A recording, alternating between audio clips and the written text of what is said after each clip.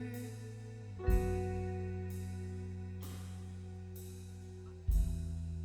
silence je t'avais perdu,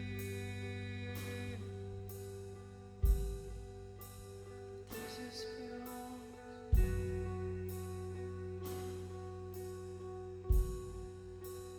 désespérant,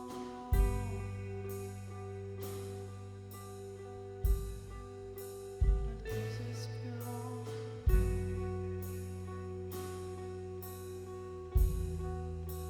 Et dans mon cœur j'emporterai désespérance.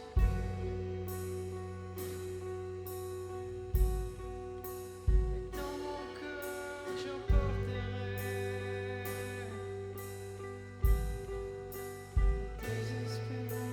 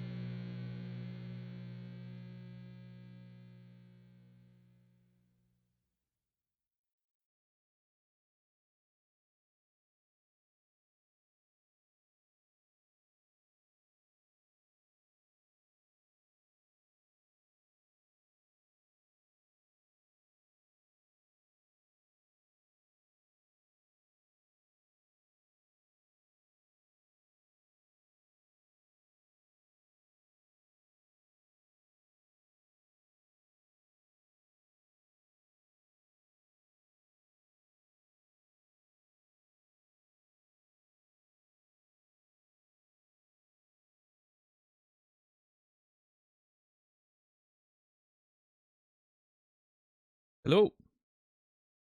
What's up, everybody? Rainy, Reki, $10, Fear the Dawn, Redacted, Brewer, Saladino, Chris Link, Warren. Hope you guys are doing well. Let's get to business, shall we? Oh. Yeah, how's everybody doing today? You guys had a nice, what is it, Tuesday? SCD, see you.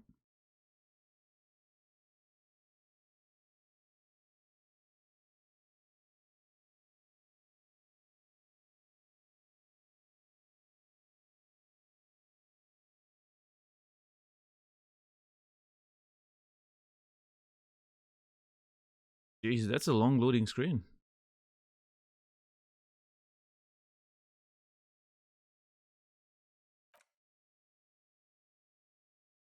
I never feel like it was that long before.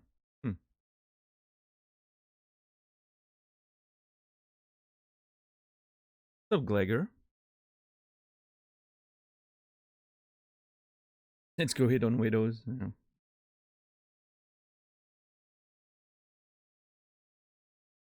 Yeah, last stream we ended. By the end of it, we did like a bit of exploration around the back of the market village area.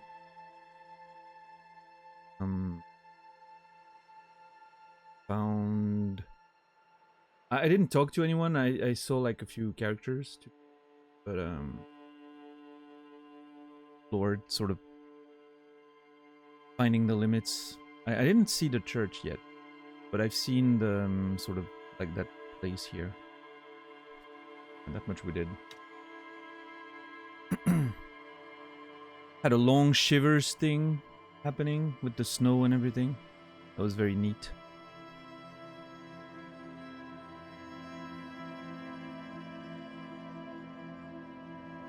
But yeah, hopefully today we get to explore properly that area and talk to the characters. I'm interested. What's up, anxious? Yeah, hope the sickness, you know, goes away pretty quickly. Redacted always sucks. I'm lucky enough to not have been sick all year. Well, I mean, I haven't been sick since March, so knock on wood.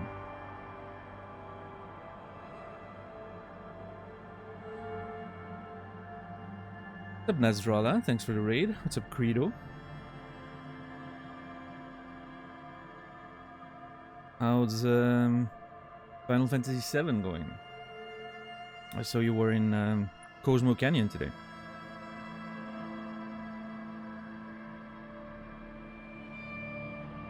Rico, good to see you.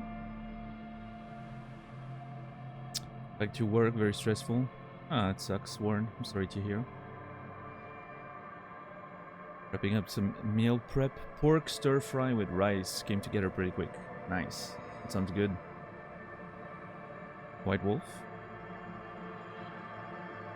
Got the heartstrings pulled by the story of Seto.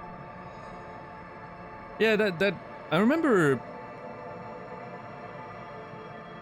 playing Final Fantasy VII Original again, like quite a few years after. Well, actually, after remake came out, I wanted to play the original again, and that was one of the big moments in the game where I was like, I remembered this to be a lot more than it was. It was one of those moments where I had this memory of it that was pretty monumental. And when you play it, it's just like a few lines of dialogue and that's it. It's like, oh, that was a 30-second conversation. In my head, it was a giant epic of, you know.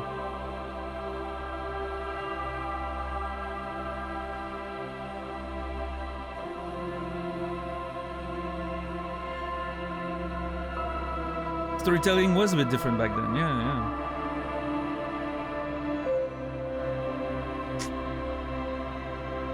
But it's still one of those, I feel like it's one of those things that just sort of changed with, like, you know, 7 was already a step in that direction, despite,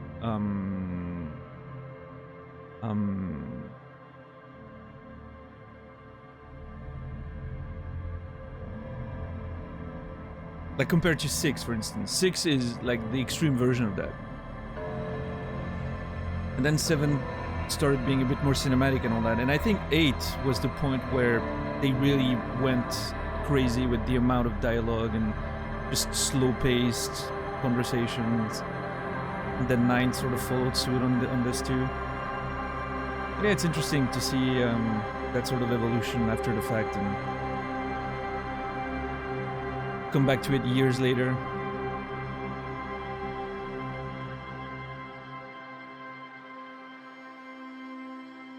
And then, you know, from 10 and onwards, it seems like they cut on the amount of narrative and just accelerated the pace overall in those games. Although, I will say 16 for a good portion of the game did pretty well in terms of setting things up and taking its time. First half is pretty great on that, and then it just kind of collapses, but oh well.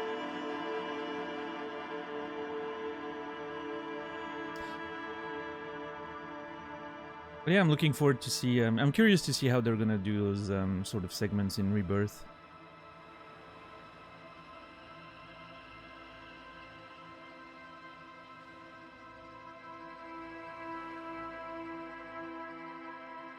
Because yeah, as far as remake is concerned, there's a lot of those moments that, you know, I had a greater memory of when it comes to like Midgar and all that. That turned out to be very short conversations in the original, and the remake sort of gives you a full imagined version of that, I guess. So yeah, I'm pretty excited for it. We'll see.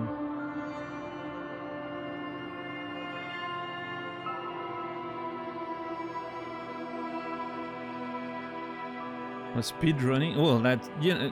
As soon as I'm reading speed running, I'm like, that clearly wasn't me anxious, but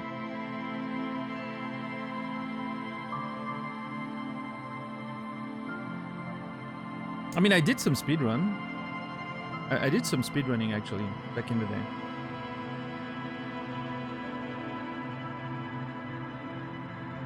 I speedran Bushi for a while. Put quite a bit of work in there into it actually, and then I got like sub 1 hour, and I was like, you know what, that's good enough. I don't hate my life enough to try and do more. Turns out I actually did hate my life enough, but I just wanted to do something else with that hatred. So I think I was, what was I doing? That was early 2015, I think. Late 2014, early 2015. I was probably playing Destiny at the time.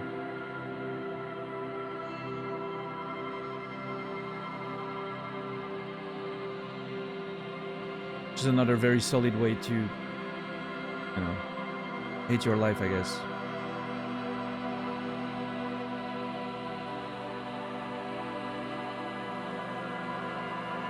And in 2024, my decision is starting to play WoW again, apparently.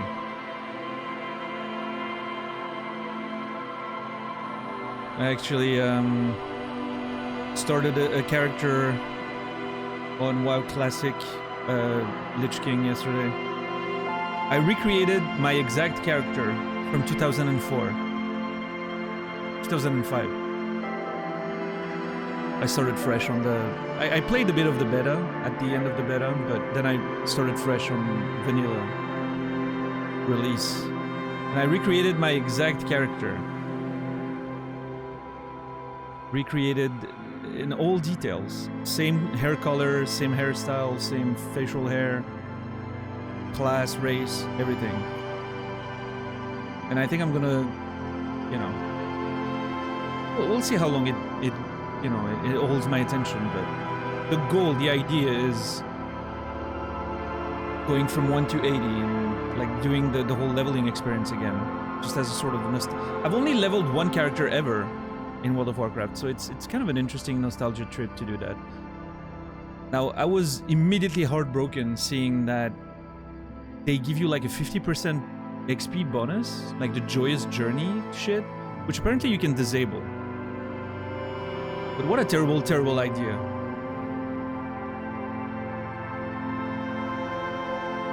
Either it's classic or it's not. Figure it out. Make up your mind. Come on.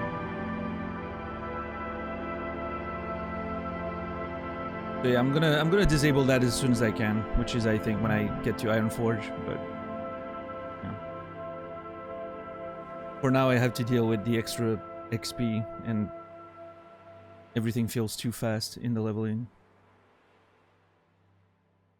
If it was classic, Zoomers would cry about it. They can play retail. It's there.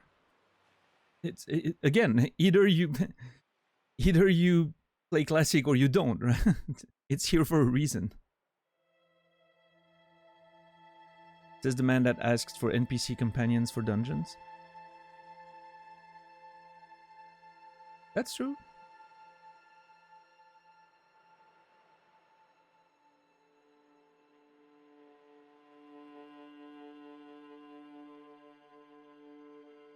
Wasn't accelerated in the original classic.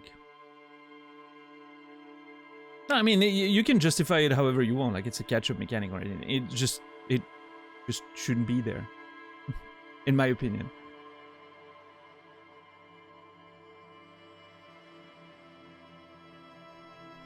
I understand why it is. Don't get me wrong. I get the point. I just don't think it should be. I mean, at least it's you can disable it now.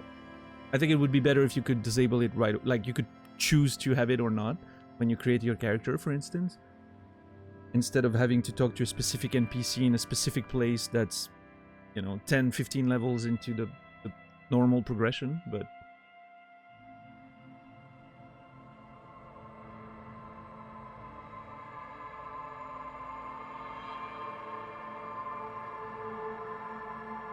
This classic isn't meant for you or me, it's meant for people who didn't get the chance to experience part of WoW. And they never will!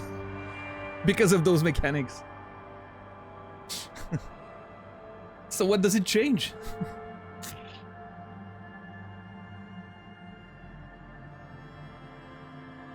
Again, I understand the logic.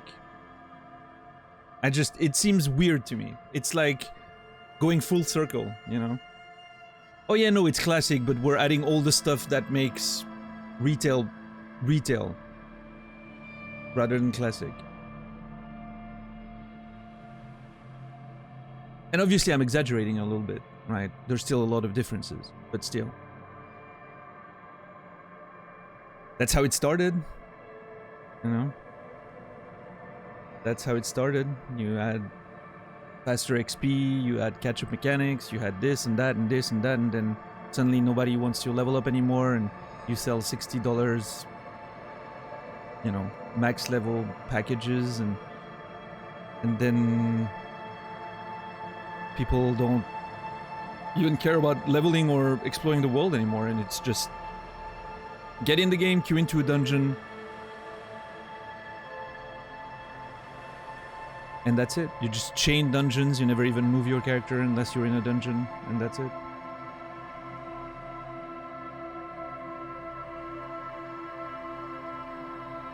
I don't know, to me it feels like the main attraction to Classic.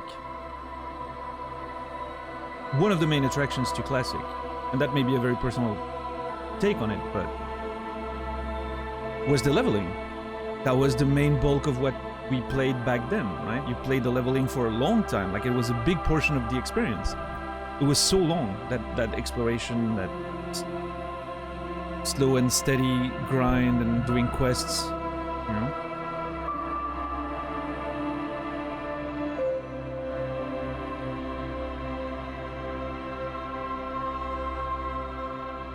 And then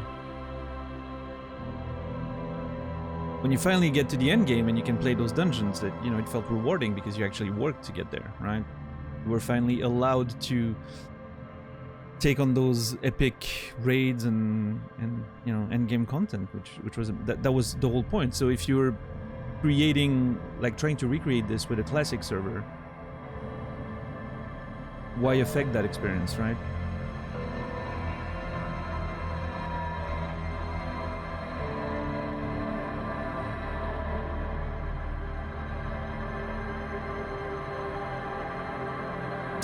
Yeah, I don't know.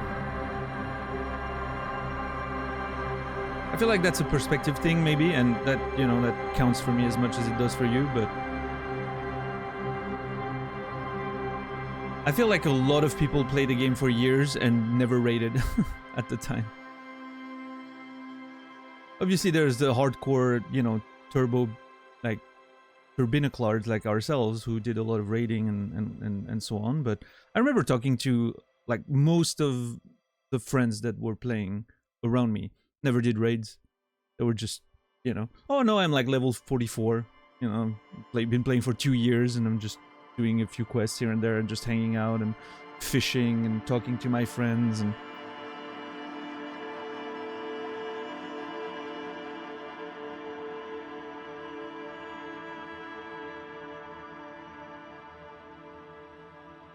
I don't know. But you may have a point in that the people looking for that experience, like to play WoW Classic again in 15 years later, maybe were the more intense players. But I don't know, it's still... there's something about recreating a whole classic experience and then ruining it with the stuff that kind of ended up being the slope towards what retail is now. Seems sort of backwards to me, but...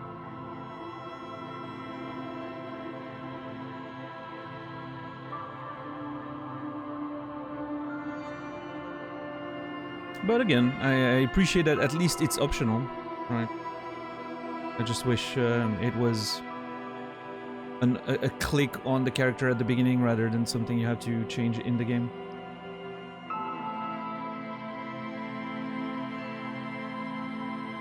Right. No, I get that. I understand that it was different when the server started, but... Sure.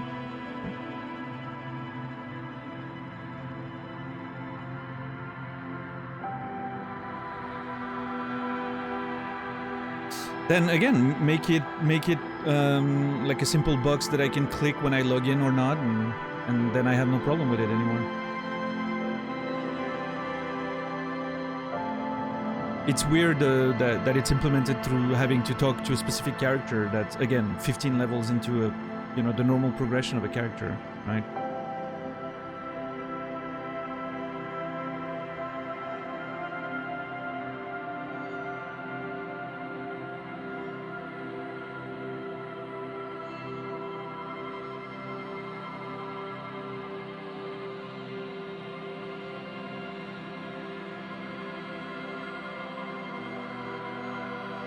Yeah, have it be a box before you log in, right? It's just simple as that, but...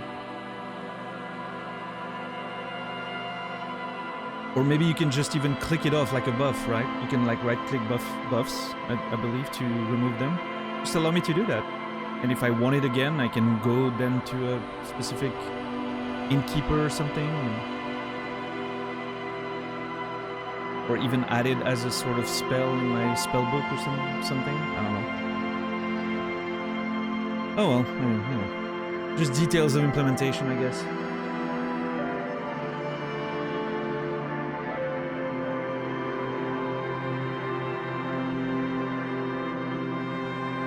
But yeah, to go back to Goose's point, obviously, I'm aware of my own hypocrisy in terms of how I would personally prefer to play the game, because yes, I would love to have NPC companions for dungeons, because it would allow me to play without having to interact with other humans, which isn't a very classic experience. I get that, but that's more of a, like I'm not expecting that. And I would totally understand if someone was very upset that it was implemented, right? I'd be like, oh no, you're completely right. It is complete bullshit. Just like just like my opinion is on the Joyous Journey stuff. It's complete bullshit. Now, the Joyous Journey stuff doesn't appeal to me. The NPC companions would appeal to me. So I would be like, oh no, it's bullshit, but I'm still happy it's there. Just like you guys are happy the Joyous Journey is there because you're happy to be able to level up faster, right? That's the difference between, my personal feelings towards something and how I feel like it fits in the design of an environment, right?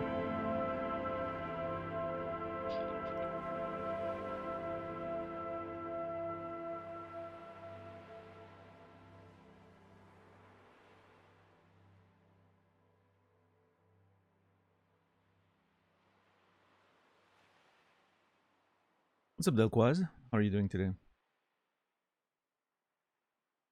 Kimmy, I don't know if I said hi, but hi. Yeah, I don't know. We'll see. We'll see.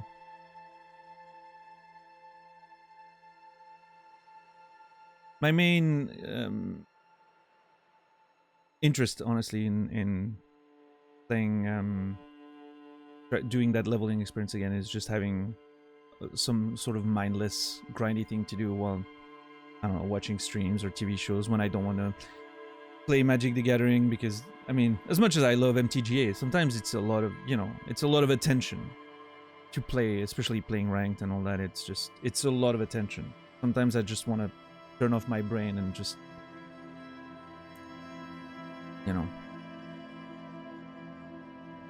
I think that experience of leveling is probably pretty fun to do. I mean, I enjoy what I did yesterday. That was cool. I did the whole, like, little starting space in Dunmarog. Just got out of it.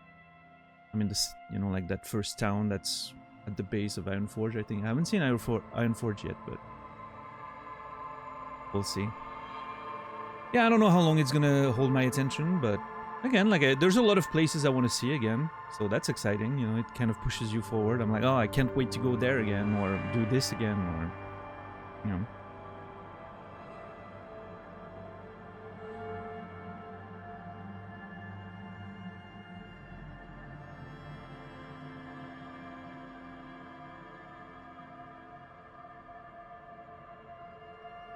I wonder how realistic it is to solo the 5-man dungeons, like the normal dungeons, progression ones, in the leveling. Probably not very, right? Unless you're extremely over-leveled, maybe.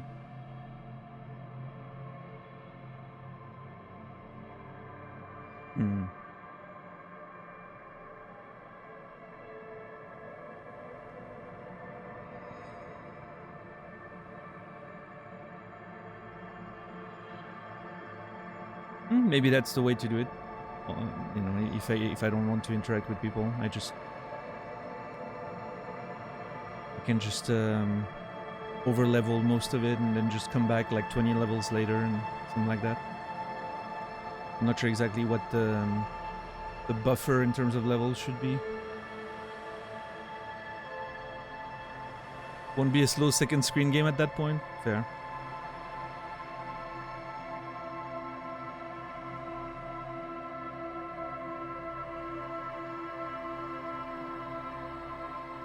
Yeah, we'll see. Maybe I'll try Dungeon Finder and see how it works, and if it's convenient enough, well, we'll see.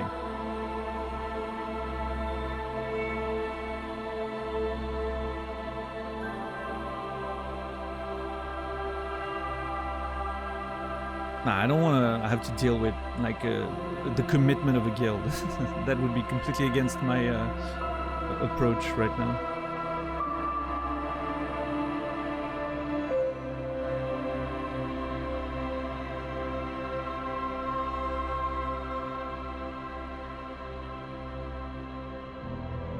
My only goal is to be able to do the dungeon once when I have the quests in there. Just to sort of go through the experience and the story, right? And then once it's done, I'm out.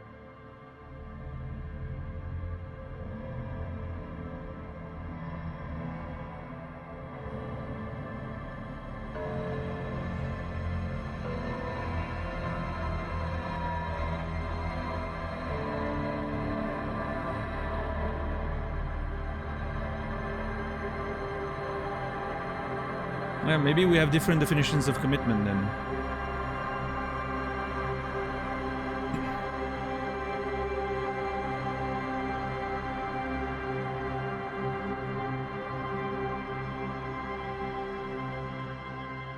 But yeah, so far, I've enjoyed the couple hours I played yesterday.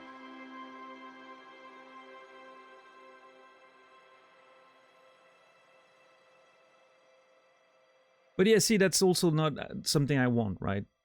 I don't want to, like, be in the dungeon and, suddenly you have to wait 15 minutes because someone has to deal with a kid, right? I just want to get in there, do the quests, get out. Dungeon once, and then I never come back to it. Which, in theory, dungeon finders should be ideal for that, right? But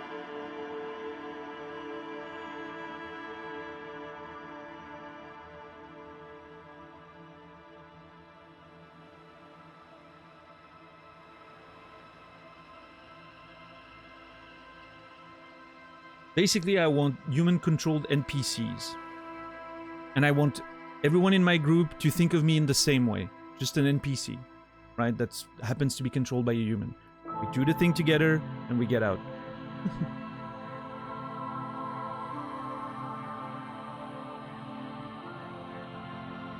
Well, I mean, that happens, you know, right?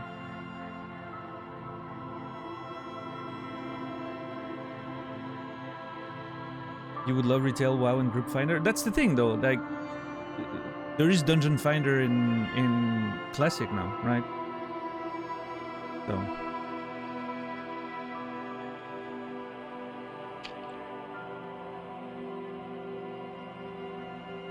Not like retail? Okay.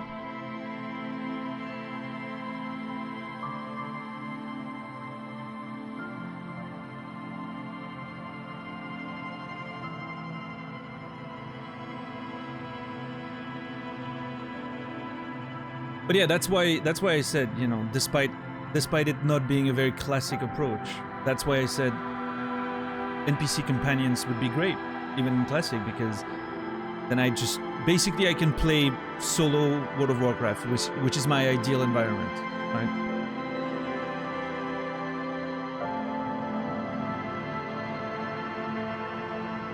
Just make it so that I don't have to interact with anyone ever.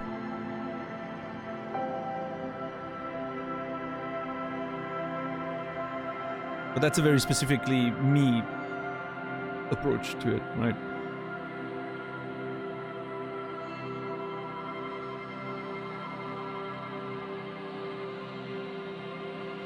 Spent entirely too long watching sumo yesterday? Oh, sumo is nice.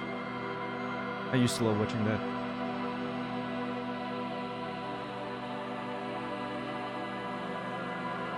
What's up, Abydos?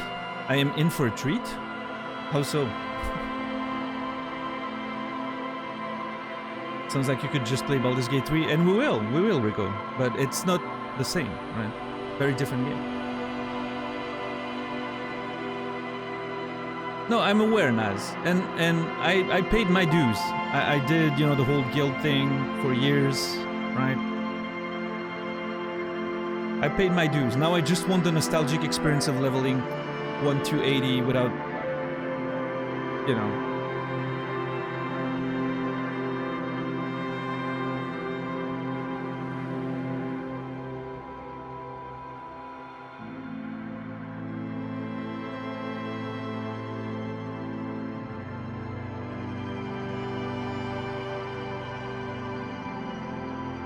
But yeah, we'll see, we'll see. I mean,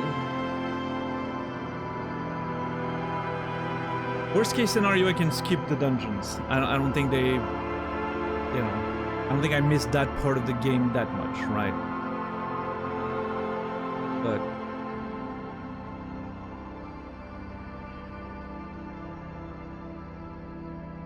we'll see. Maybe, I don't know, maybe I'll level to like 25 and then I'll be like, I don't want to do this anymore. This was a bad idea. But it's fine. Only cost me 12 bucks, so. Worst case scenario, I've lost 12 bucks in a couple nights, right? So.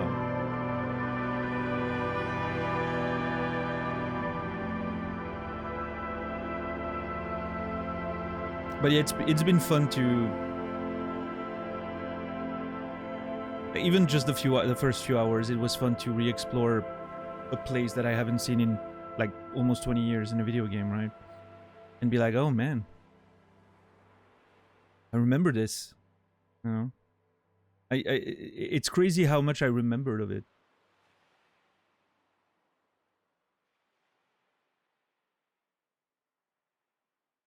If I never played WoW, do you think Classic would be a good thing to try if I get the MMO itch without even without nostalgia to it?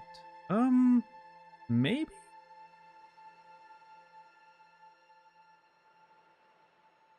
I don't know. So here's the thing, Saladino. If you get a subscription, you get both, right? You can always start Classic and see how you feel about it. And if that's a bit too ancient for you, then you just move to retail, right? And then you get like the proper modern MMO experience. But I mean, you know, if you have a taste for the sort of like ancient approach to video games and you don't mind like all the little, you know, issues with older game design and you know, UI not being very practical and sort of the slower pace of everything. Even though again now with the bonus you have, it's gonna feel pretty fast, I think. Because you have that buff, right? That catch-up mechanic. So yeah, I mean, it's only $12. Like worst case scenario, you've lost $12, right? So I'm pretty sure you can just install the game. You don't have to pay for an account anymore. I don't think. Like back in the day, you had to buy the game and then get a subscription, right? I don't think now you need to buy the game anymore. But maybe I'm wrong there. I don't know.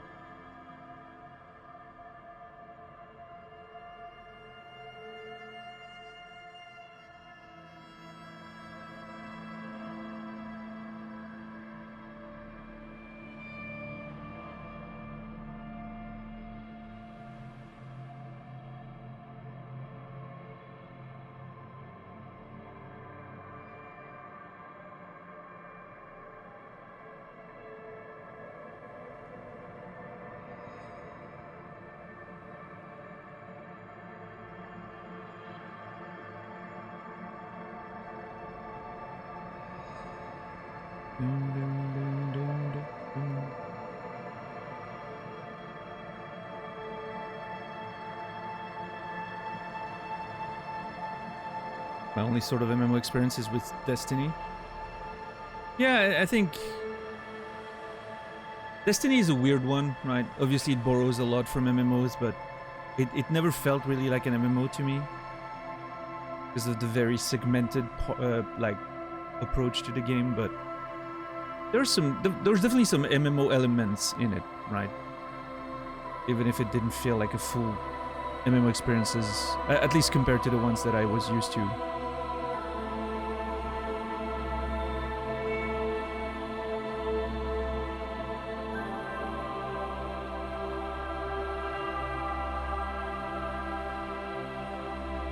But yeah, I mean, I'll let you guys know what, you know, day after day, how I feel about my WoW experience going back 20 years later. We'll see. I'm not sure. Yeah, I don't know. I still want to, you know, I still have a lot of MTGA to do. My goal for this season was to get to Diamond at least. Not too far away from it, but it's a bit of a grind. Like the upper platinum is a bit of a grind sometimes. So, but if I'm lucky, you know, if I get a good streak or two, maybe I'll get there quick enough. There's only like 6 days left at this point, so I think. So we'll see. Maybe a bit more. I'm not sure. 6 or 7 days, like a week, a big week, right? Is left. So I'm gonna have to grind a little bit. Yeah, I think the late nights, you know. Well, or early mornings for me. Probably a few hours of WoW every time. Watching a TV show or something. That's probably good times. I also need to... Oh my god, there's so many things to do. I still have some of that unpacking game to finish. I don't think it's a very long game, but I still need to do a bit more. Yeah, Diamond's has been fine so far. Platinum, going through Platinum's been fine so far, Rico. I'm like around, I don't know, 65% win rate, I think, with Esper Legends. I had a very bad day the other day. I went like 5-7, which kind of hurt my win rate overall. But that's my only bad day I've had. Most days I'm above 70%, so. But yeah, I'm just not chaining enough games to go quickly through Platinum. I think I'm like Plat 2 or something right now, middle of Plat 2 or something. If I was just, you know, if I was just chaining games, I would probably already be Diamond, but I just don't play enough game. Like, I play a game and then I watch, you know, like, I'm usually playing while I'm watching Maz. So, like, I will play a game and then just chill in chat for a few minutes or do something else. And I'm not like, you know, queuing. So.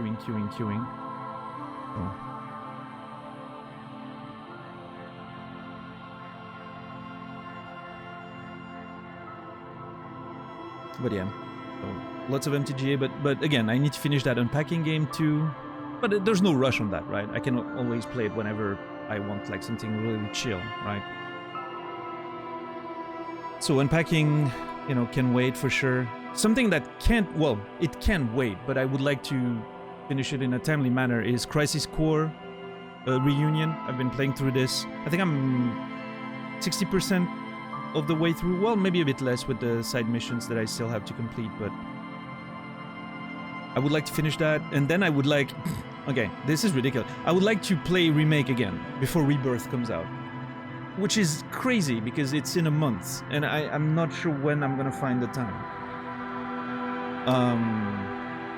Unless I skip an MTG season, but I don't really want to. I really want to play more MTG, especially like new sets coming out. So,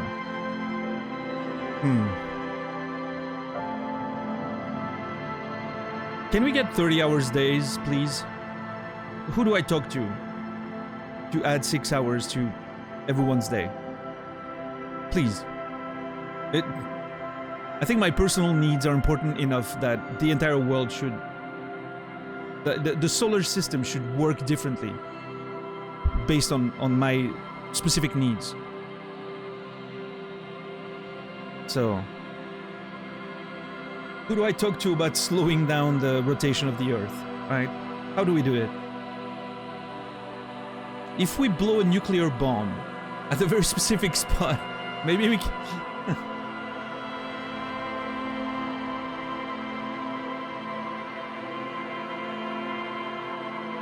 Talk to businessmen, but they make... Well, that's the thing, right, Abydos? If the day was longer, they'd probably fucking add 6 hours of work every day, right? Yeah. What's up, Quasi? F's for Runeterra. Yeah, I saw that yesterday, Captain Dax. I was obviously extremely sad for Riot and the people losing their jobs and the game going down for the community. I was very relieved that I had jumped off the ship and moved to MTGA, a few months back and didn't stick to Runeterra. Because I would be very, very sad right now to have invested a lot of time and some money in that game. Instead, I jumped ship at the right time. So, it's still very sad, but... We were talking about that with Nasrallah yesterday, actually, and it's crazy how much of the industry and the general, like, space, the tech space is just... So many layoffs. Like, every company is downsizing right now. It's crazy. It feels, at least.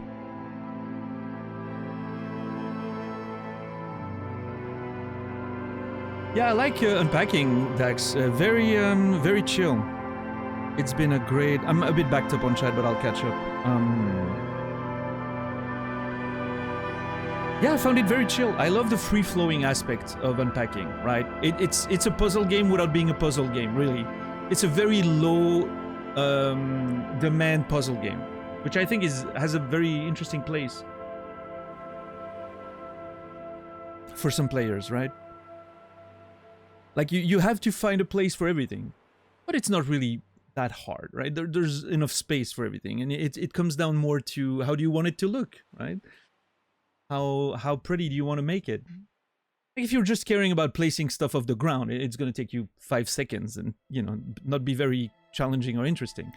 But if you're, putting a bit of thought and, like, how would I do it if it was actually my place? And how would I make things accessible and looking pretty and neat, right? It's almost more a little, like, chill decoration. I mean, it reminds me of coloring books, like the feeling it gives me, right? It's not really about, like, the difficulty of doing it. But it's just how pretty do you want to make it, right? It feels, to me, it feels the same as doing a coloring book. At least what I remember when I was a kid and doing coloring books, right? Just that very relaxing, like, do whatever you want, but it can be as good or as weird as you want it,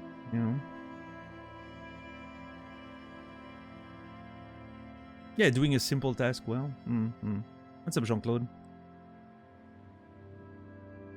Yeah, I think the coloring book, that's the first thing that came to mind. It's like the opposition between a puzzle book and a coloring book, right? You would have those puzzle books, like, I don't know, crosswords and sudokus and all that, you know, yeah, that were relatively challenging. Or you had the coloring books where you could just chill and, you know.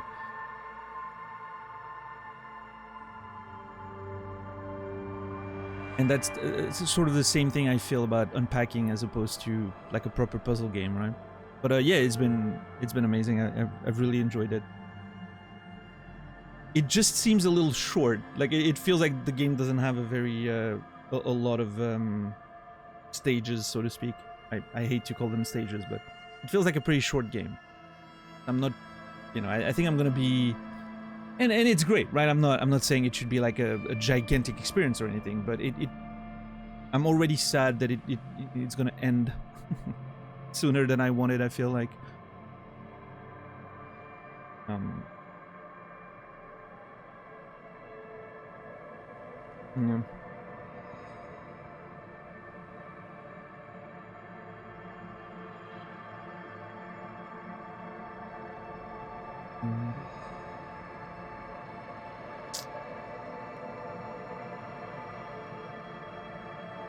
But yeah, I saw the conversations about Destiny. I haven't played Destiny since I finished the Vault of Glass in the original game, right? I played hardcore until we finished the Vault of Glass with you know, the raid group I was doing with another. At the time, I was doing it with another streamer, which you may or may not know or remember, called Eddie Monster. I used to be in his raid group at the time. It was a good time. We finished the Vault of Glass. I never touched the game again. I don't know, I was sort of done. There was no really no more content at the time, and then I guess by the time more content came out, I was already checked out of it. But I hear Destiny 2 was really good at some during a certain period of time. Destiny 2 was very good apparently.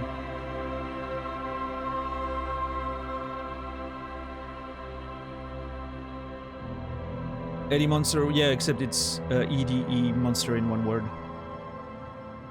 I think that's how he wrote his name. Yeah, I don't know if he still streams. I haven't seen him in a while. I don't even know if I'm following him still.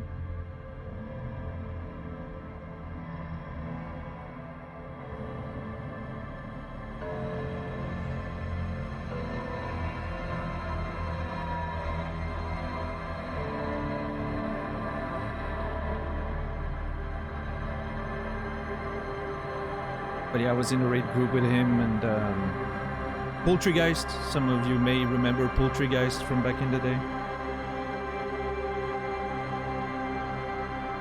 And a few other people.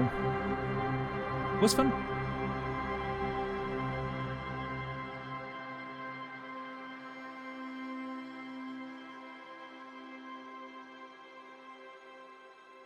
Yeah, Abydos. Yeah, I mean, I would never touch Destiny again. Probably. Doesn't seem like my type of game anymore. But yeah, I mean, it's still, you know, it's still a working game after so many years, which is not something you see every day. So many games going down.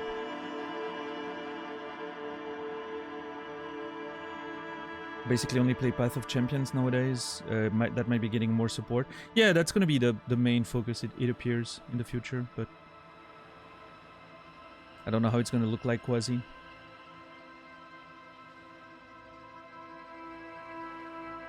I was still doing, like, for a while, even after I checked out of the PvP aspect of Runeterra, I was still doing the Path of Champion dailies and all that, but at some point I was like, I'm just, you know, I'm just basically mindlessly doing it just for the sake of doing it.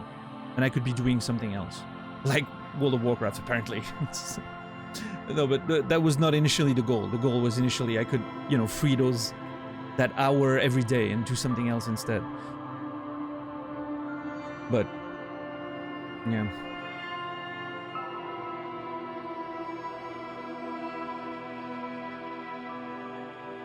Can't believe we're not all talking about the big gaming news that Rugby 24 has been delayed again. There's a rugby game coming out? I might actually want to play that at some point, if it's on sale for a very minimal amount of money. I like rugby, it's great.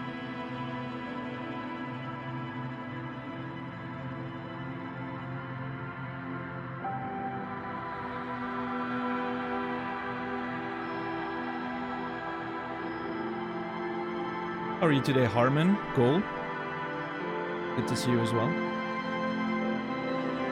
5,000 hours in Destiny 2. Holy crap. Yeah, the last thing I remember seeing when it comes to Destiny 2 was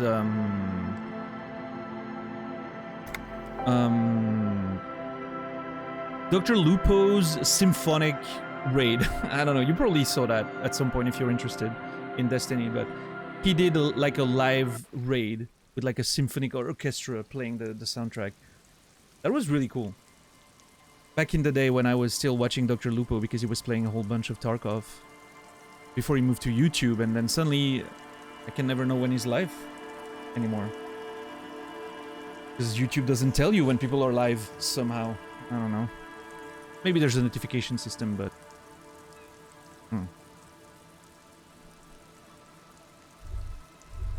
Alright, so we were exploring the back of that area, right? We just had the shivers thing, which I think was the thing that the game asked us to come back for when it snowed. I'll probably come back when it snows just in case there was something else that I missed, but...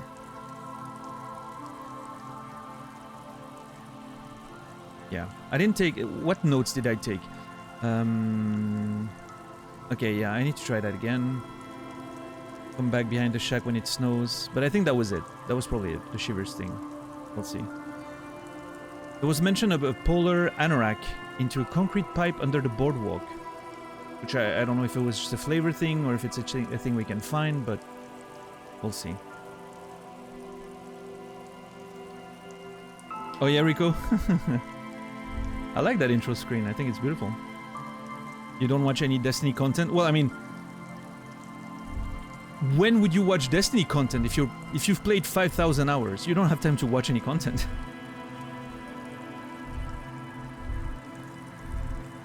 Alright, so I'm gonna have to go talk to that guy. But first, I think I wanted to explore the right side a little bit more. I'm sort of scouting the area before I get into the proper conversations and everything. Oh yeah, there's a thing up there that I haven't explored. Let's see.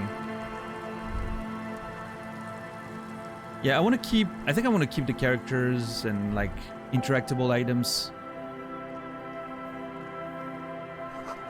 Bars cover these long dusty windows. Huh? I'm gonna have to go down there in a minute. Are we approaching the church? Okay, there's a...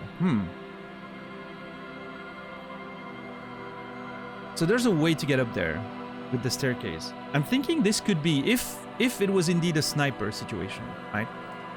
I'm thinking this could be a nice spot for a sniper to be perched.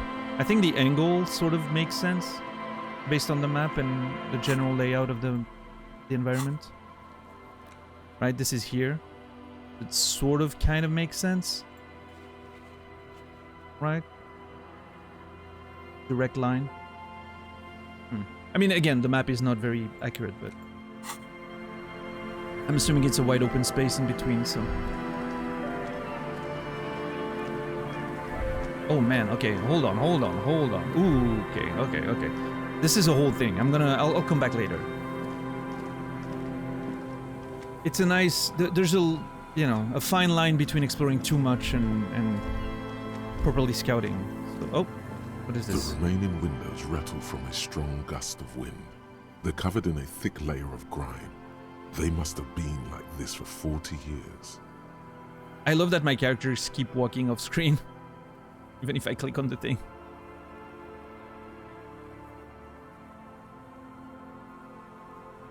Ordering pancakes, Kimmy, nice. Let us know how good they were.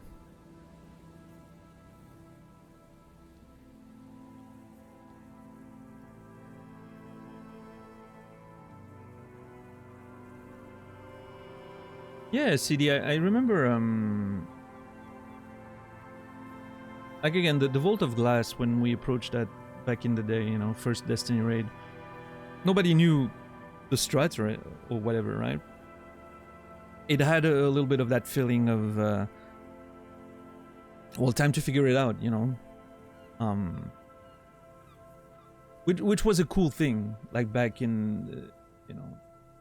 That I remember from like the early days of WoW, for instance, like figuring out the raids and the dungeons and the strategies, you know, not having a game that literally tells you everything you need to know before you even get there. So yeah, I remember the Vault of Glass, like trying to understand the mechanics and the puzzles. It was such a great. They did a great job with the raids, the raid design on that one. And from what I hear, the subsequent ones were pretty great too. So that's good.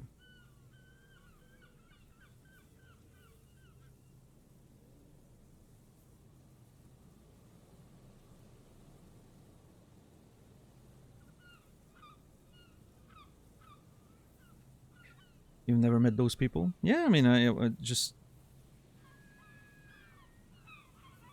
I hmm. I think at the time, at least for Destiny or even like WoW back in the day, it's just like the information wasn't out there, so you didn't have a choice. I feel like that was most of the okay for WoW. I think my experience was a little biased because I was playing on a French server back then, right? And I think the English community was a bit more advanced than we were, obviously because it's bigger. Right? There was more content. The French content at the time wasn't that extensive, so you couldn't really find information, right? I was already pretty bilingual at the time, so I could have looked for it, but I wasn't the type to look for it. And everyone else in the guild were just, you know, most of them didn't speak English, so they were just like, yeah, well, I mean, you know, we'll just, I guess we're just gonna figure it out, right? But I think there just wasn't that much information at the time. Talking like 2005 and 2006, you know. And as far as Destiny goes, I think it was also. I don't think the people getting into Destiny had that mentality of MMOs.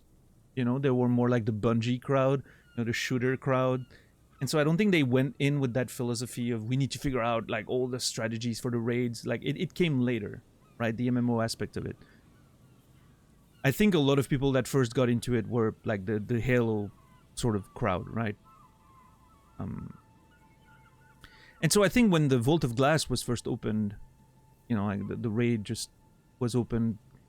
Nobody really tried to make guides for it, or you know, we didn't really know what to expect. I remember it was actually sort of a big surprise to find out that it was pretty much a classic MMO style raid, right? You go in there and you have the whole the usual design of an MMO, you know, with the different boss encounters and I don't know. I think yeah, maybe I don't remember the information being out there. I don't think that many people had completed it yet.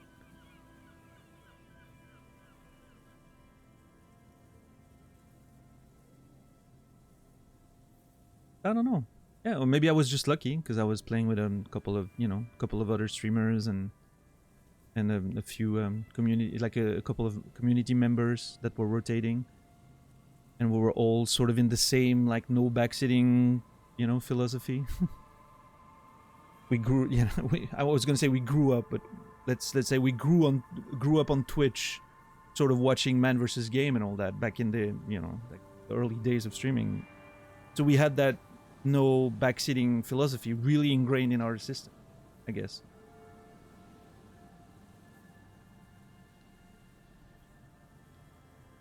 We had that, you know, we had that approach when it came to playing those games, and we just found each other and enjoyed it. So they give out wrestling belts for people who do the world first clears for raids. Well, that sounds amazing.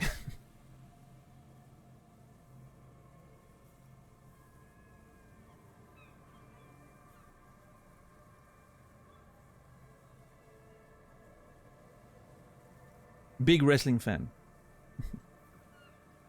Actually, I hate wrestling, which is why I watch wrestling 5 times a week. 5 times a week, yeah. Because I hate it so much. Nobody hates wrestling more than wrestling fans.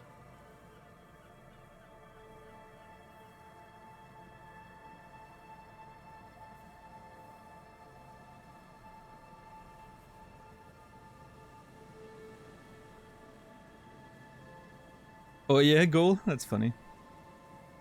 But yeah, nowadays, you know, MMOs are obviously designed with a very different mindset. You can literally find the strategies in the game, as far as I know, right? Like, the strategies for the bosses and everything is literally in the menus. So, it's a very different approach, for sure. But yeah, I mean, I get it. If everyone's gonna look it up anyway, may as well put the information in the game in a way that everyone gets the same sort of availability for that information, right? I think that's good.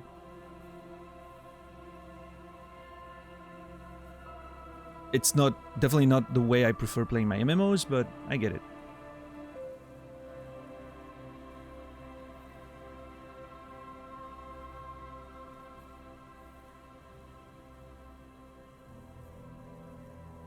Yeah, Dax. Well, hopefully I don't get through that sort of experience with my nostalgia romp through Azeroth on Classic. We'll see.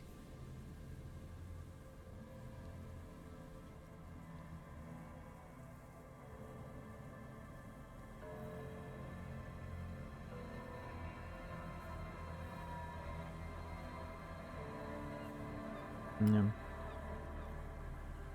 Oh man, I completely forgot about The Division. I didn't even remember that game existed at all.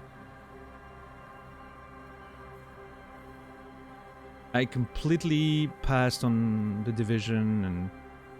Wait, hold on. I actually think I just realized now that The Division and Watch Dogs are not the same game. For some reason, the two of them were combined in my brain. And I just realized now, oh no, those were 2 different games.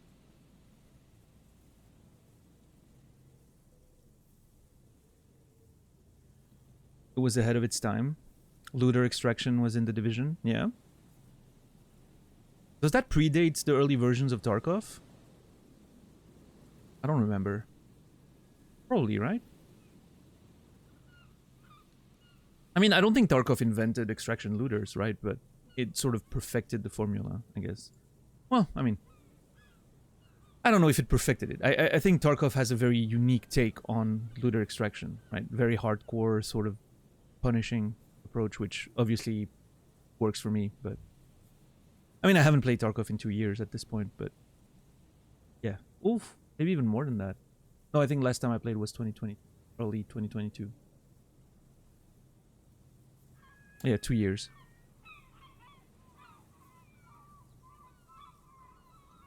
I should do a full wipe one of these days in Tarkov, but... a lot of time.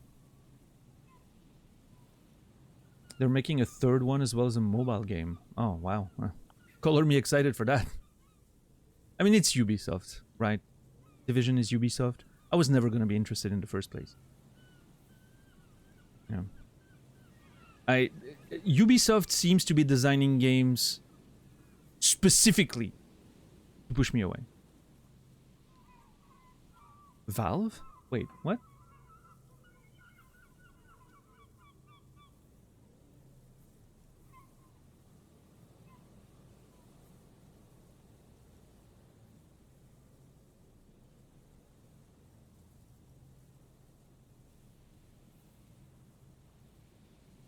Oh, Ricosor. Okay, okay. Yeah, I was confused. Okay, so yeah, The Division's published by Ubisoft, developed by Massive Entertainment. It's a Swedish studio. I didn't know that. Interesting.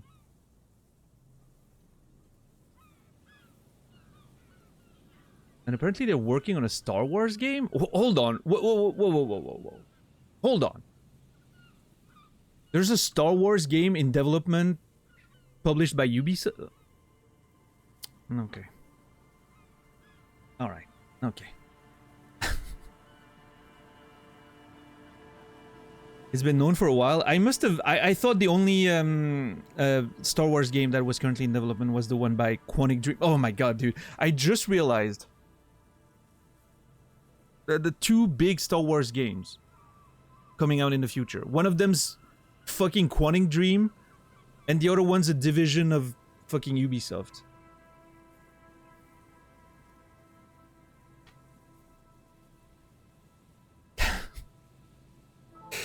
Oh yeah, it's a great time to be a Star Wars enjoyer. Oh.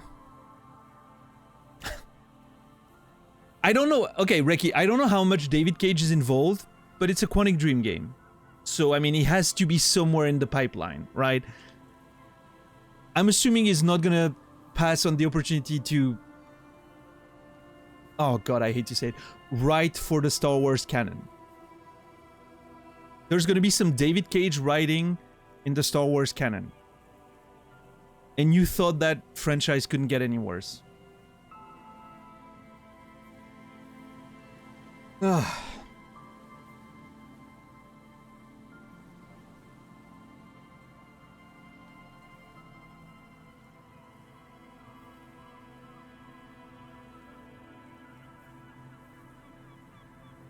What's up, Mopo? How are you doing, man?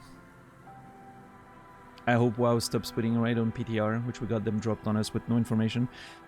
Yeah, I mean, I doubt that's gonna happen just for, like, quality insurance type stuff. You know, don't fool yourself. PTR is just Blizzard offloading the quality, you know, control on players. Come on, even Dax will agree with that.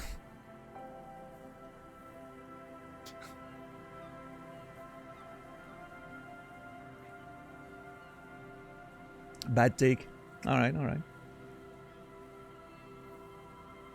I'm standing by it.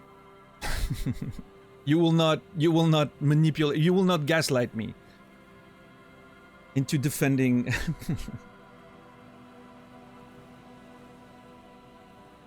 No, obviously I'm just being provocative, but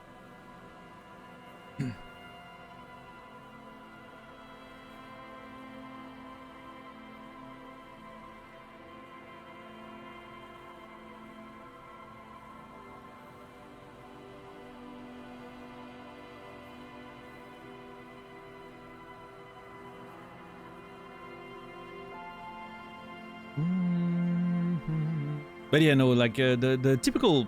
What's up, Garrus? How are you doing? The typical Ubisoft formula, right? Which we call the Ubisoft formula, I think, because of Assassin's Creed, but really, you know, so many games have been employing it lately that, yeah, it's just the at this point, it's like the typical open world sort of formula, right? It definitely doesn't work for me. Like it's it's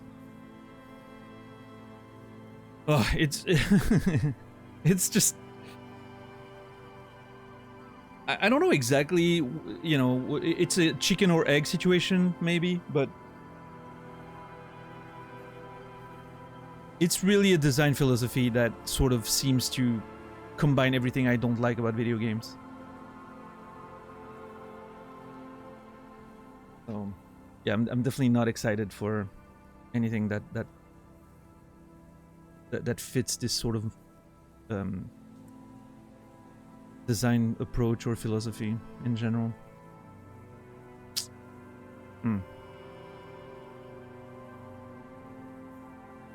Have you seen Endor? I haven't yet. No.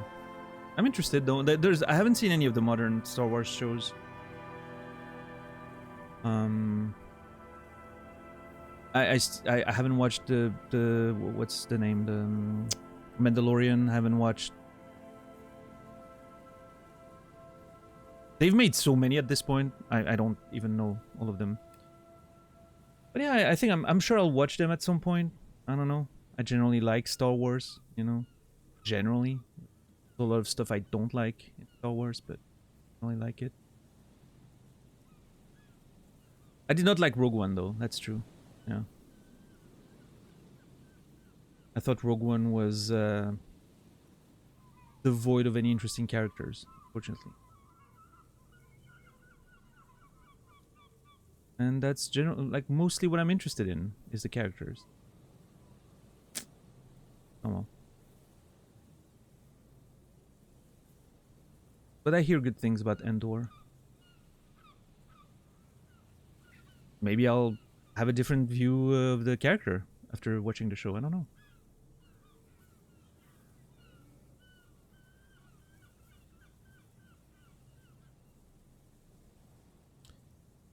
It's a shame that the first steps of a new raid is watching YouTube videos, otherwise guildies will be frustrated with you. Yeah, and that's just a... But that's the thing, right? I don't... It's... That is also an egg and chicken situation. Because I don't think it's necessarily bad design, the way the game's sort of leaning into that. But it's also a response to people requesting that from their guildmates, right? It started organically. That's a player-made problem. Originally, those guides weren't in the game. Those strategies weren't in the game. But everyone expected other people to know them. Otherwise, you would just get raged on and you know, basically abused for the entirety of the raid if you didn't know the strategies. Because a group leader or raid leader or guild leader just, you know, has a modicum of power that completely goes to their head, and they just like feel like they can abuse their guild members because they don't know the strategy or what, instead of being, you know, informative and you know, apply a bit of pedagogy, right? But I, you know,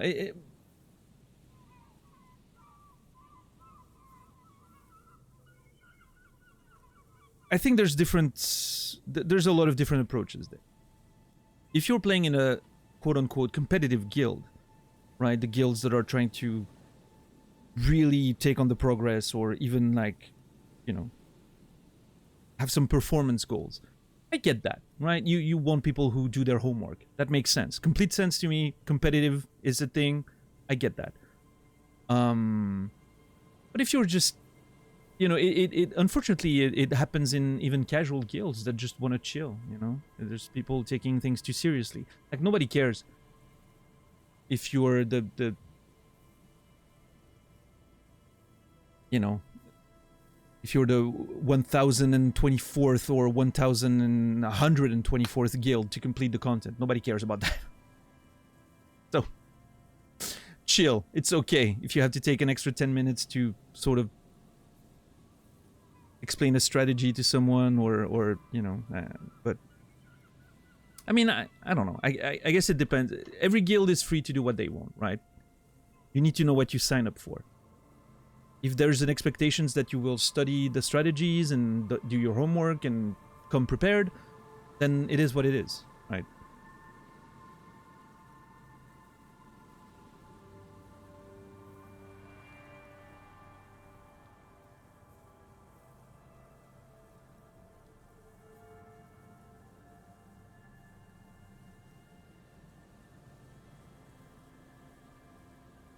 But I feel like that mentality also sort of then trickles down to even like simple dungeons, right? That you're doing sort of on your own, and people get absolutely mad at each other. Which, again, I mean, I'm not saying I don't understand the emotions involved, right? You get into a dungeon, you want to get it done, and then you want to leave. And so if a simple dungeon that should be taking 30 minutes, suddenly it starts taking an hour and a half because people are barely able to play their characters and do what they're supposed to, I understand that it's frustrating.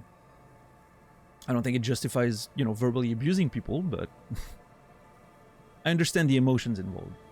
I just...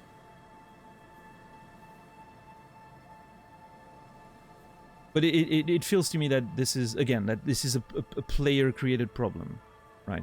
That then leads to WoW having to adapt their content and providing guides to everyone, which then everyone has even more expectations of everyone knowing about it. So it's sort of like... It's a vicious circle, if that makes sense. Cycle, if that makes sense. But...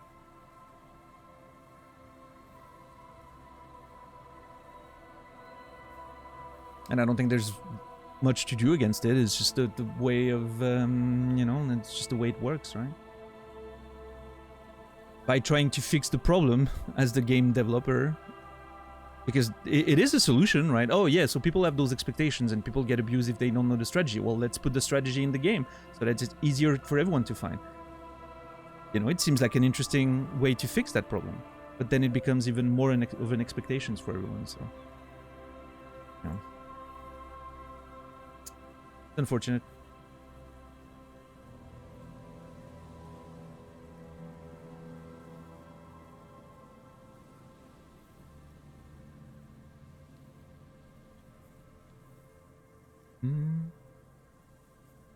Yeah, Garrus, well, that's good to hear. Hopefully that to positive outcomes.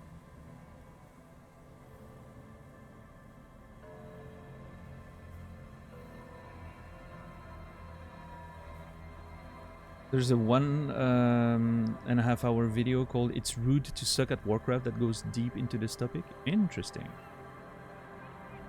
I should watch that.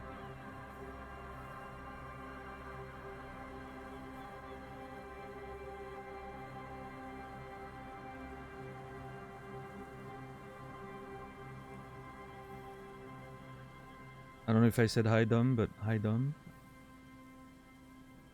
I've met someone that put WoW guild leader on their CV. Nice.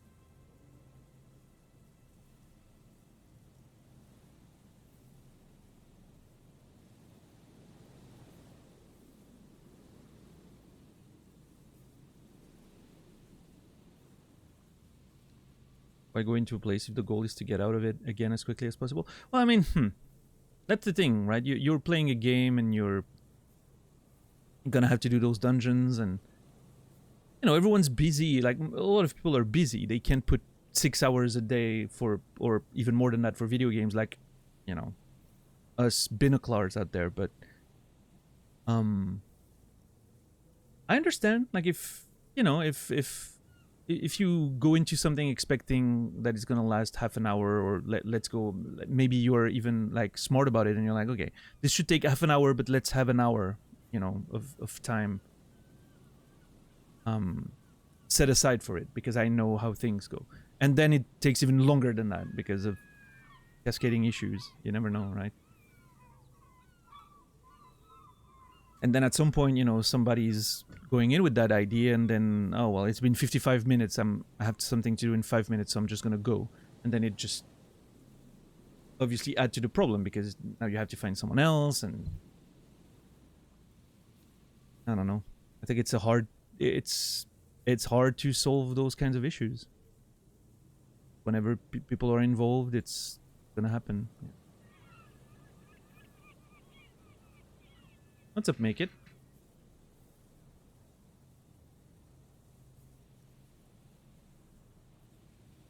I should put Destiny clan leader on my CV. Yeah, I mean, don't get me wrong. Managing, you know, guilds and raids and all that, it's a skill. And some people are definitely doing it better than others. But it's definitely a skill. Now, the issue I find with putting that on your CV is that outside of a very few examples, specific examples of like, oh yeah, I was a raid lead in that literal #1 guild, and I have like, you know, you can look at the qualifications of what we've accomplished in that space, which sort of proves the efficiency. Outside of that, it's a very hard to demonstrate skill set, right? Even if maybe you were great at it, right? But if you haven't like accomplished stuff that is noteworthy, it's hard to demonstrate those skills, which is why I find the value of that on a CV on a resume is a little questionable, right? Because again, like, you know, you yourself know that it's relevant. And maybe someone who has seen you in action knows that, yes, you have demonstrated that you have like team leading skills and all that, and organization skills and all that. But it's hard to demonstrate, right? It's not like you can put your guildmates as references. Again, unless you were part of like those really super high level guilds that have actual, you know, articles written about them because they've accomplished shit. In this case, yeah, you can be like, oh, I was organizing this. There's a literal news article about me out, you know, out there. But outside of that very specific situation, it's hard to sort of, you know, demonstrate the sort of skills that you can.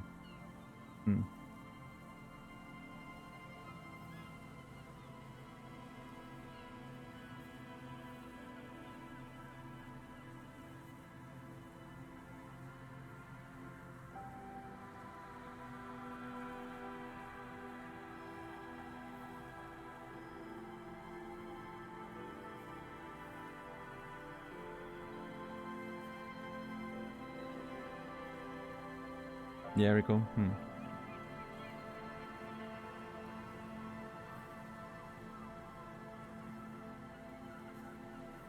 Yeah, I don't know. To me, it sort of.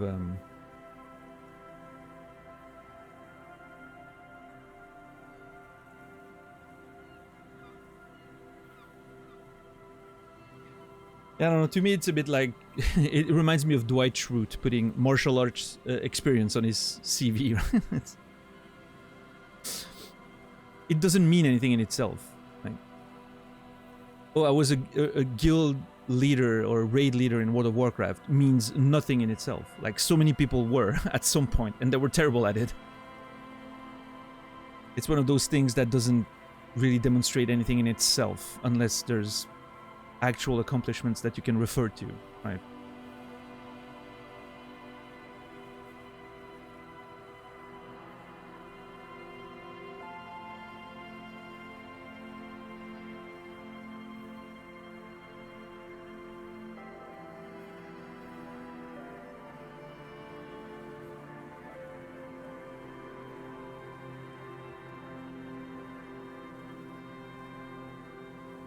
Kind of like saying I play the guitar. Yeah, I guess so.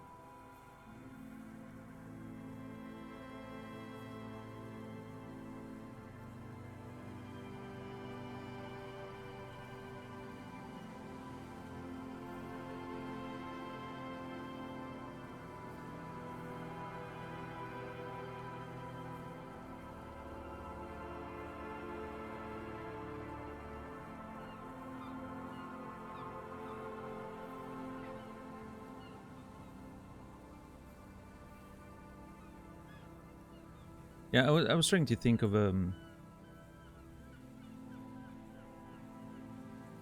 I know I said I was going to start writing, but I have video games to play. True, relatable.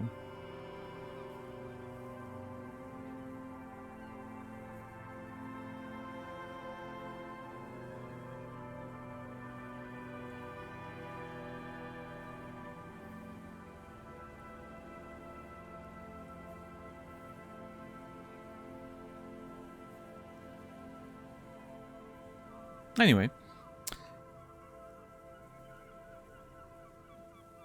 They're covered in a thick layer of grime. They must have been like this for 40 years.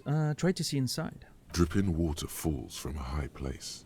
All you can see is the shadow of a collapsing staircase. Yeah? There's rust and corrosion on the bars. They're foaming with it. And a small layer of white salt from the sea. Lieutenant, can you make out what's inside? Point at the window. No. I won't even try. You know, He takes his glasses off. I had a partner once. They called him Eyes, because he had to show me things. It's that bad. Aw, poor Kim. This partner of his, Eyes, things didn't end well. It saddens him to say his name. Don't even ask. He wouldn't answer. Maybe some other small talk. Can you still shoot, though? Well enough, actually. It's odd how that works. I'm no sharpshooter, but I pass my shooting courses 7 out of 10. Alright. I don't know what that grade means, but...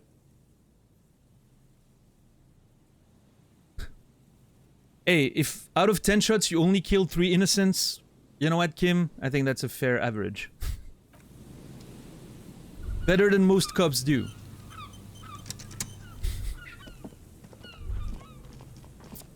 I'm joking.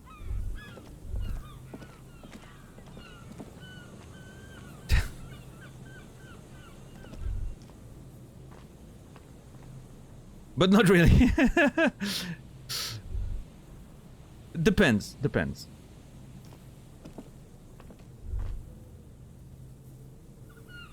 If you're from America, I was totally joking. If you're from anywhere else in the world, you know I'm not. But shh, I'll talk about it.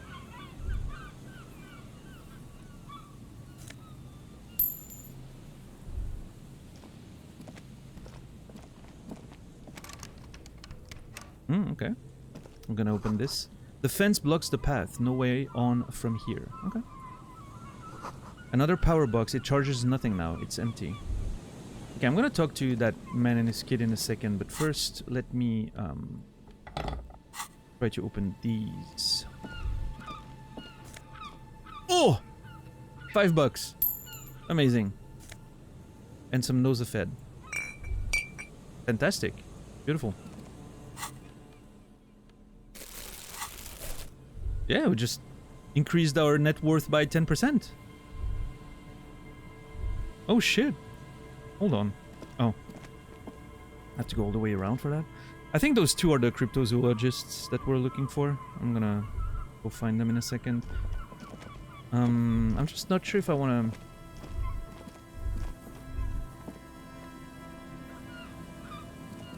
Feld Electrical Recherche et Développement. Let me just put that thing here.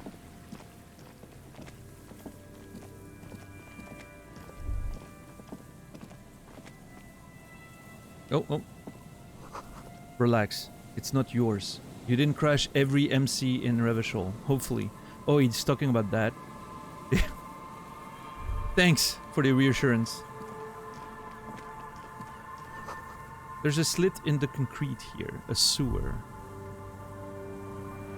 Is that the pipe? What was it? The concrete pipe under the boardwalk? No? Maybe not.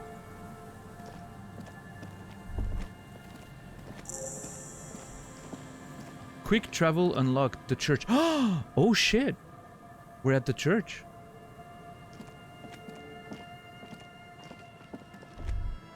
There it is. Oh, it was really close. Oh. A kick drum pulse. The music is coming from somewhere on the ice. I'm sorry, what?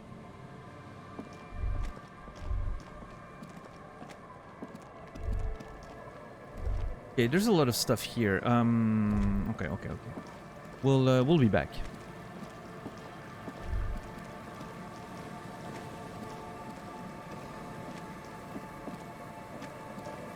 The drummer caper continues. I feel like I should understand what that sentence means, but I don't.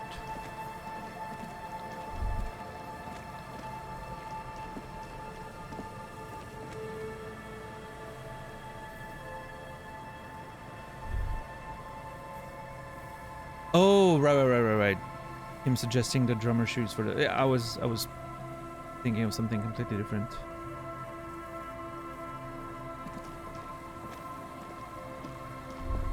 Yeah, maybe, I don't know, maybe she was both, right? A trucker and a drummer. That would be interesting.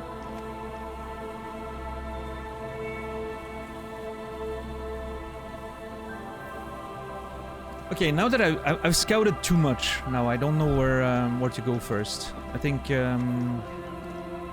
since the church is on this side, I'm gonna do this side first. I think.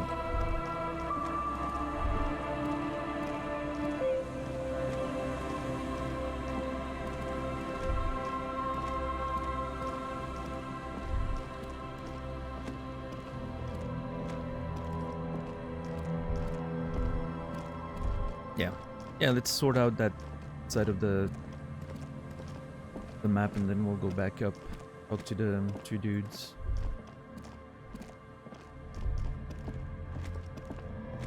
Alright, what's that about? A scattering of bullet holes is spread across the cracked wall, reaching from one corner to the other. Looks like the way those bullets are laid out and everything, it almost feels like that was a place where people would get executed, right?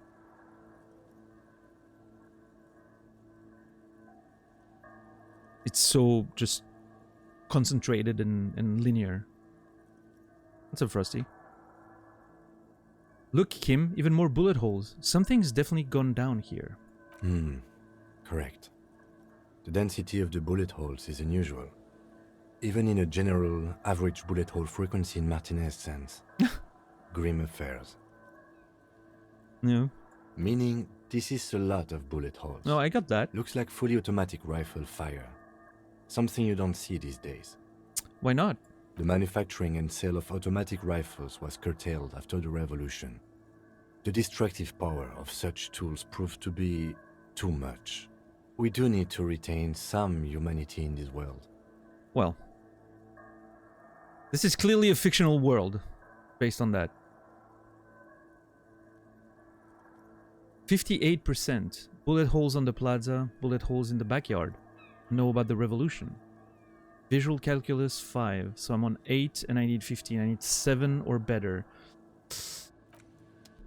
Okay, let's see. Can we improve on that visual calculus one way or another?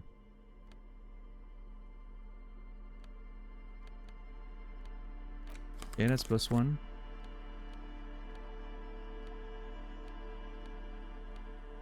Oh. Yeah, that's +1 too. Okay, cool.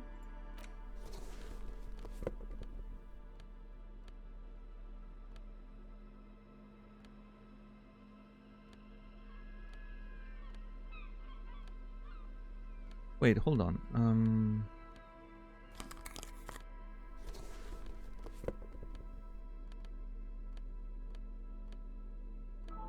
I have so many clothes, it's becoming really hard to keep track of what I'm wearing.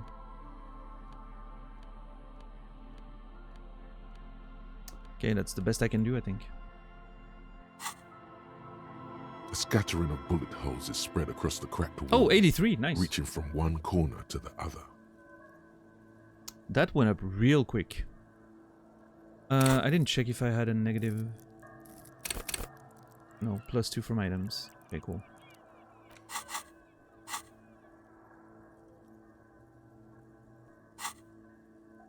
Alright, 83%. First dice roll in a few days. We haven't rolled a single dice yesterday, I don't think. Alright, let's see. I need a 5 or better. Let's go. A row of ghostly shades stands nice. facing the wall. There are many of them. A dozen at least. Their heads lowered and eyes blindfolded. It's quiet. No sound. No movement. So it is an execution, a firing line, or however you call that. Firing squad. The word I was looking for. Revolutionaries, maybe? Communists? That they couldn't let live, I guess. It's dark. What's up, Mask? How are you doing today? Yeah, I really like the closed systems myself, but yeah, the UI, again, like, we mentioned it, right? I mean, I can't go in my menu right now, but there would be an easy solution in the UI. Well, I mean, easy. Easy to come up with. Maybe not easy to implement, but instead of having only the bonuses appear whenever you have them, just have all the skills listed, even if it's 0, right? And then you can click on it to highlight the items that affect it. Green highlight for plus, red highlight for negative. Just that would help so much already. But yeah.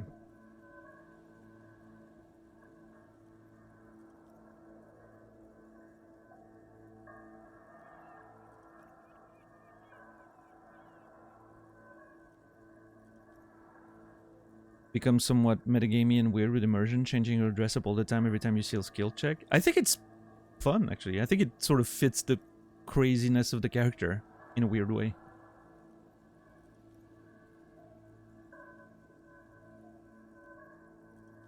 Like, to me, it's almost as if...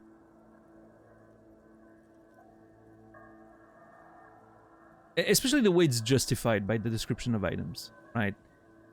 Very often it's not it doesn't feel, based on the description, that the items are actually affecting something. Well, unless, you know, like your shoes maybe are, you know, the heels are too high, so your movement is diminished or whatever. But a lot of the time it feels like it's about what your character feels, right? It's wearing that hat gives you more confidence, so you're gonna be better at, I don't know, in like suggesting people, which, you know, I'm taking an example that I don't even know if that's something that exists in the game, but it's sort of that idea, right? I'm wearing a better hat, so I'm more confident, so I'm gonna be able to convince people more easily. And so that whole sort of thing, it's like, oh boy, okay, I need to prepare for this conversation. Let me put on my good pants, and, you know, it's sort of silly, but in a way that there's so much stuff that feels metagamey already in Disco, right, Mask? That to me it doesn't break the immersion. It's like the meta aspect of it is part of the immersion, almost. Because everything is so meta in this game, right? With your brain literally talking to you, and your skills talking to you, and like arguing against one another, and literally telling you about game sort of mechanic stuff. Like, oh yeah, pick the first choice here, by the way. You know, like the game's already very meta about itself, so I think in this particular context it sort of fits.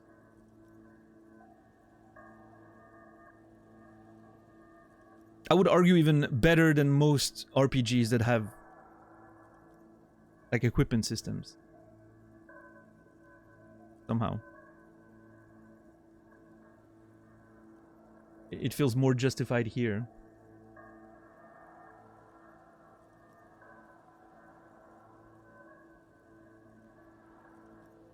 "10 meters away, other shades are lined up in an orderly manner. Automatic rifles primed. A gust of wind blows by. The coats of the firing squad flap slowly in the breeze.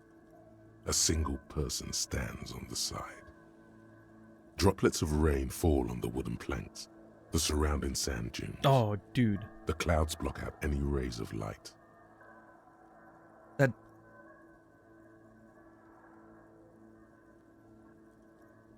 The visuals here are just amazing.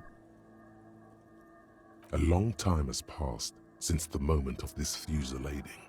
Rain and brine have since washed all the blood away. Not a trace remains. Fusillading. Well, that's a word I've never read in English. Fusillade, obviously, in French makes sense. It's a firefight, right? Or...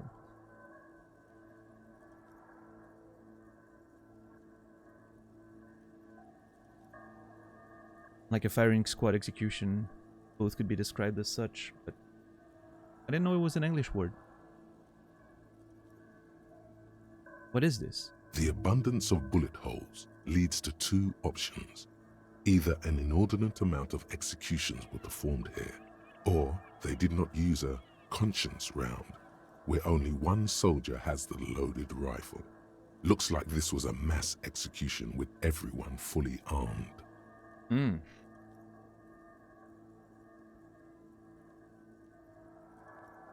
I didn't think of that.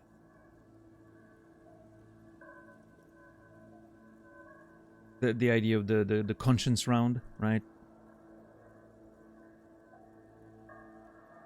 That the concept of having one of the like they tell the firing squad people that one of the guns isn't loaded or has a blank, right? So that you can always sort of tell yourself that you didn't kill anyone because you probably had the blank. Which is such an interesting concept when you think about it. But in this case, Visual Calculus thinks that there was none. Which I don't know how you would be able to tell that just from the bullet holes, but I think that's not the important part. The important part is the theme here. Is that they were intent on really killing these people. It seems like there was... like it wasn't just a simple execution. There was some anger. Some intent.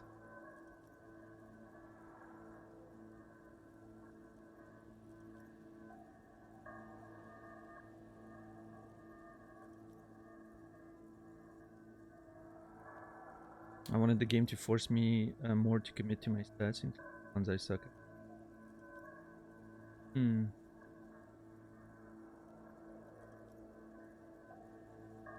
Yeah, I don't know.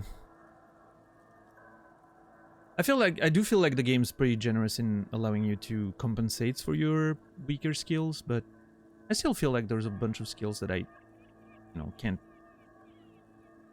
As much as I try, I can't really make them better.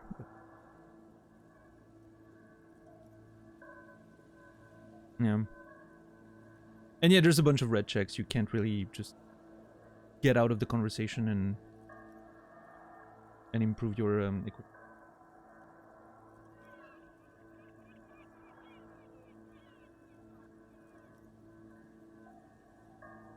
Oh, talking about Mistborn, I saw a video of Sanderson yesterday.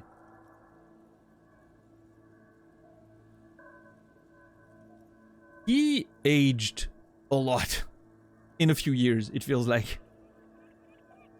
I don't know why. I saw a video of him yesterday and I was like, holy shit, it looks 10 years older than the last time I saw him. Like, the last video I had seen of him was probably when he did that reveal of his, like, 6 books that he had under the desk, that he wrote during COVID. And then, yeah, it really feels like he aged 10 years. But I think it's just because he finally started graying out and, like, he has a beard now, so it sort of adds to the graying out stuff.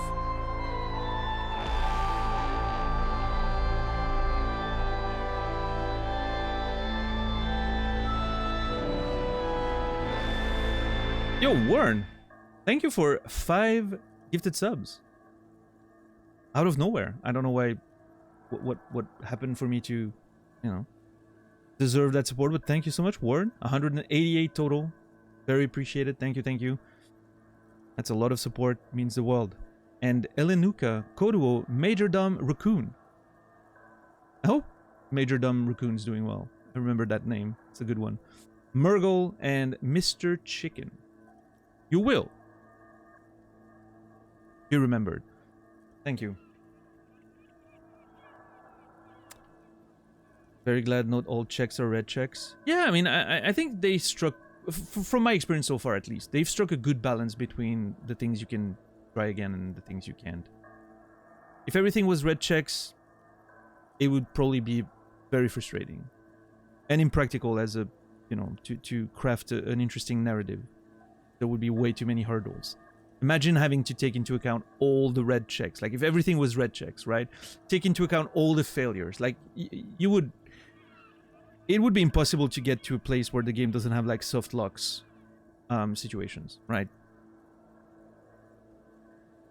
It's just way too much content to create for every failure. You would have to have game over screens, basically. Which wouldn't be great, right? And if everything was white checks, well, you would have no tension. Here it's a nice compromise, right? I think. You never know when a red check is going to happen, so you still have to think about what you're going to wear as a sort of default thing, right? Yeah, no, I didn't think you were. I'm just, furthering the conversation about the idea of how the game sort of requires you to think about what you're wearing and all of that, right? But yeah, I mean, I have still so many weak skills. Like, even some that were in my starting, prioritized skills are down to 1. Or even 4. Like, 4 isn't anything great, right? And then I have all of these, obviously. That are pretty bad. Yeah. Look at the people against the wall. A host of men, probably in everyday clothes, ragged from the conflict and covered in dust. They were not sitting, a common practice for executions in some nations, as demonstrated by the height level of the bullet holes.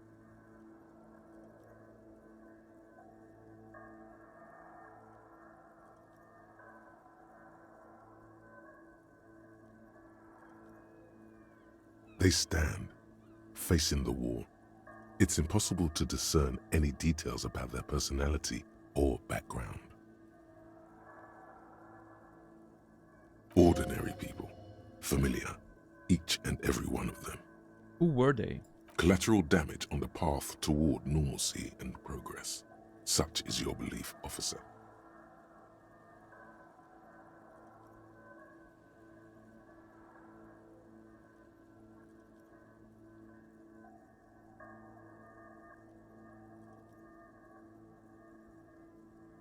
Collateral damage on the path towards normalcy and progress. That's a grim take on the situation. Maybe you should change it. They were praying, screaming.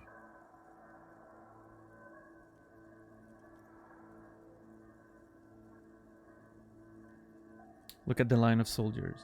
7 men in combat uniforms and dark coats, holding automatic rifles aimed at the people. Soldiers from some side, but from which one? Look at the person standing on the side. Yeah, I mean, they're dressed as... Like, those suits are the same as René was wearing, right? So, royalist suits. And those definitely look more like, you know, essentially what communists, revolutionaries would be wearing, I feel like. Workers, right?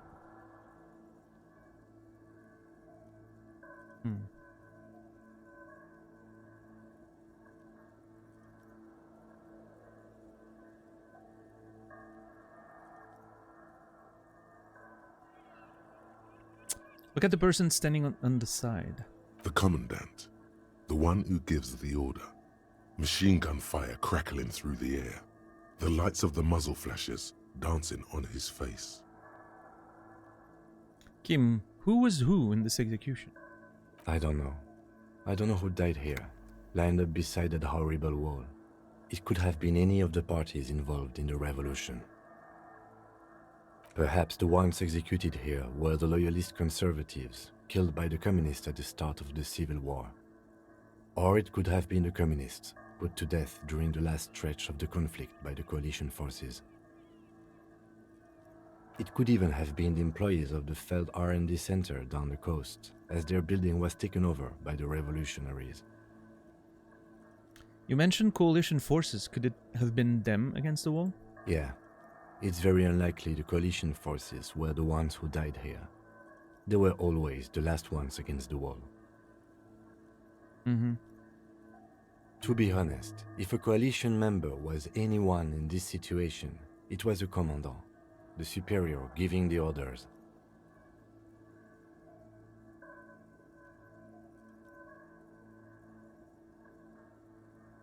Goodbye. I'm saying goodbye to the wall. A cold sea wind blows away the figures. Behind this building, the other one, once filled with engineers and designers of Feld Electric, now collapsed and dead, but for some rats. You feel drawn, for some reason, to the faded mural again. A row of ghostly shades facing a crumbling wall. With another 7 shades, a cold sea behind this building. Alright. But I think that's the Sunday friend. I'm very curious what he's doing here. Let's see. As you approach, the man turns and greets you with a polite wave. He appears completely at ease, like a common holidaymaker. Ah, super. It's the officer. I was not expecting to run into you again, but things have a funny way of turning out, no? I guess it does. What brings you down to the scenic Martinez coast? Actually, I was wondering what you're doing here. I need your help forming a committee, trying to assign the responsabilité. I was wondering what you're doing here. Well, that's très simple. I was visiting the fishing village just north of here. They have applied for a series of microloans to revitalize the old market. And well, I wish to see the situation firsthand. Okay, so when you said très simple here, I can 100% tell that this dude's from Quebec. I remember us having that conversation when we first talked to that guy, and I don't know which side I was leaning towards. But the way he said très simple here, That was 100% like a French Canadian accent. That was extremely obvious there. And then, well, I had some extra time on my hands, so I decided to stroll down here. It's quite peaceful, isn't it? Sure, it's lovely. Not quite my scene. Do you know? You do know there was a mass execution right over there? Did you see all the bullet holes in that wall over here? Something else I wanted to ask. Quite peaceful. You do know there was a mass execution right over there? Really? Here? How can you be sure? Sort of a gift I have. I can reconstruct things that happened in the past. High-end detective stuff. Or for one, that wall over there is covered in bullet holes. I'm gonna go with it's a sort of a gift I have. Ah, a very useful gift for a police detective, I'm sure. Yes. Fascinating how much history is contained right here. If only one knows where to look for it. Okay. Are you just going to let him get away with these generalities and euphemisms? I'm sure the communards who were killed here take a different view. Really, it's the property damage that most offends me? Wow, okay. You're right, it's so complex and fascinating, I can't even begin to think critically about it. Well, here's a nice fence to sit on. Which I'm sure he would be very happy with.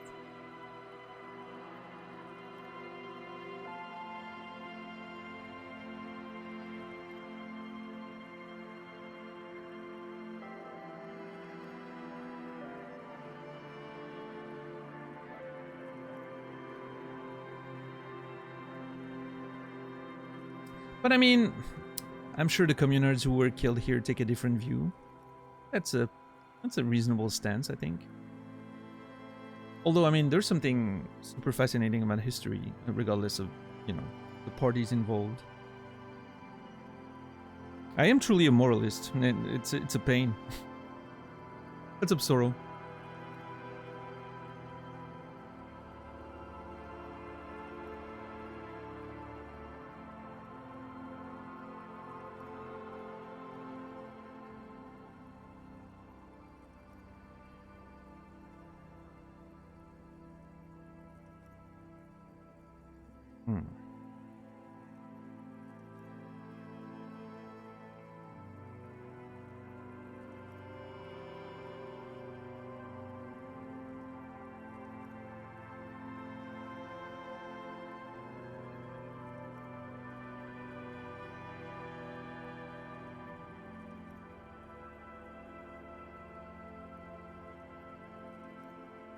Yo, what's up, Alucard?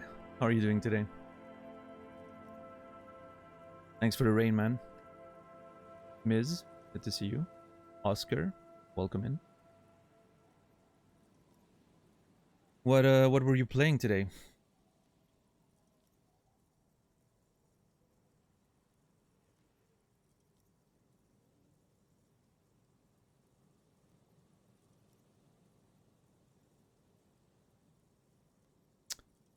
Trying to make a decision here. Rain World? Ooh, I haven't played that yet. Looks pretty cool.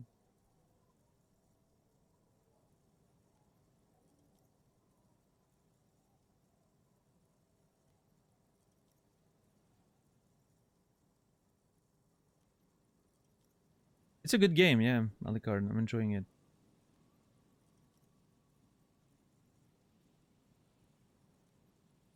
So were you have you been playing Rain World on stream a bit? What's happening? Because, you know, despite asking you the question, Oscar is apparently answering for you, so I just want to make sure that, you know, the information I'm getting is accurate. You recommend the Rain World? Yeah, I've played, like, it was free on PlayStation Plus, right? So I downloaded it, played about 5 minutes, and then I was like, this is something I would like to keep maybe for streaming potentially at some point. It seems like one of those experiences that could be interesting shared. I don't know. I'm very enthusiastic about Rain World. That's fine. That's fair.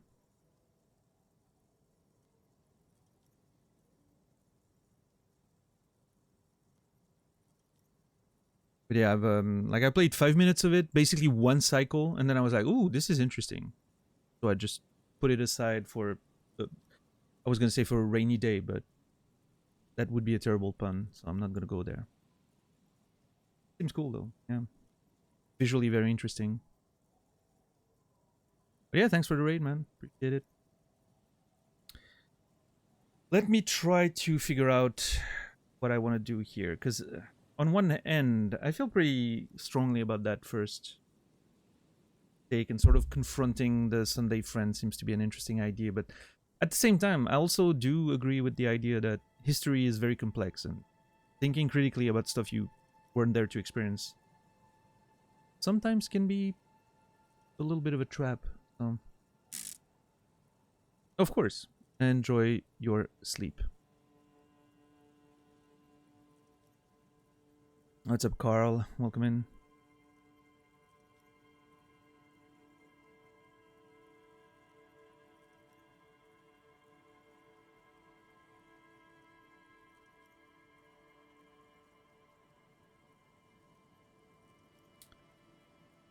Mm-mm.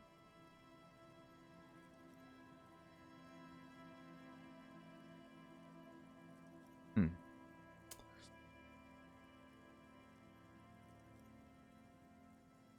I mean, number 2 can be eliminated, that's for sure.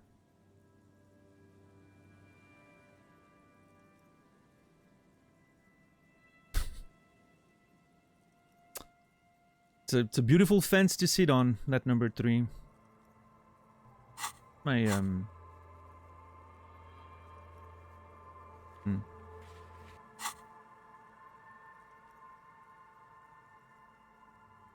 gonna push a little bit, see what he says, just for the sake of conversation. Sometimes, you know, you gotta do things for the sake of conversation.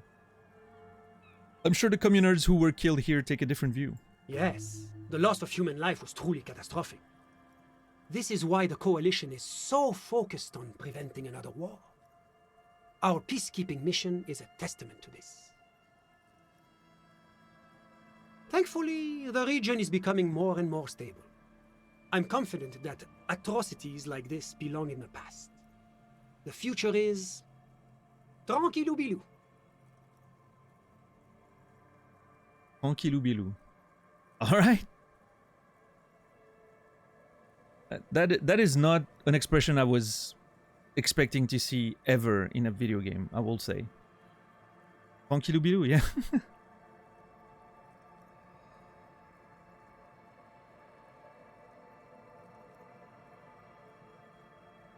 Tranquilo, below.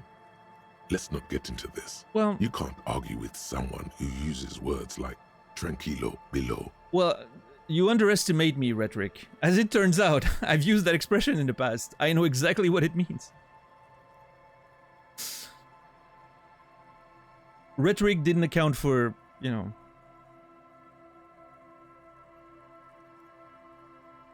people who are very capable of being just as cringe in French as they can in English. So, what does it mean? It just means, you know, it's gonna be tranquillou bilou. It's gonna be chill, is how I would translate it, yeah. In an old-fashioned, cheesy, cringy way, exactly.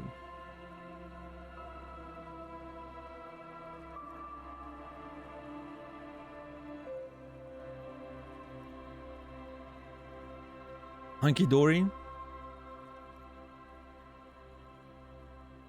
Yeah, I guess so. I guess so.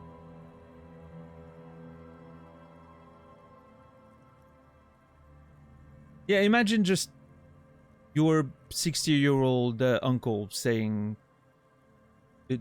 saying his version of it's going to be chill. It's going to be all good, right?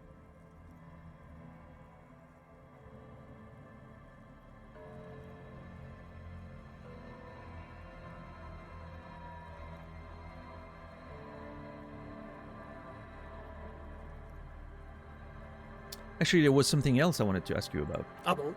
I'm all ears, officer.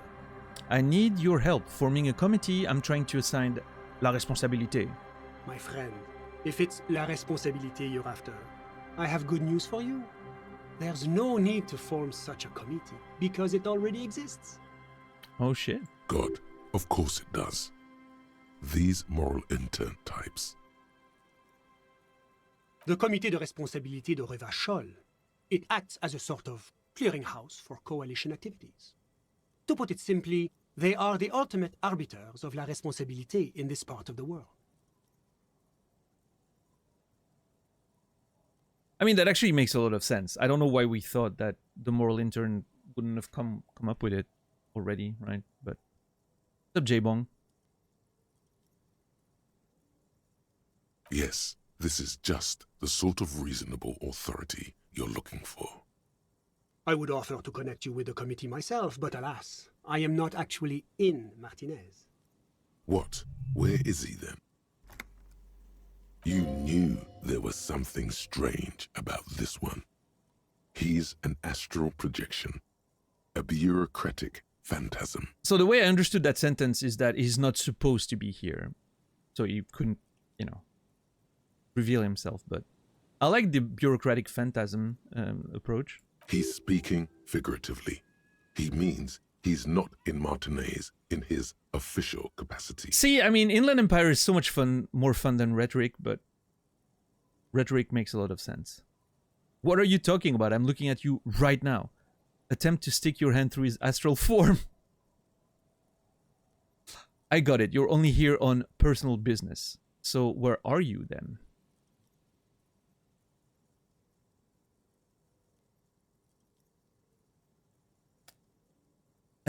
I really like the idea of attempting to poke through his body, but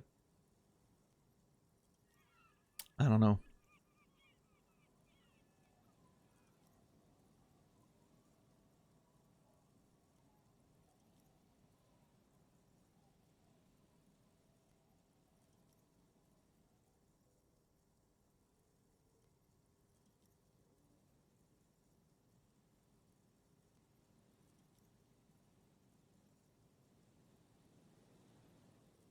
Man, it is so tempting.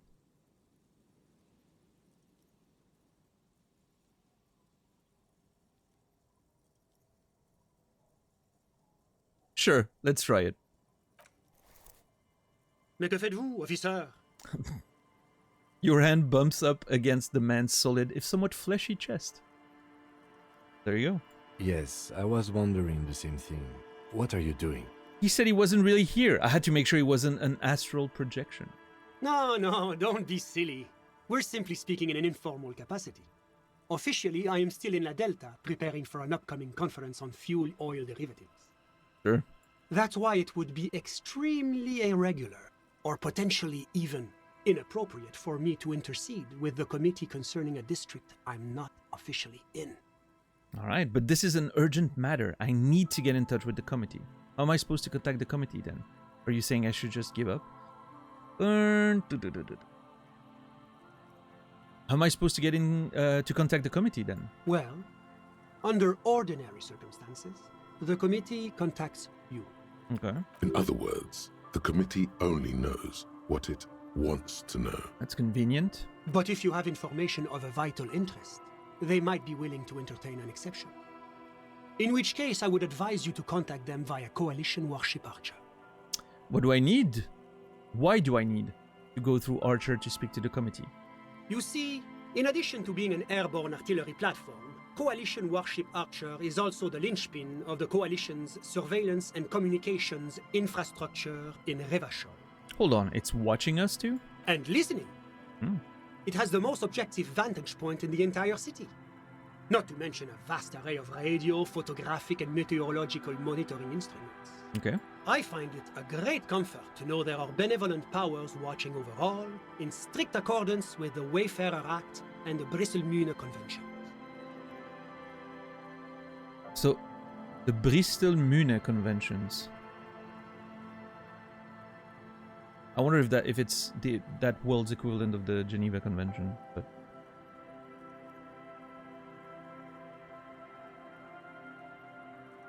so how does one go about contacting a coalition warship? This is quite the problem. Very tricky. Of course, the Archer has orders to fire on any unidentified aerostatics that might approach it, so it might be safer to get in touch from the ground. But in that case, you would require a radio transmitter capable of broadcasting on coalition frequencies. And that kind of technology naturally isn't typically available for non-coalition use. Yes, it is a bit of a conundrum. Okay. I suppose there might be some way to circuit bend your way onto those frequencies, but you'd have to be one of those techno tinkerers to do it. I'm trying to think if we saw anything resembling a communication device of that sort. I mean, there's that one thing in the office. On the union office thing, but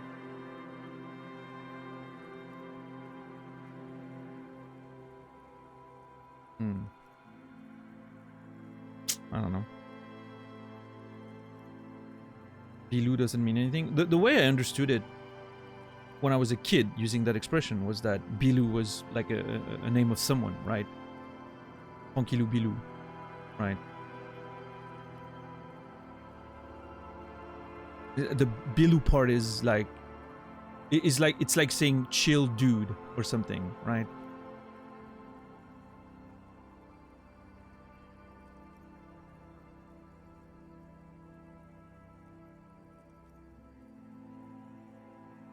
But in a funny,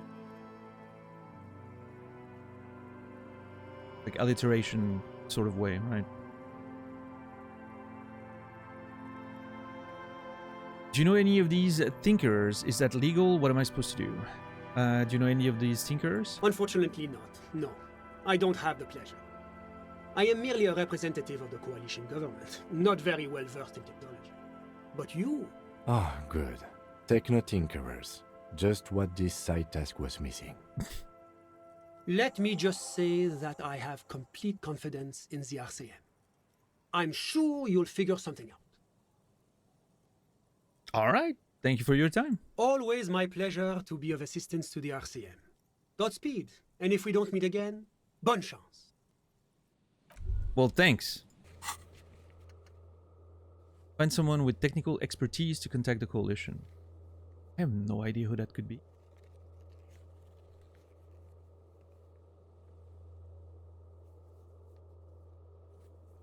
I'm trying to think, but nothing comes to mind. Maybe pawn shop dude? Roy?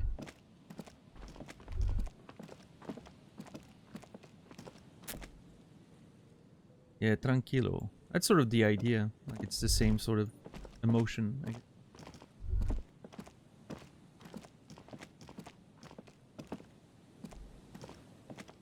First la responsabilité, then la prospérité.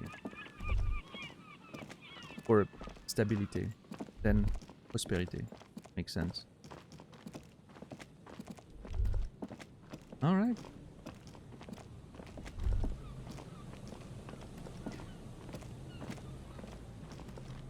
Let's see.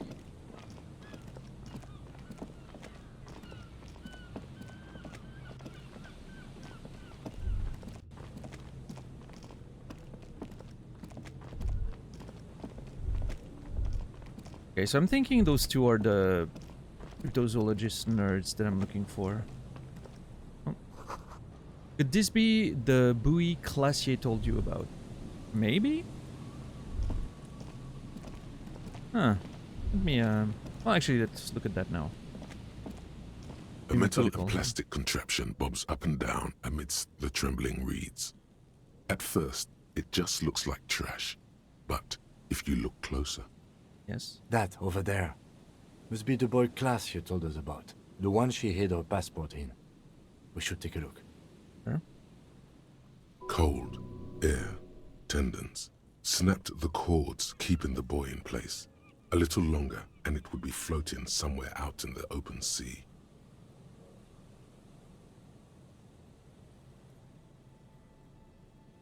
Interesting. What? Moves across the water, leaving no traces.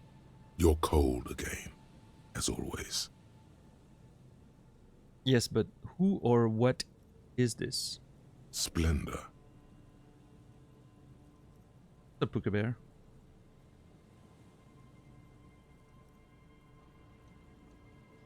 I felt really strange just now. We're lucky it's still there. A little longer and it would have floated away. Pick up the buoy.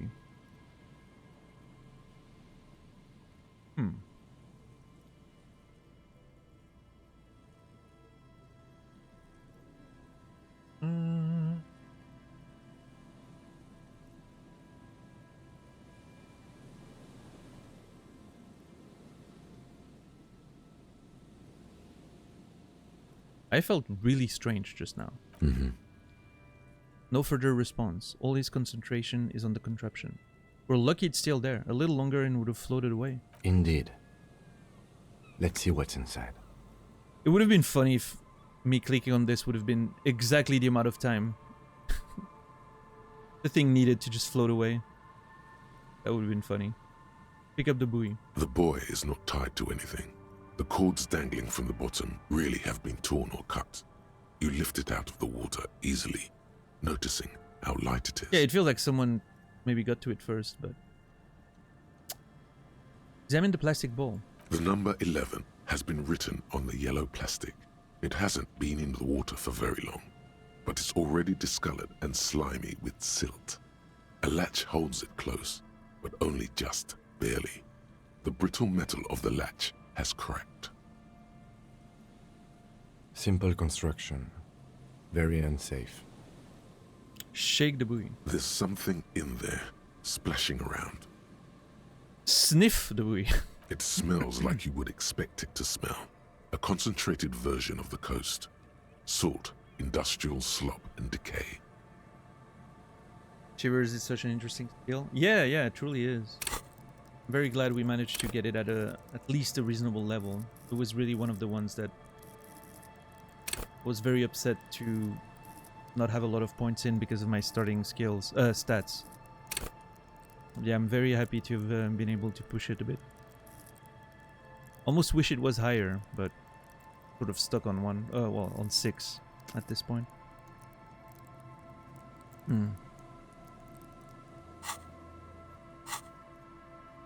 Continue. The water this side of the peninsula is cleaner, actually. Smells a little salty. Okay.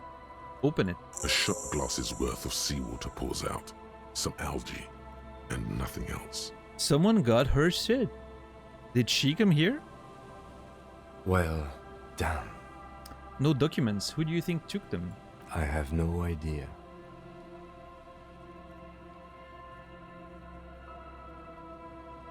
The lieutenant taps his foot, frowning. This is a minor quirk. We know what was in the buoy anyway. This is a disaster. Everything is ruined.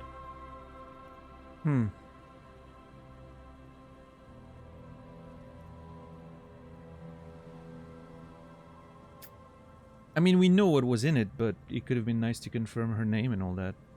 Or think we do. Yeah. This is a small loose end, either way. Not important, I hope.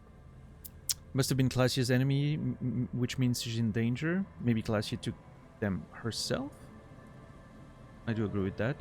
Could this be related to the cryptozoologists and their little expedition? I don't know. I have no idea. Do you have any theories, Lieutenant? I mean, maybe she took it herself. That was my first thought, right? After telling us about it, she suddenly felt like it wasn't safe. Well, I mean, she told us about it, so clearly... Why would she tell us about it and then take it away, right? Souphead, thank you for the resub. Tier 1, 8 months. Appreciate it. Thank you so much, Souphead. And Souphead74, you will be remembered. Thank you. Hope you're well. So yeah, I don't know. It wouldn't make sense that she wouldn't... Well, unless she suddenly had regrets. Or she lied to us. Well, then she wouldn't tell us where the thing is, because then clearly we can easily figure out that she lied, even if she took it away, right? Or, I mean, wow, this is going deep into the conspiracy, but she tells us where it is, so we can come here and verify that, yes, indeed, there was in the documents where she told us where they were, but someone took them away. It could be her, but she's gonna have us believe that someone else took it. I don't know.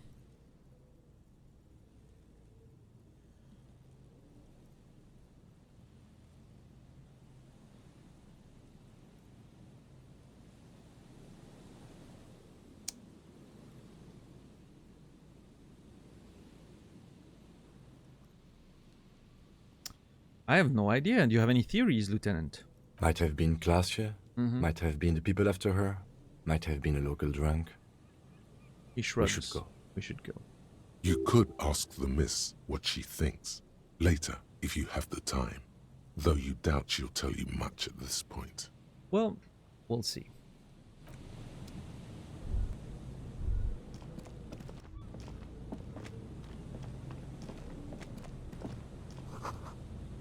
These heavy military blockades are riddled with bullet holes, crumbling.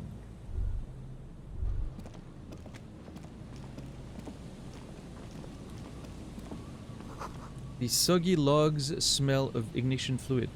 Still, they won't light up.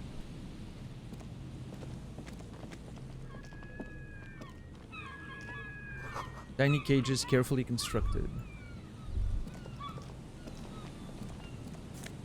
Money!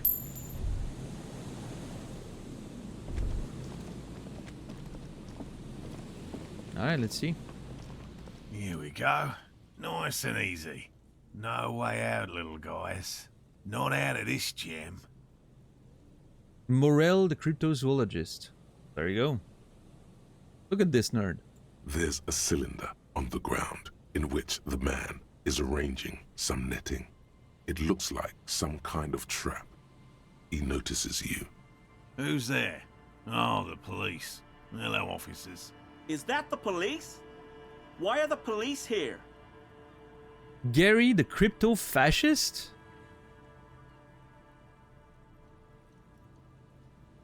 That's a name.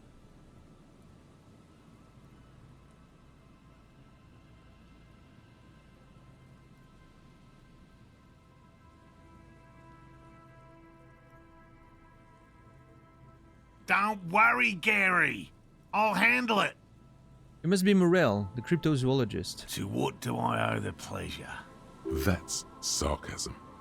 He takes no pleasure from your appearance. You don't seem happy to see RCM, or Lena sent me.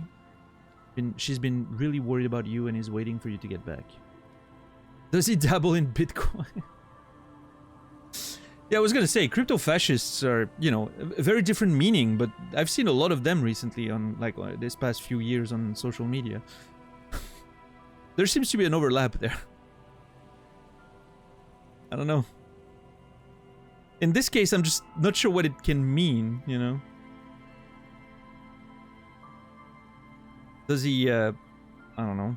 Is he trying to find traces of an authentic human race or something that used to be pure, that doesn't barely exist anymore? Or, I don't know.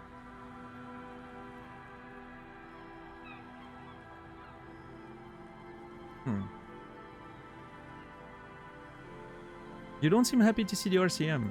Oh, no. It's all right. I'm just busy. What's this about? Lena sent me. She's been really worried about you and is waiting for you to get back. Of course. Thank you for passing along the message. That damn water lock is broken, and we can't go all the way around the 881. Yeah, that was decentralized fascism. Yeah, beautiful. Just what the world needs. Yeah, that was me. I broke the water lock with my motor carriage, but it's fixed now. We can go back. The water lock's been fixed. It was fine when I crossed it. Withhold the whole story. Beautiful.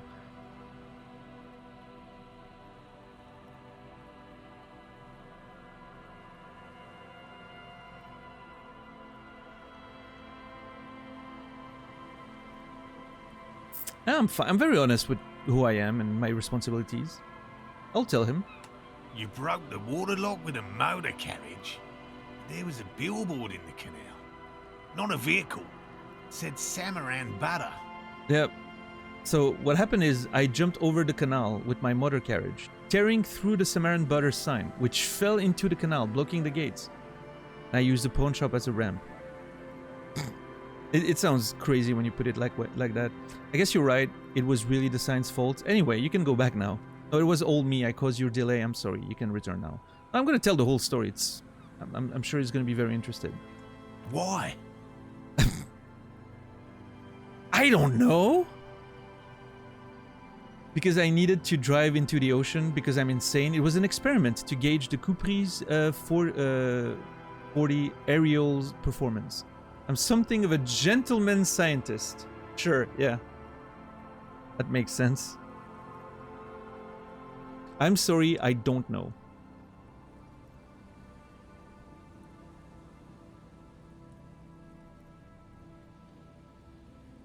I think that answer is awesome, but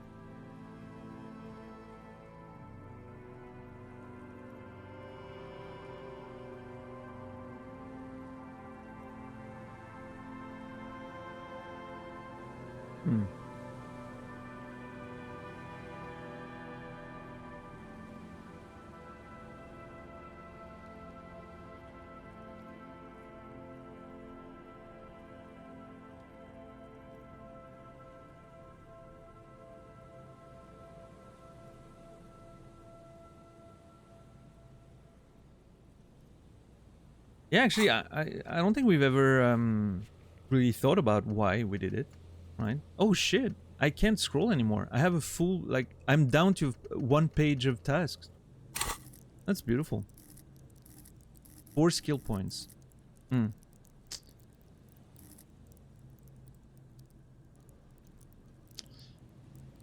sure what to do with it. Maybe a point in empathy?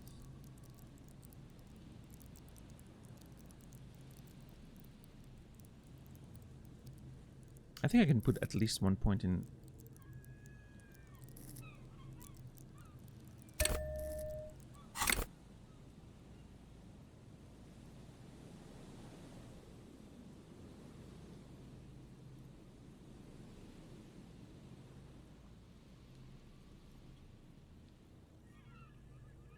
I mean, I'm sorry. I don't know.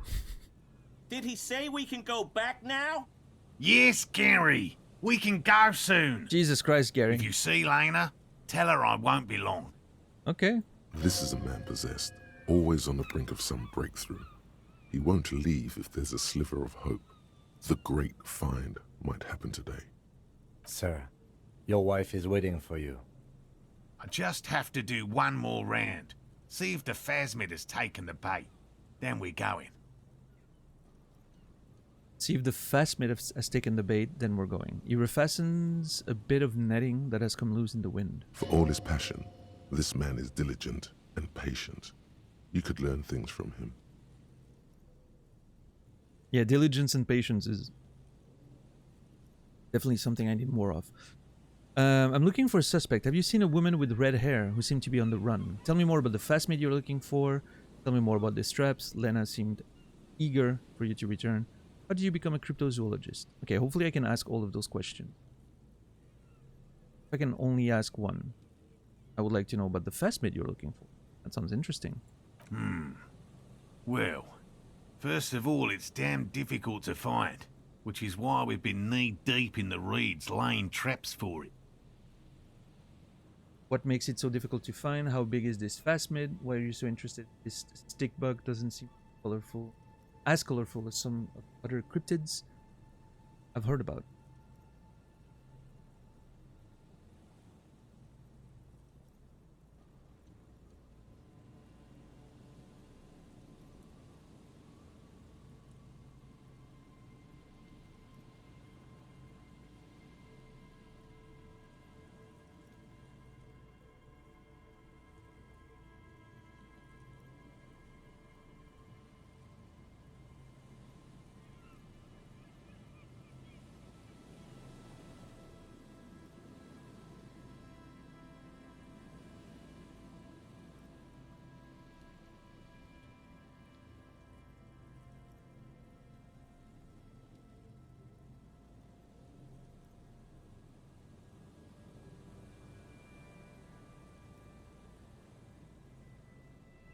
Sorry about that. Keeping the reeds laying trap for it. What makes it so difficult to find? How big is this phasmid? Why are you so interested in this stick bug?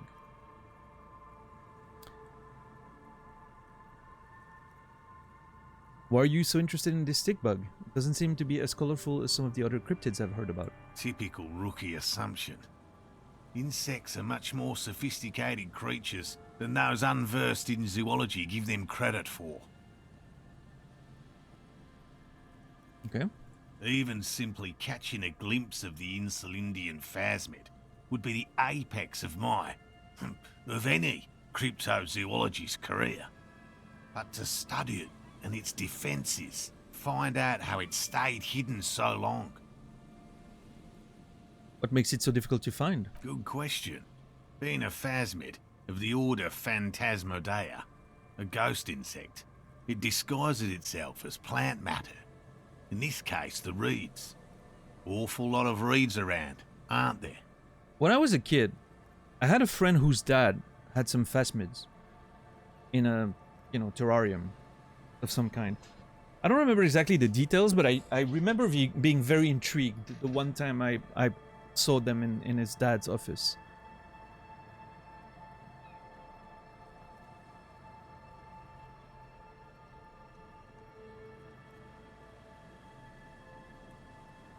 It's a very strange. They creep you out. Yeah, I mean, they're kind of weird, right? Like the way they just. I mean, it's not, like, it makes sense from an evolutionary standpoint, right? In the way they're able to hide in the branches and vegetation, right? By virtue of how similar they look, but it's still so very strange.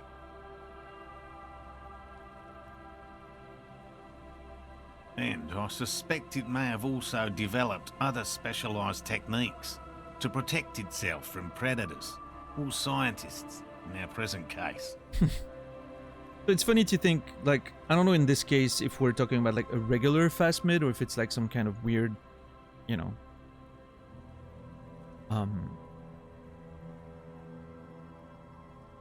one of those strange insects of some kind. But cryptids, that's the word I was looking for.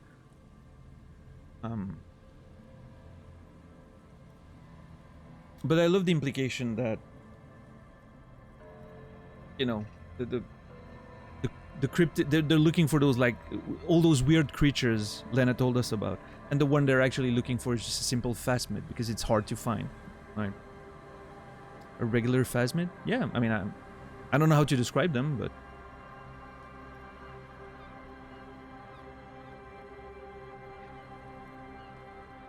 I'm not an expert. I'm not like an entomologist or anything. I just remember seeing those phasmids when I was a kid. Again, the only ones I saw in real life were the ones that my friend's dad's was raising. How do you even like? I don't know how you what verb you use for that, but. I don't know how many variety there is in the real world, but a friend of mine has a 20 centimeter long fat phasmid. Jesus, really make me uncomfortable. I'm usually not easily spooked. That sounds insane.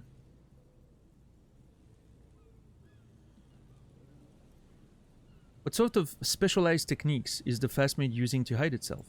It's my hypothesis that it has evolved certain electrochemical defences that allow it to interfere with animal perception, impeding pattern recognition, confusing the visual cortex. Okay. But I cannot describe how these defences work, much less how they evolved, without studying a live specimen. That definitely sounds a little more fantasy-ish than what I call a regular phasmid. Yes, it makes perfect sense. You're beginning to suspect there's something paranatural about this phasmid. Of course, Inland Empire is gonna go there. A ghost insect, he said? These people are looking for a ghost. Ghost insect? You're ghost hunters. No, that is precisely what we're not. We are zoological specialists, looking for an extant species of phasmid. How big is it? I'm expecting it to be quite giant. One known species of phasmid, called the Megaphasmodea zoensis, is about the size of a grown man's forearm, So, Are those the one you were talking about, Sorrow? The size of a man's forearm?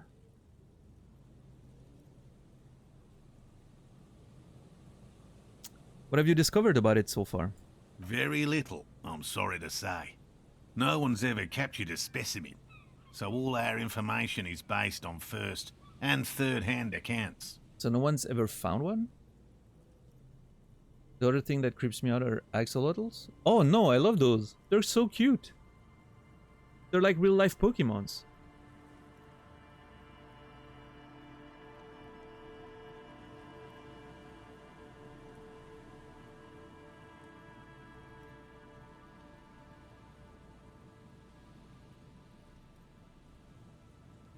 They're pretty fun.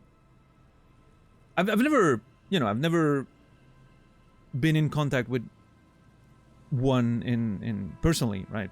But I've seen some of them in videos and on streams sometimes even. Yeah, no, those little guys are funny. I like them.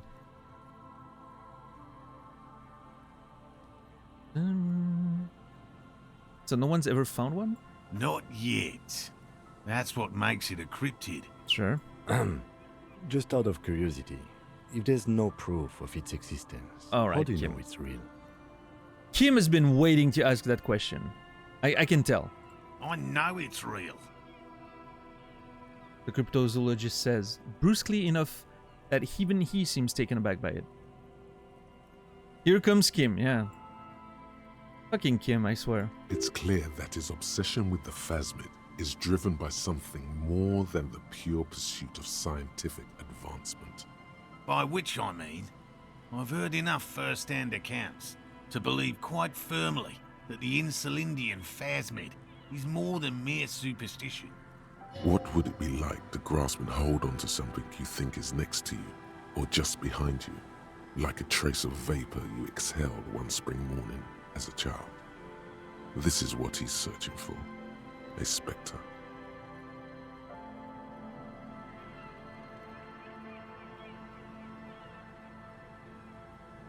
That's a nice paragraph there. I like it.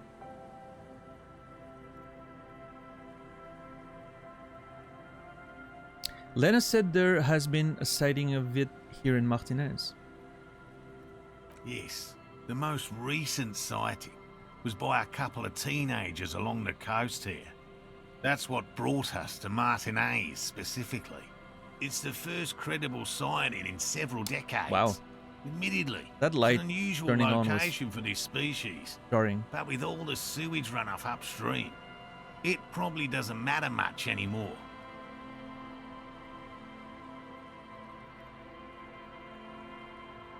Maybe the Insulindian phasmid has died out. I have to resist the thought. Such an extraordinary creature is doubtlessly highly resilient. After all, it's generally thought to be capable of parthenogenesis. He means asexual reproduction. The females of the species don't need to mate to produce viable eggs. This makes it easier for a species with a small population to survive. It's pretty clever. Females reproducing without males. A travesty, a crime against passion and common sense. Wow, that's very progressive of you, Harry. This arouses no special feelings in me.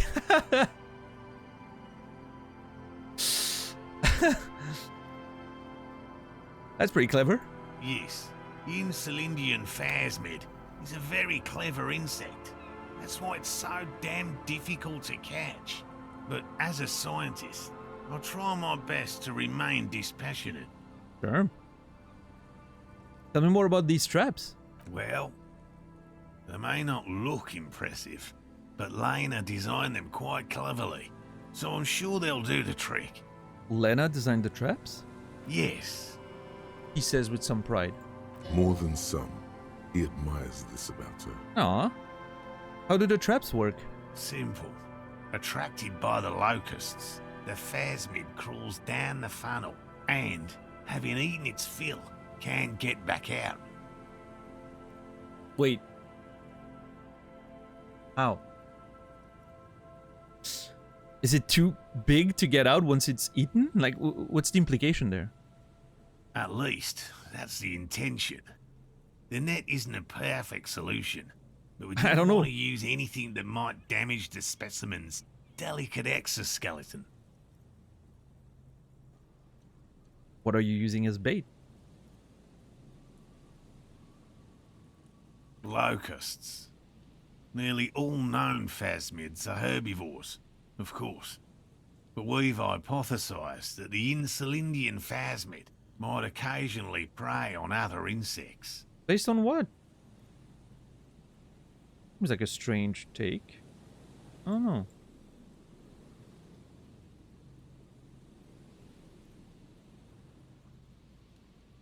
Locusts, that's something that creeps me out. I hate locusts. I think they're weird. And I hate that they can jump so far so fast.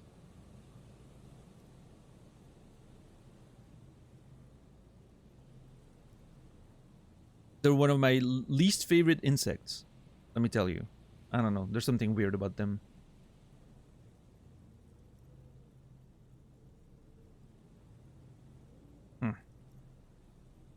Hate them. Inside the traps, a number of locusts crawl and tumble over one another in a tiny, chittering swarm.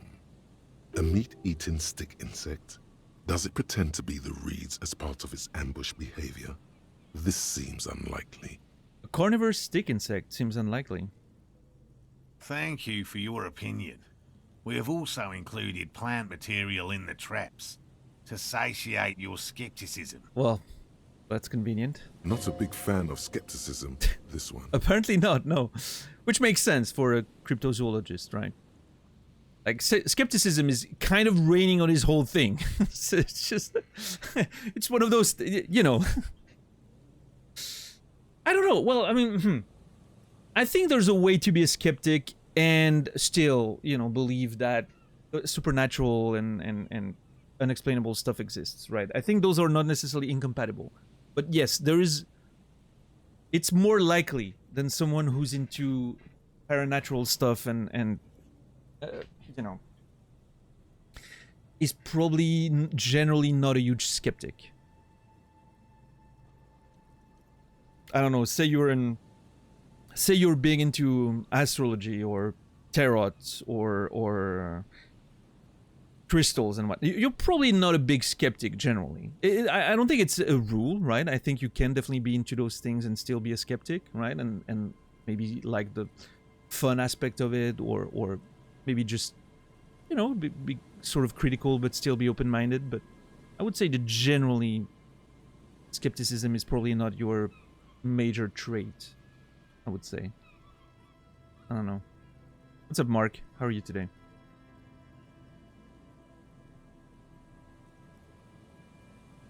What will you do if those traps don't work? They'll work, I assure you. The predatory hypothesis, using locusts as bait, accounts for the failure of previous efforts by other teams. No, sir. Which use plants. We have given this some thought. No, I understand what you're trying to say, sir, but that's not how it works.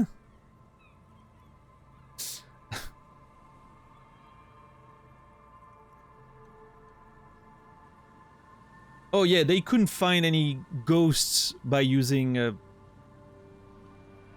don't know.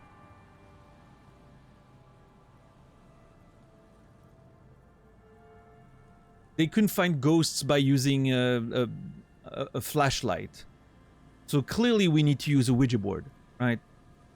And if the Ouija board doesn't work, we'll, I don't know, use a Native American talisman or something. I don't know. Because clearly it means, you know, that...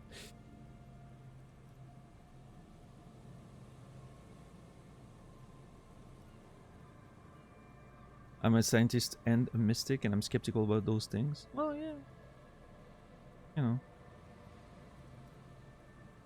Like I said, Soro, it's I don't think they're exclusive things, but I think there's a good chance that statistically, you know,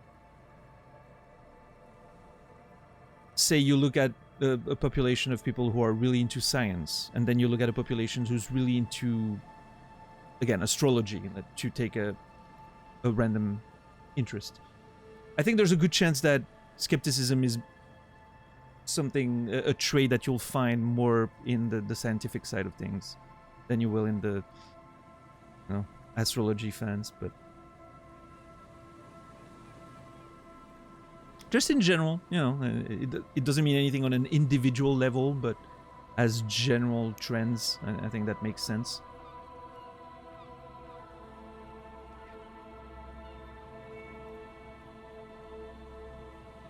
As of Jesus, as taught by Phasmophobia. I've actually never played any of those games.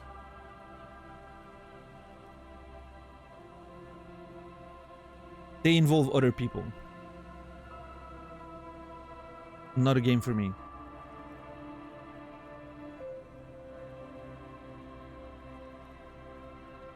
Put my head down for a nap and here I am 5 hours later. Nice. How am I? I'm tired, but I'm okay. Just very exhausted, I think.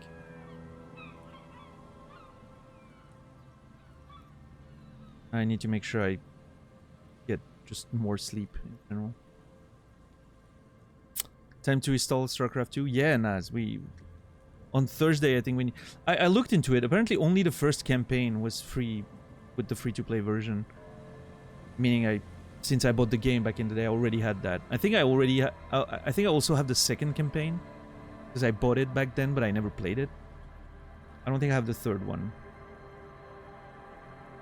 But it's okay. I don't know how much I want to play through the Protoss campaign though.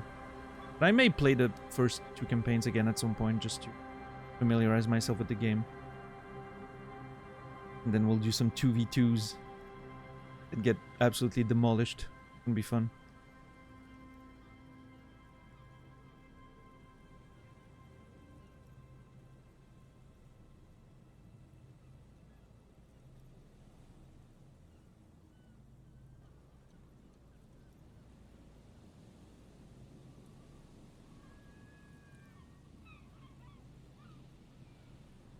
We will get destroyed. Hey, that's part of the deal, I guess.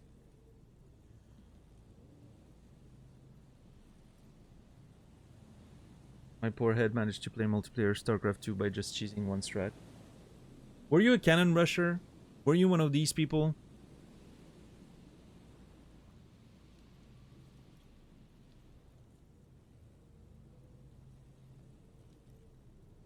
Of course. Wow. Unbelievable. How much mono red do you play in MTGA? I just need to know if there's like a... I just need to know if there's a correlation, because it feels like there should be. Dragon Stompy? Okay, I was expecting more like mono red rush, aggro, but... In my brain, cannon rushers play mono red aggro. That's the same type of player, right? I just want to get the fastest... I want to take the fastest route from, start of the game to the end of the game. Either I win the first 5 minutes or I lose in the first... Well, in the case of Magic, in the first 30 seconds, or I lose in the first 30 seconds. I don't care. I just need to get to the end of it.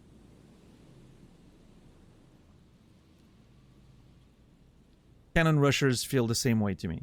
It's like the game needs to end before it even starts. Win or lose, I don't care. I don't want to think. There's this whole entire depth to the game that exists. I don't want to engage with it whatsoever. I refuse. I'm going to play the game in a way that makes me experience as little as possible of the game.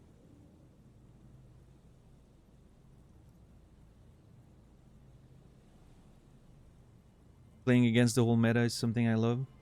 Well, that's something different though, because, well, I mean, at least in Magic, mono red aggro is the whole meta, at least in BO1s, right? Literally 1 in 5 players is playing that, so. But yeah, if you're playing like bigger, like mono red, but like big dragons and whatnot, obviously you're playing something a little off meta for sure.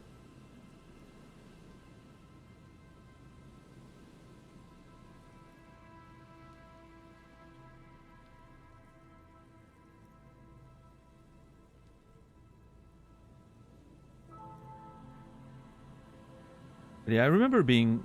I remember. I became pretty good at countering cannon rushes back in the day. I had a pretty solid game plan against it, which I absolutely don't remember. But I remember it every time I would see like a cannon rusher. At some point, I was like, "Oh hell yeah, free win," because I had figured out, I don't know, like the way I was supposed to play against that.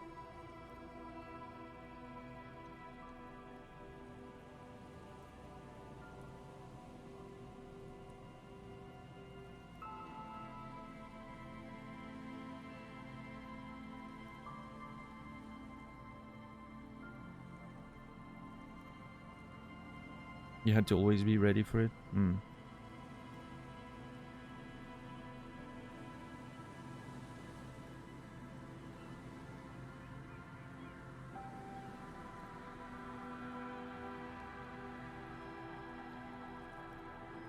Yeah.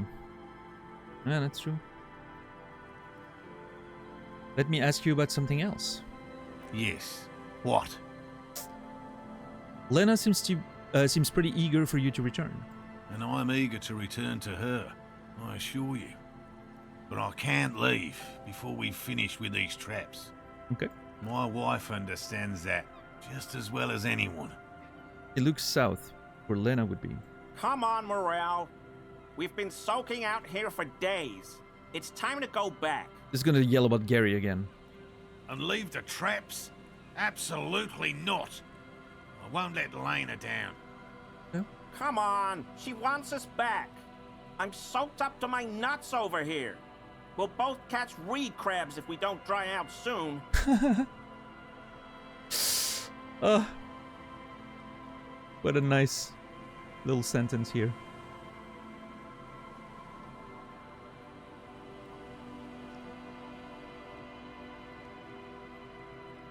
Yeah, I mean, Cannon Rush was completely all in. I don't remember what my strat was. I mean, I remember at some point, if you were pretty good at manipulating Zerglings, you could sort of like catch the probe and then... But then they, like, people became really good at finding those spots where you literally couldn't get in if they were hiding their probe behind the cannon, right?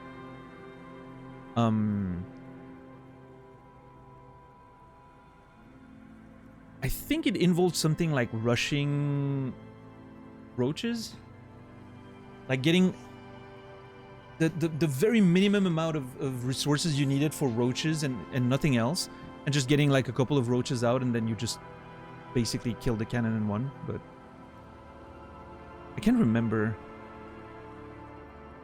I would need to, man, it kind of makes me want to watch old school StarCraft 2 matches. 2010 matches. I wonder if the King of the Beta tournament VODs are still out there. I would love to watch that.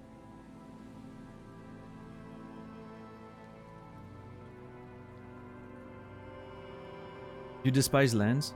Oh, I love a good land.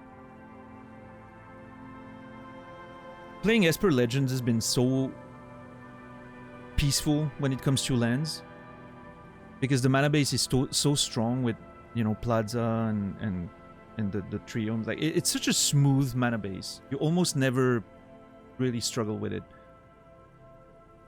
And then you have Connives and Malcolm, who allow you to just filter your hand extremely well. So I love playing that deck just because I never struggled. Well, sometimes still, but I struggle with lands and stuff much less than most other decks I've played. There was this crazy small map in the beta, forgot the name.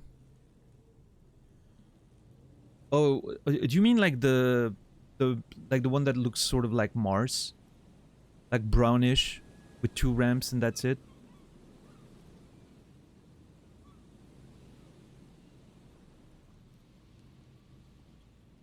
I think that was the one. And there was rock on one side of the base and that's it. Blistering Sands. Oh my god, I need to actually look up Blistering Sands. Yep, that was the one.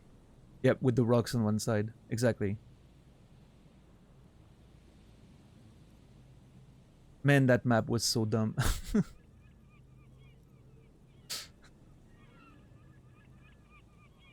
My most hated map though was the one where you both started on the same side, and there was a gigantic pile of rocks in the shortcut, and you had to go all the way around unless you had flyers. That map was so bad, man. I hated it.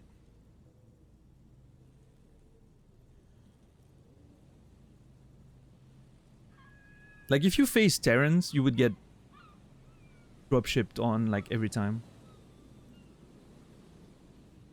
And there was nothing you could do. Because if you had to go all the way around, it would just take ages.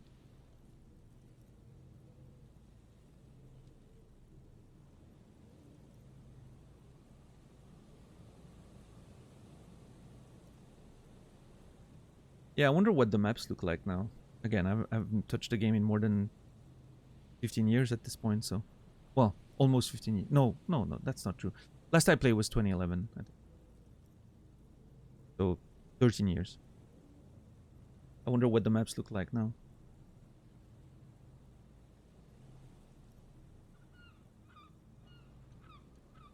Won't let Lena down.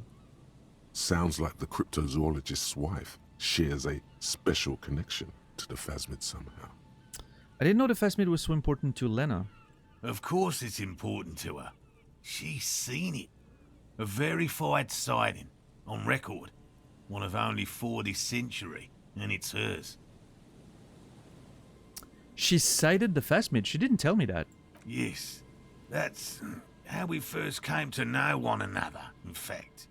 But that's her story to tell, not mine.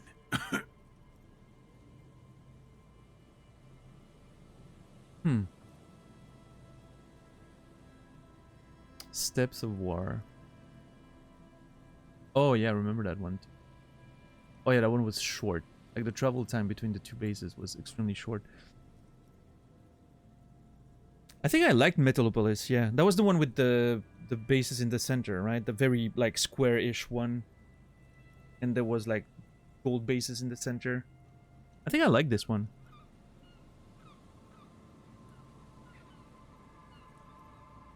I think it was one of the... It feels like, from my memory, it was one of the decent ones at the beginning of the game. Before the actual really good maps came on.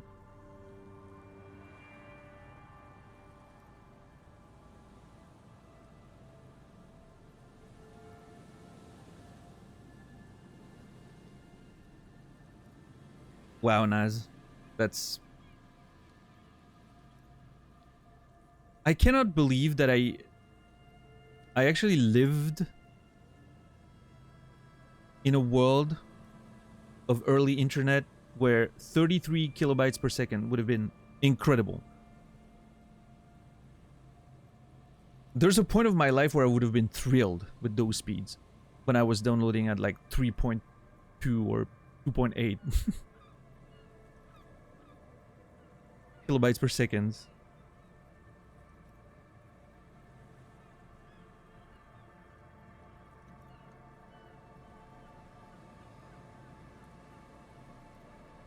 Like, downloading an MP3 would take like the whole night so I could listen to it the next day.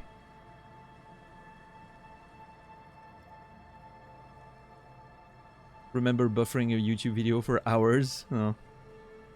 56k modems, never forget. My first one was a 28.8. No, I didn't have a 28.8. My cousin, who I would go to play like Diablo 1 online and stuff like that, had a 28.8 at first. The first one I personally had access to was a 36 something? 34? I don't remember. 30 something. And then I had a 56k at home, yeah.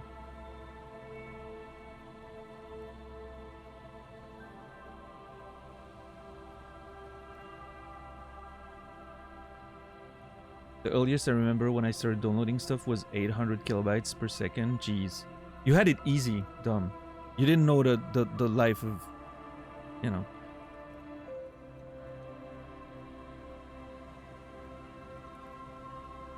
My ISP tends to throttle Reddit in the evening. An image takes 3 minutes to load, pixel by pixel, like row by row. Yeah, line by line. Ah, the good old days. You had a 28.8, you know.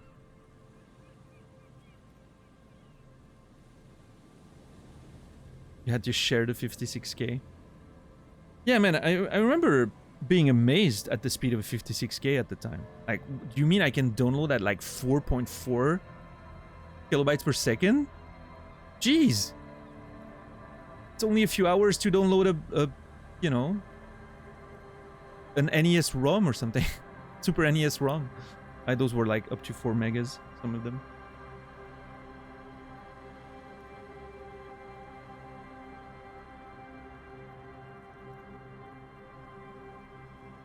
Wow, that's super late, so, you know, jeez. Yeah. Yeah, JR, for sure.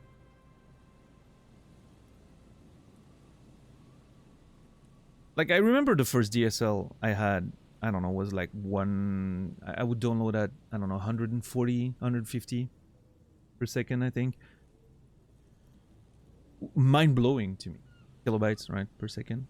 That was just mind-blowing to me. That was maybe 2004 or something, maybe?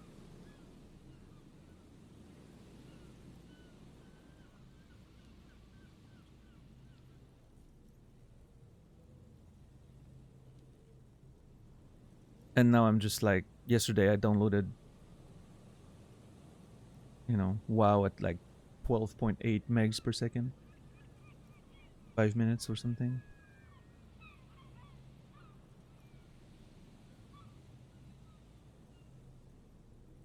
Yeah, Soro, I also experienced some of that, having those internet bills. $600 per month internet bill. Because at the time you were paying every minute, right? Jeez.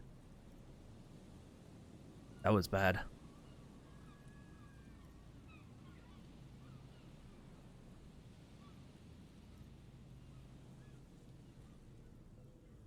£4 per hour. Yeah, that sounds about right, I think.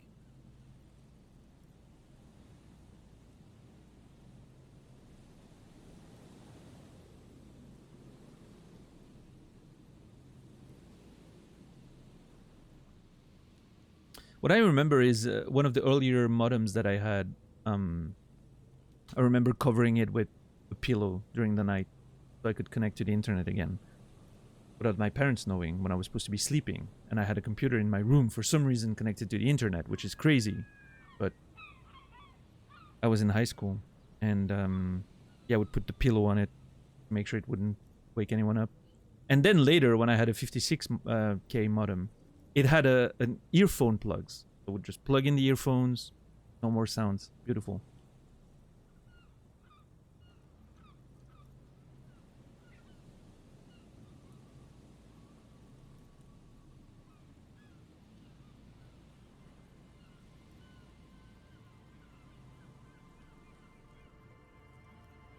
Did any of you remember playing games through what was called modem connection? Playing with direct IP? Yeah, that was all that we did back in the day. You know, direct IP connection, modem to modem. I played so much Half-Life and Quake 2 and StarCraft and Total Annihilation and just so much playing directly through like direct modem connection. It was insane.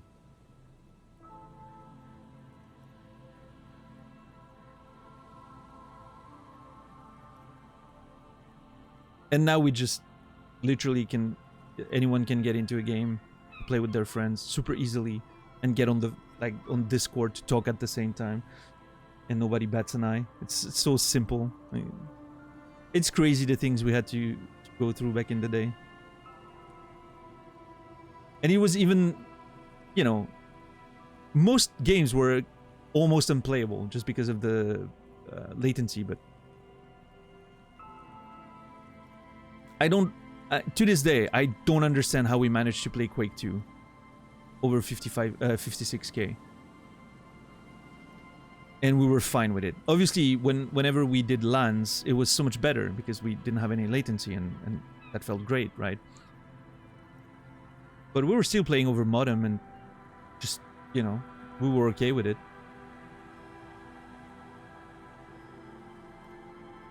Learning to account for the delay, right? to make your rail gun shots. But that's why the rocket launcher was the best weapon, probably, because you didn't have to really aim that precisely. You could just fire in the general direction on the ground, and you would still damage your enemy even with latency. So.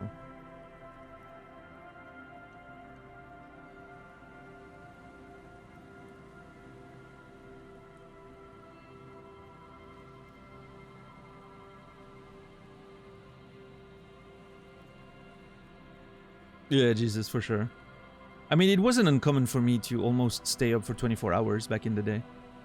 Just for the LANs.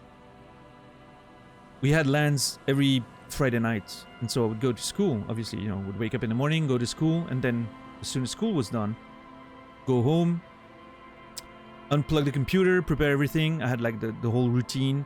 And then my mom would drive me to the place where we did LAN parties. I would stay up until the next morning, right? Sometimes a quick nap under the desk at the LAN. But mostly staying up until the morning, and then, you know, and then take a nap, and then we would play the entire day again. It was great.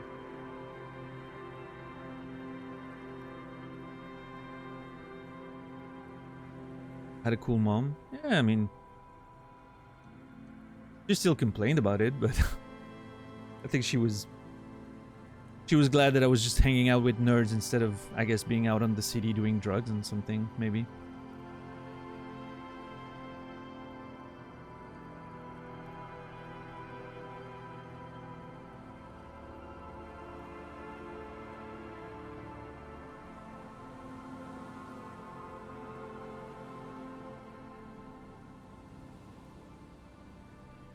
Instead you did drug with the nerds? No, actually not.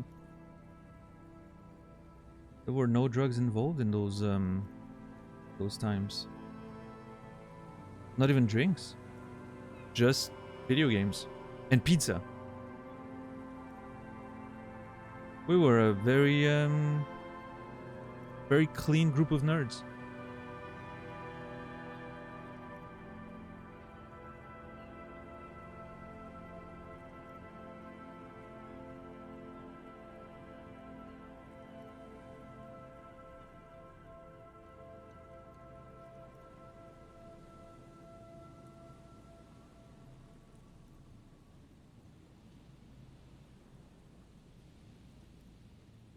Wow, Saladino, that seems rough. Having to play like that in modern day gaming, like League of Legends, sounds insane.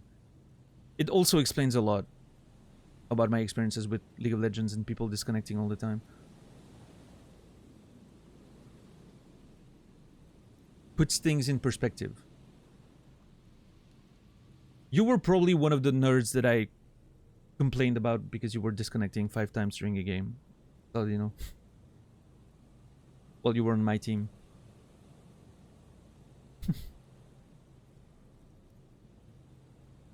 It's a Brasta. Lady.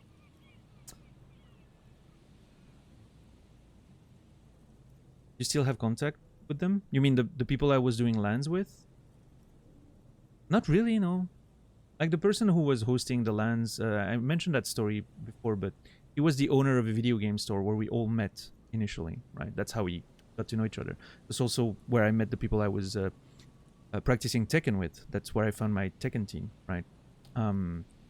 He passed away like over a decade ago at this point, I think. Oh yeah, it was, I think, was it maybe 2009 or something?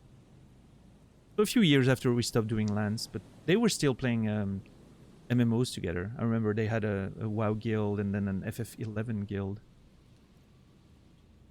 They were playing quite a bit, but yeah, then he passed away, like just cardiac arrest at age, I don't know, 40 something. Crazy. He was a bit older than most of us. But yeah, of that group, there's a couple that I'm still connected to through like social media, but we never really talk. And some of them I, you know, one of them I sometimes randomly crossed path with in the streets, but he's not into gaming too much anymore, I don't think. And another one that's still very much into gaming that works in a store, like an electronics store. This one I crossed paths with quite a few times over the years when I went to buy video games, you know, like a decade ago or something.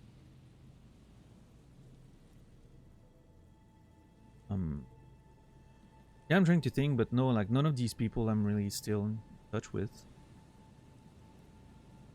It's unfortunate. I had a lot of fun. I randomly, oh, that's a story. I randomly stumbled upon one of them playing Destiny. We talked about Destiny earlier. Nice coincidence. I was playing Destiny and I was farming on the moon. I remember that. I was just farming on the moon and then suddenly a dude's name passes in front of me on like one of those flying like scooters or whatever it was called. And I'm like, it has to be him. There's no one with that name ever anywhere on the planet. And so I messaged the guy, yo, are you that guy? And he was like, yo, what the fuck? You know, it was just a moment of like, holy shit. We weren't even friends on PlayStation or anything, right? We hadn't talked in like a decade at this point. Just like randomly passes in front of me in Destiny, which is insane because Destiny is like, you know, as far as multiplayer games go, crossing paths with other players wasn't that frequent of a thing. It wasn't really a massively, you know, it's not like you cross someone in WoW, which is more likely because everyone's in the same sort of space, right? But I'm guessing maybe there was a location-based thing, right? If you're like in the same country, or maybe it tends to maybe match you more easily because of low latency when it connects you to like instance servers, right? But I don't know. It was really fun. Just randomly crossing paths in Destiny, but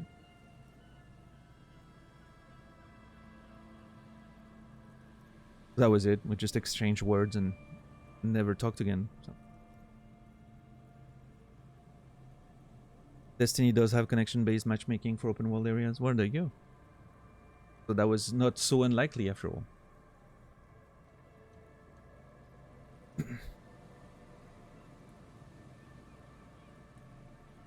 Needless to say, you must ask her about the mysterious phasmid.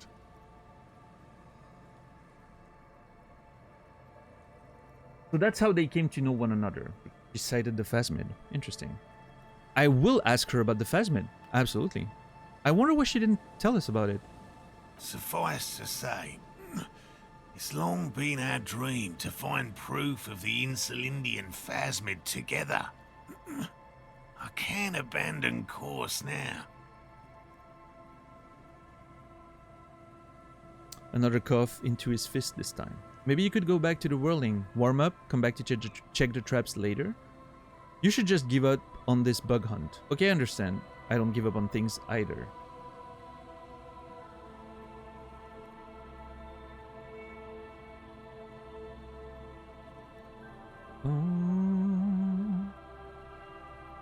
Yeah, city. Yeah, again, like if there's like location-based matchmaking because of connection speeds and whatnot, it makes it a bit more likely, right? Especially like it was very close to release, so a lot of people were playing Destiny, but still very interesting, unique.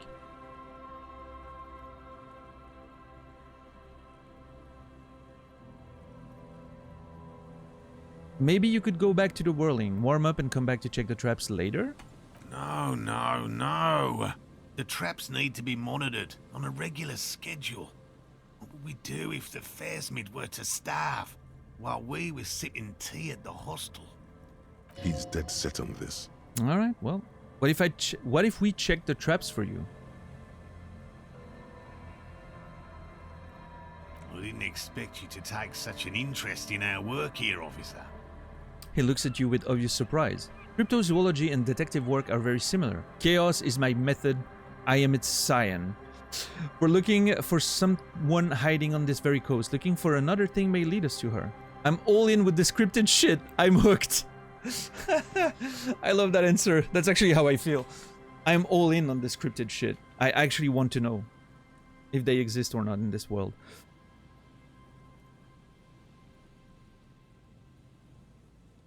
Oh yeah, I'm all in. Let's go. Caught the bug, I see. It's easier to get caught up in the search than you'd imagine. My partner was joking. We are on the search of our own. I It wouldn't wasn't. hurt to check the reads while we're at it. I assume that's what we'll be doing. I wasn't joking, Kim. I'm actually all in with the scripted shit. Oh, yes, officer. Very much so.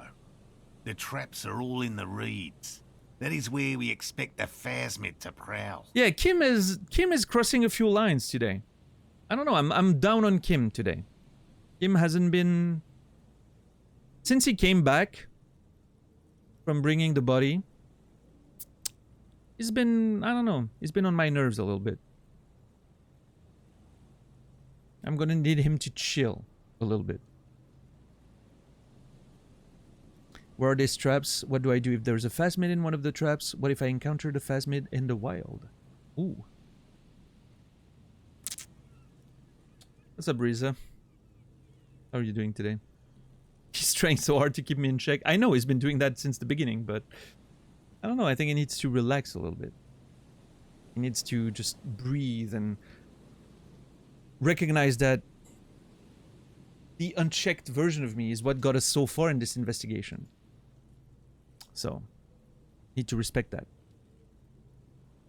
Where are these traps? What do I do if there's a phasmid in one of the traps? I mean, I'm assuming those are the traps, so... What do I do if there's a phasmid in one of the traps? Bring it to me at once. Just make sure the trap is closed tight. Alright, what's up, Sir Blitz? He's not comfortable with the possibility that you'll claim the find, but he's lying about this even to himself. Bit of a fuddy-duddy today? Yeah, it needs to be more tranquilo-bilo, exactly. Yeah, tranquilo-bilo. What he needs to do. What if I encounter a phasmid in the wild? That's highly unlikely, officer. But in the event you do, I'll spray you with a pheromone mixture I developed. Okay. It's made of musk and research chemicals. The pheromone should attract the insect to you, or at least prevent it from bolting at the sight of you. It's quite potent. Will last you about a week. Okay. Laid on me thick, present your armpit. I don't want this. Thank you very much. Oh boy. Oh jeez. Oh boy. Oh god. What?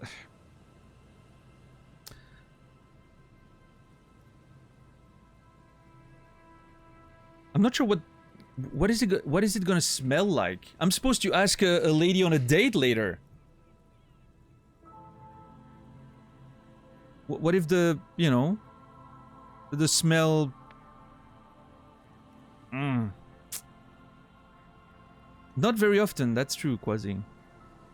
Got a new phone today? That's nice. I enjoy it.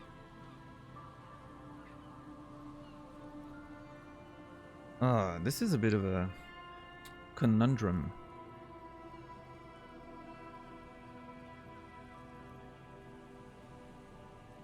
Sure, lay it on me.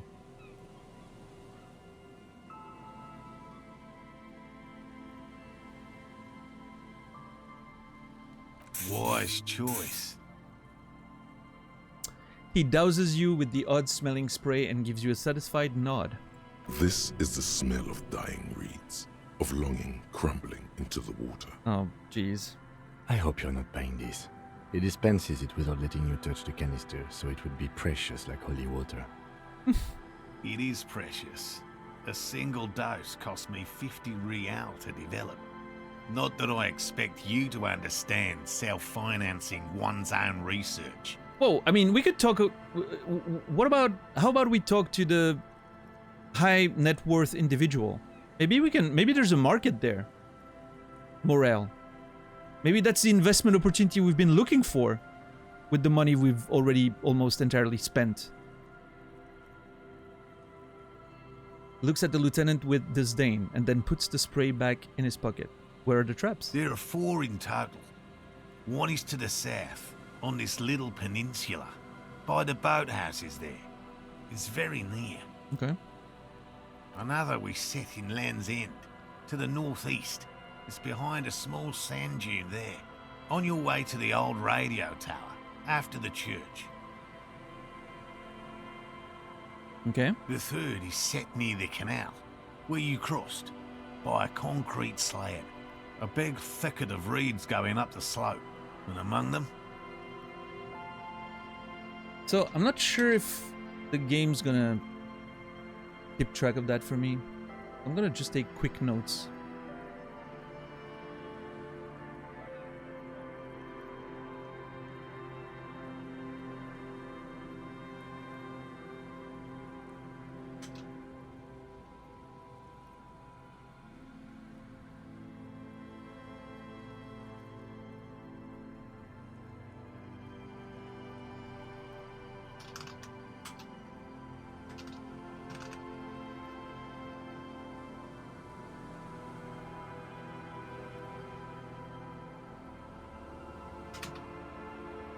Just taking notes just in you case, should but check at least one of those before returning to this one. Since I just said it, this one's more of a technicality, but still, better safe and stupid than sorry. all right, let's get to it. Right. Which means you two can pack up and go back to the boiling. Hell yeah. Whatever he thinks about this detour, it's clear that these men are exhausted and in need of assistance. Finally, someone's talking sense. Thank you for your help. Gary and I will start breaking down camp. If you have any more questions, now's the time to ask. We'll be gone once you get to it. Well, okay, game. Thanks.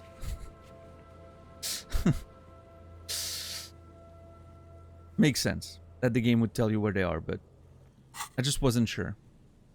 If it's more cryptid-related business you want to discuss, you'll have time for that later too. Okay. But what if the information is vital? On the hunt. I'm looking for a suspect. Have you seen a woman with red hair who seemed to be on the run? I'm afraid not, officer. I've been busy digging around in the reeds for days, looking for signs of insect activity. I'm less interested in mammalian concerns, to be perfectly honest. The lieutenant takes a short note in his notebook, then gestures for you to proceed. How did you become a cryptozoologist? I've just always liked animals and puzzles. Searching for cryptids is a bit of both. Okay. He seems reluctant to talk about himself, but he'll open up, if you prod a little. So you're living your childhood dream out there? While not be a zoologist, real animals are puzzling too. Have you ever discovered a cryptid? Thanks for explaining that. Now about something else. So you're living your childhood dream out there? It's not child's play, just because I have to traipse through the mud every so often. His eyes narrow. Have you ever discovered a cryptid? No. Very few cryptids are ever discovered, and not for a lack of trying. To stay hidden is a cryptid's primary quality. It's even in the name, cryptid. Morrowind players when they see a quest marker. Didn't Morrowind have quest markers though? Or am I confused? Oh, maybe it didn't. I remember... No, it was Oblivion, right? I remember modding Oblivion to remove the quest markers as soon as I started playing it. Yeah.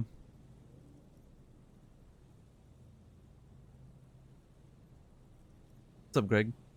NPCs give you very vague directions. Yeah. Yeah. Man, Morrowind was good.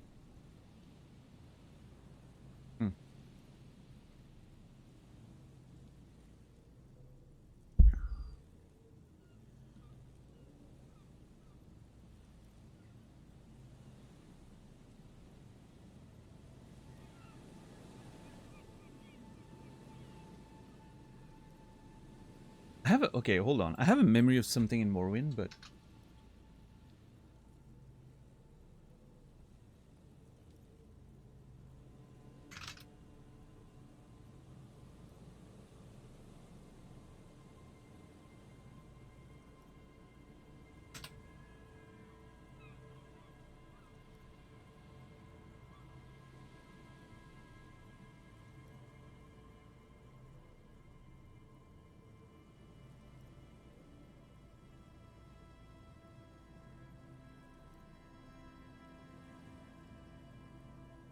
Yeah, Soro. How many cryptids have been found? Of the list of cryptids kept by the Cryptozoological Society of Chemney, which is 4,082 items long, about 2,000 have been confirmed as hoaxes. 2 are categorized as confirmed discoveries. The rest are in differing stages of discovery, refutation, and data collection. Only 2 have proven to be real? That's more than I expected, to be honest.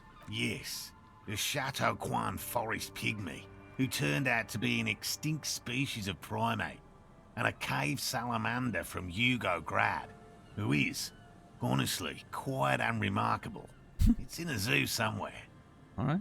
We cryptozoologists are brutally honest with ourselves, more so even than the public.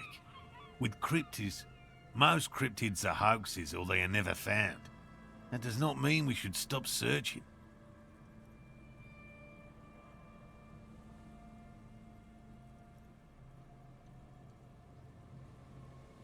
2 out of 4,000 is not even 1%. Not approvingly, then the Insulindian phasmid will be the 3rd. I don't even know what to say. That's a small number of discoveries. Yeah, let's... You know what? I'm all in. I like a good mystery. I like searching for things that presumably don't exist. I think it's fun. I'm gonna nod approvingly and say the Insulindian phasmid will be the 3rd. Indeed. If our expedition is successful, every paper in the world will report on it. From Revachol to Dushantu. It will be a zoological miracle. Hell yeah. It does not smile, just looks you in the eye. It's a forceful gaze. The hair on your arms stand up. Electricity. Sounds like reeds hissing. He has clearly done his math on this. There is no surprising him or swaying his opinion.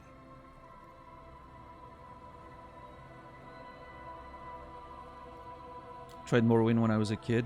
Didn't know English, couldn't progress through the game. I had that sort of similar experience in... My first experience that was sort of like that was Shadowgate on NES. There was only an English version. And I mentioned that story before, but I asked my mom to get me a French to English dictionary. You know, English to French, French to English. So I could sort of try to understand what was happening in that game. Also helped for Zelda, even though Zelda was a little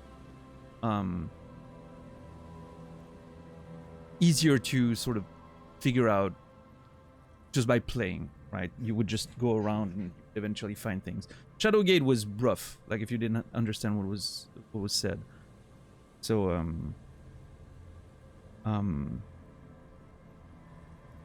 yeah, I remember using a dictionary for that. It was fun. I liked it.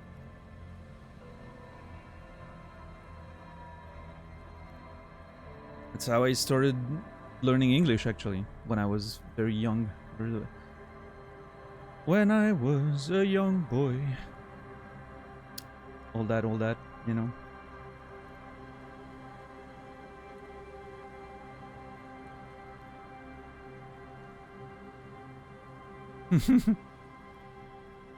Thank you, Sokoman, for catching up on the reference there.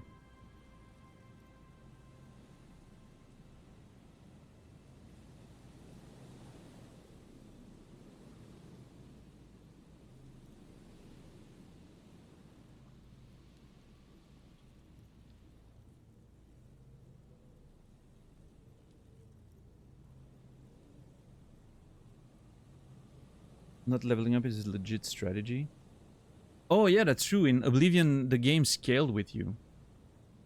Which I believe at the time when I played it was one of my first experiences with anything, with a game doing it this way. Scaling the enemies according to your level. And I remember thinking at the time that this was such a stupid idea. I hated it. Instantly hated it. Final Fantasy VIII did that? Did it?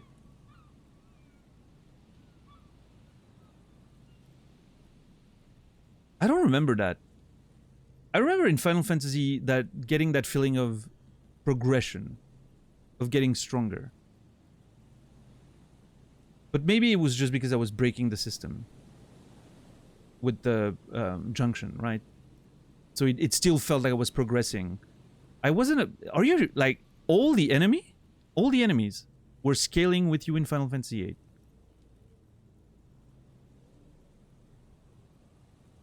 That is blowing my mind right now. I never realized that when I played it.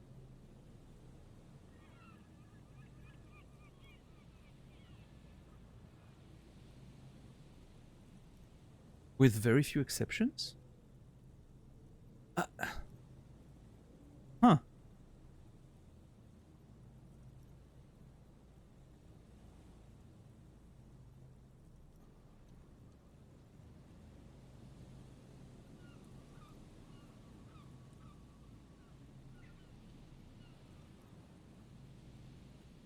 There was a game that did that. Was it Final Fantasy 16 that did that recently that I played? Where literally everything scales with you all the time?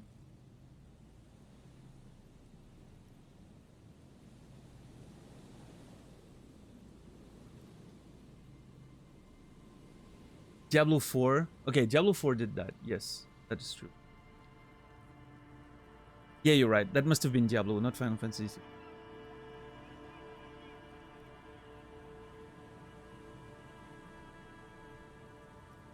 Yeah, Diablo 4 like constantly levels up with you. The quests, everything.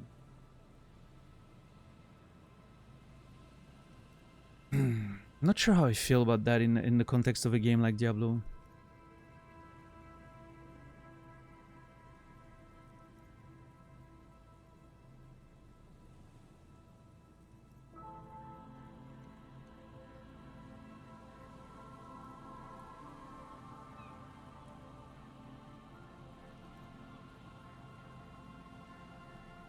I think it sort of makes more sense in the context of Diablo than it does in something like more like Oblivion, right? Because it's sort of meant to be like a grind, right? By default, by its like it's the design of Diablo has always been about being a grind, so kind of like it smoothes out the experience. Which I'm not a huge fan of that system, but I think it makes more sense in a game like that than it does in a game like Morrowind, where there's like freedom of exploration.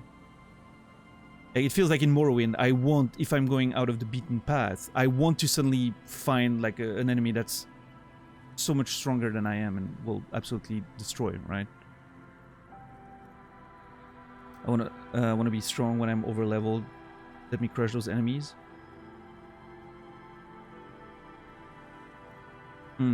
I feel like the way it felt to me in Diablo, and I think that maybe why I didn't feel the same thing in Final Fantasy VIII, right? Well, Final Fantasy VIII sort of got away with it for me. I feel like it comes down to the same principle, is that the level doesn't really matter. In Diablo, what matters is the items, right? You can be at the same level, but you can be well equipped or poorly equipped, right? Which sort of means you're ahead of the curve, or suddenly you can feel like you're sort of falling behind because you didn't find a good DPS item in a while, or you know, and you feel yourself falling behind. Suddenly you get an item upgrade and you feel completely ahead of the curve and you destroy everything, right? Which I don't think is necessarily ideal, but it sort of puts the focus on something different than just levels. Like, in fact, if anything, like you could almost remove levels from Diablo and it would probably be okay, and just have like item levels, and that's it. But yeah, FF8, for instance, I never noticed it because it always felt to me like I was getting better and progressing and overcoming the enemies, because like the junction system made me so strong.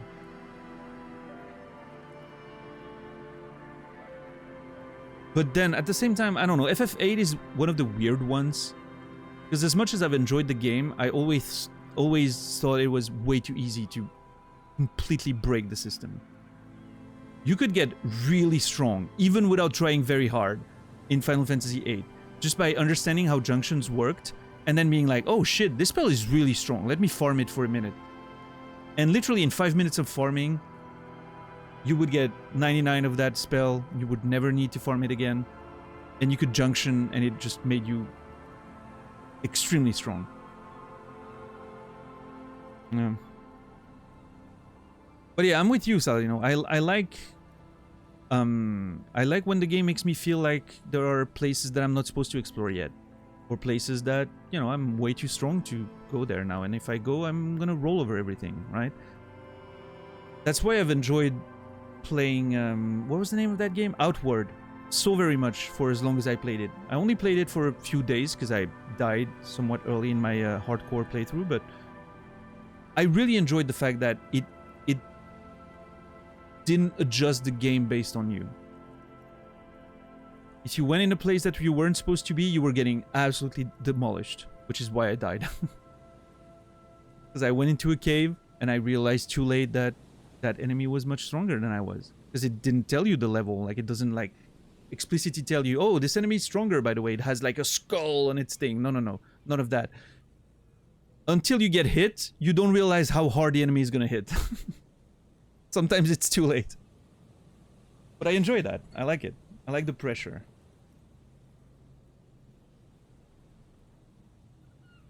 What's up, Zek? Odyssey had a decent take on it. Regions had a minimum and maximum level, and enemies would scale within that range. Interesting. Yeah, I can see that being a decent compromise. Obviously, I will probably never play Assassin's Creed Odyssey, so I wouldn't know, but yeah.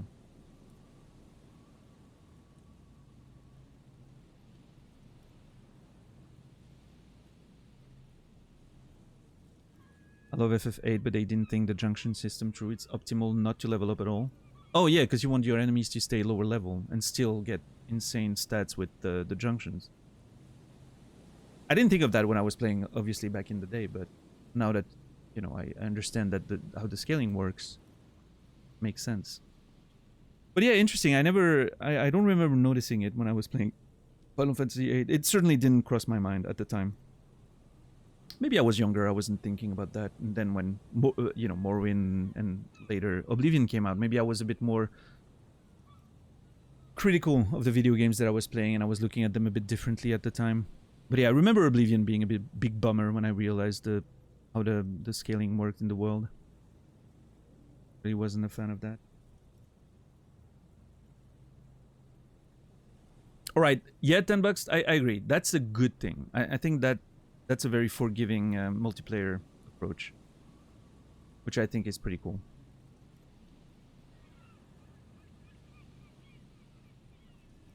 Path of Exile does it too. Scales the whole party down to the lowest member.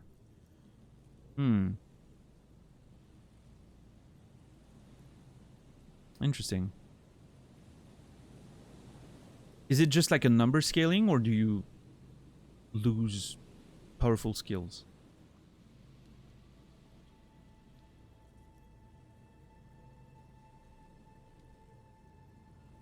Just numbers? Okay. Yeah, interesting. Yeah, I don't know. I mean, balancing difficulty and all that in games is already extremely hard for single-player games. When it comes to multiplayer, it's just, you know, it's a whole thing. I get it. That's one of the things that, you know, going through that leveling in WoW Classic again makes me think about is I'm worried about. That's why I don't like the Joyous journey system, right? I'm worried about over-leveling the content fast, and then not being able to do the quests in the lower areas that I remember enjoying back then. And I want to take my time, you know. I want to be able to do several areas at a similar level range, like I did back in the day when I was playing it, right?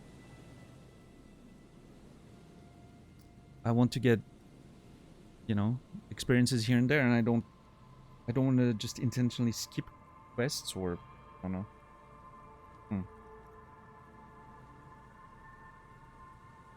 Because as far as I know, once you overlevel a quest too much in WoW, it just disappears, right? It is considered gray, and you don't even see the question mark anymore. And you would have to know that the quest is on that character to click on it. Am I correct there, or is it working differently than I remember?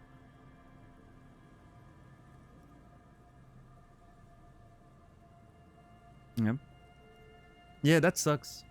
I wouldn't mind too much being over leveled if I could still easily find the quests and clear a zone, right?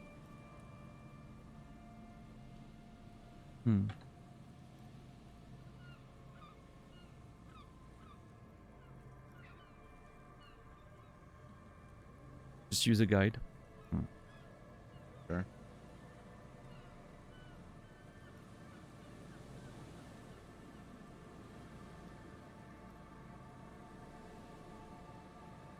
I wish it was an option. You just click on an option and it shows you the grey quests. There is an option. Oh, really? I legitimately looked for it in the options yesterday.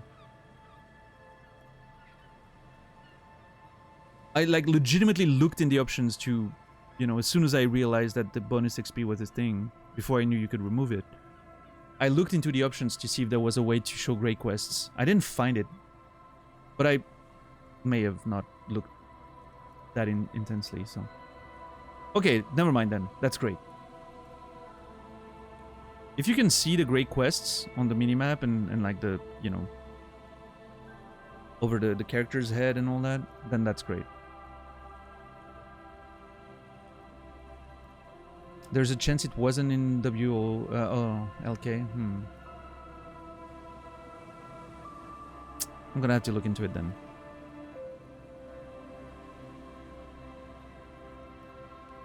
Because yeah, I would really enjoy just clearing areas for the quests without really...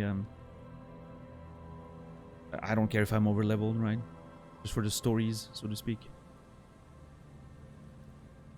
I'm not gonna tell him why not just be a zoologist, because I feel that that's kind of rude. Thanks for explaining that. Now, how about something else?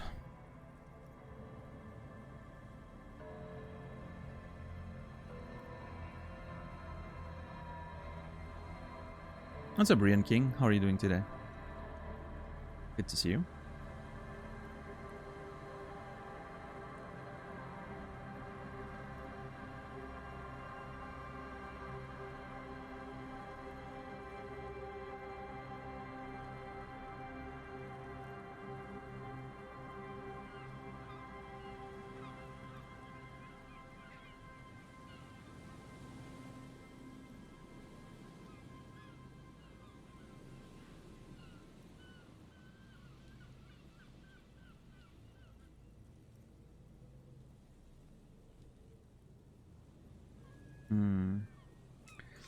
I sort of kind of want to know what he's gonna say if I tell him that, but...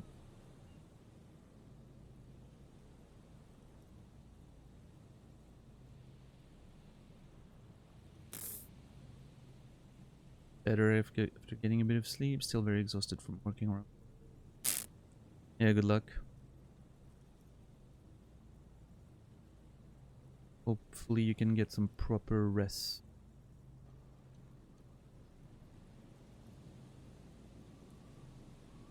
Why not just be a zoologist? Real animals are puzzling. Is it rude of me to tell him that? Why not just be a zoologist? Real animals are puzzling too. I mean, I'm not completely implying that he's doing something useless, right? It's just... What about this option that exists? Yeah, let's go for it. I want to see what he says. Real? I know you think one is a respectable profession, while the other is superstition. Everyone does. I forgot about the real adjective.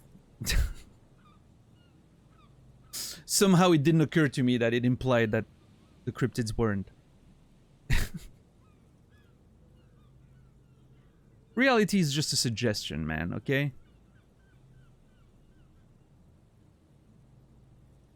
I don't. It's a profession like any other.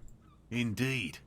My methods do not differ from other scientists. We saved that. I simply draw upon a wider variety of evidence. And I have more hope that something truly surprising might happen. What's up, Noger? Streamer's a real job too. Oh yeah, it definitely is. Your nerve endings tell you there is no such thing as a positive surprise.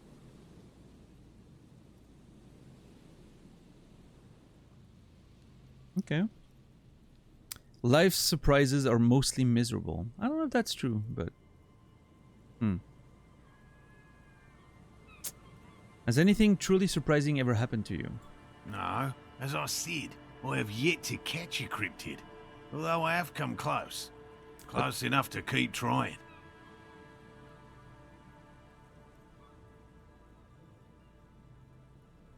Okay. He said more than the text. That's fine. What kind of evidence do you use? Everything from forgotten regional lore to newspaper accounts, like the one that brought us here, to look for the phasmid. I keep a very open mind. Okay. He's interested in things that people believe that scientists don't. You think other scientists don't listen to ordinary people enough? Most establishment scientists only care about reputation and remuneration, not real research, and certainly not the truth. They're a cowardly lot, and both the field and basement archives can be dangerous places. All right. Thanks for explaining that. Now, how about something else? Yes? Let's talk about specific cryptids. All right. What cryptids precisely? I usually discuss these things with specialists, so I don't know what. Well, We would have to discuss.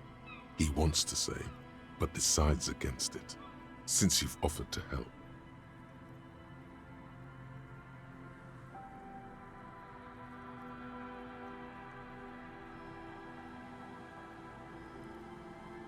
You need to ask him about specific cryptids. Cryptids you've heard about from Lena or his friend Gary. He won't just talk. oh boy. We're going over the entire thing again. What cryptid did you almost catch? You said before that you almost caught one.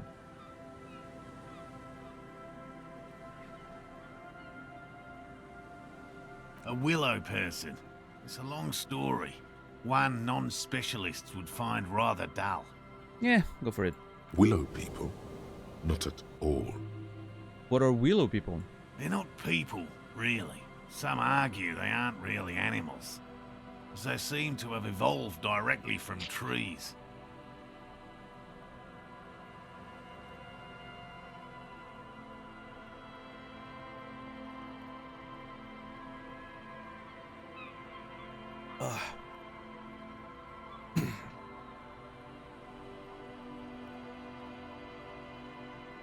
They're very, very thin, almost flat in fact, and can camouflage themselves easily, wrapping themselves around trees and blending in with the tree bark. In that way, they're not too dissimilar from the phasmid we're looking for here. Wait, so I may have seen these willow people without knowing it? You probably have. How did you almost catch a willow person? Gary and I painted an entire grove's worth of trees in slow-drying paint. It was a bright lavender colour. I was hoping one of the willow people would get paint on it and not be able to camouflage itself. That's kind of clever. After waiting in hiding for hours, I saw a figure slip from one of the trees, a lavender shadow dashing through the grove. And then? I chased it with a net. Not very elegant. You can't be elegant in the field. And, well, it was faster than me. A lavender shadow. He smirks. I know you think we were snacking on funny mushrooms. It's easier to mock someone than to admit that the world might be more interesting than you've imagined. Furthermore, I'm not saying it was a confirmed sighting. I'm painfully aware of what goes into verifying such things. There is a serious possibility that I saw a squirrel or a trick of the light. I am my own harshest critic. He makes it a real point here to sound falsifiable.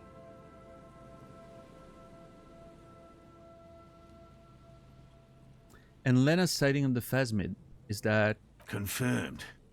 It's 100% verified and meets all the standards of an authentic cryptid sighting. Alright, fair. I know all about the green ape. Look, I even have a kind green ape pen. Take out the pen. I see you've been talking about cryptids with Lena. The kind green ape is one of her favourites. A warm wave passes him. Of course, the kind green ape is her favorite, he thinks. We travelled to South Safra to look for it once. Gary and I got stuck in a rainstorm, though, and had to spend most of our time there in a little village. Okay. The search was fabulously unsuccessful, but the people were very nice.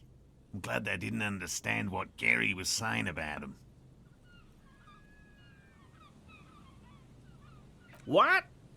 South Safra? They're just on a different rung of the ladder, Morel. I had no problem with them. Really? You kept complaining about how dirty everything is, but we digress. They're a nascent culture. I just didn't feel comfortable. And let's change the topic, okay? Talk about your critters, or whatever. Yes, back to cryptozoology.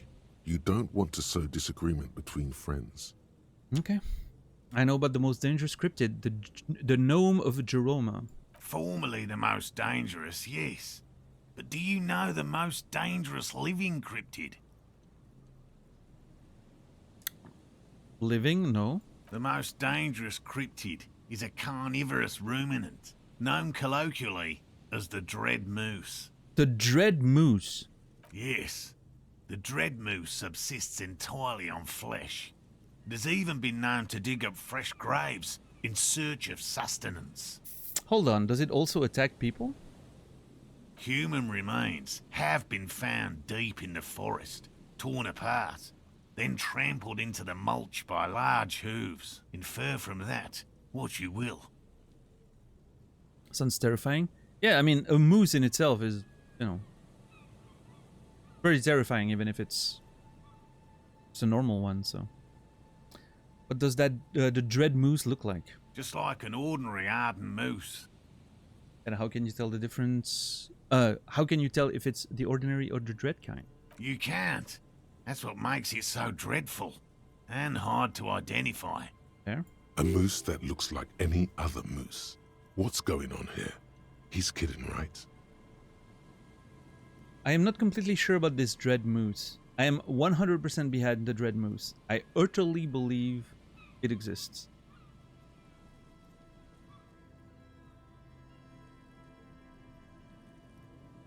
I mean, I don't know.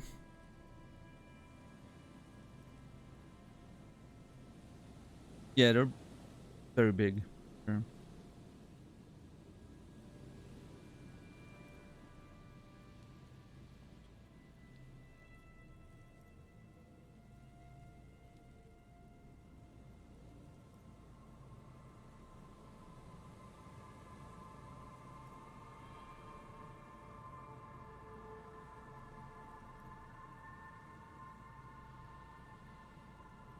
A moose or multiple me's? Isn't the plural of moose just moose as well? Something ridiculous like that?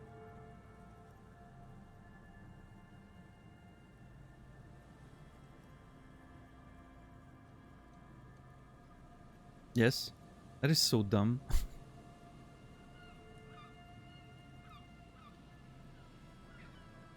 There's a famous comedy sketch about it. Oh yeah, Esker. Oh, by the way, Esker, thank you for the Prime sub yesterday.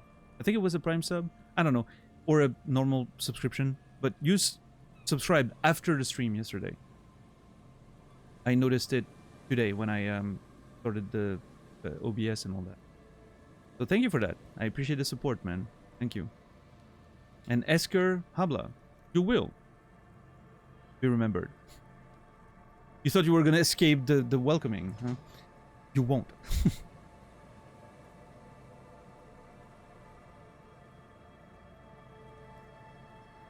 Kind of, yeah.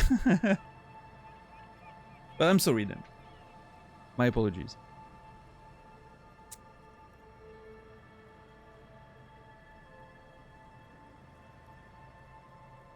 Goose and geese?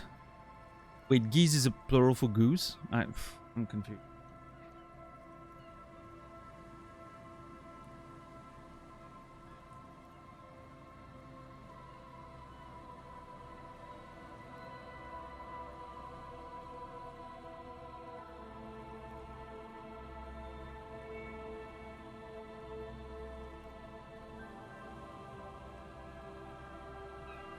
Yeah, I mean, I I don't think it's that much of a as much a joke as it is kind of logical, right, Quasi? It should be Mies.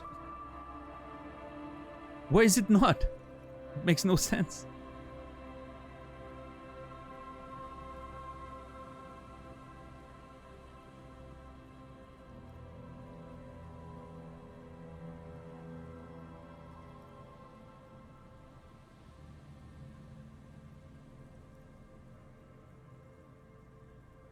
I'm not completely sure about this Dread Moose. I'm 100% behind the Dread Moose. I don't know. I don't know which side I stand here. Hmm.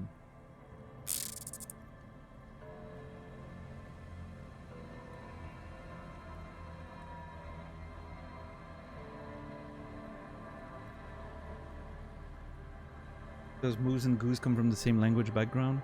I don't know.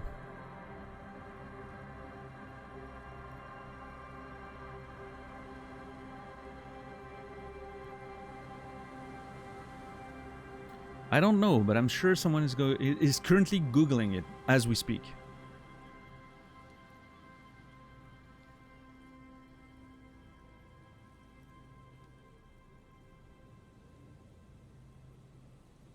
Call them elks and be done with it. Sure.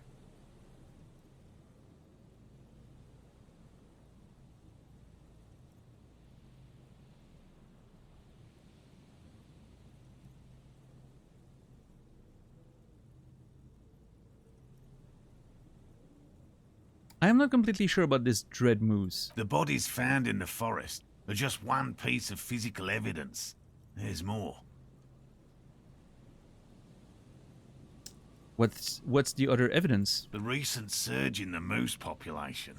As hidden carnivores, the dread moose are effectively removing competition for both themselves and their evolutionary cousins. Well, sure, but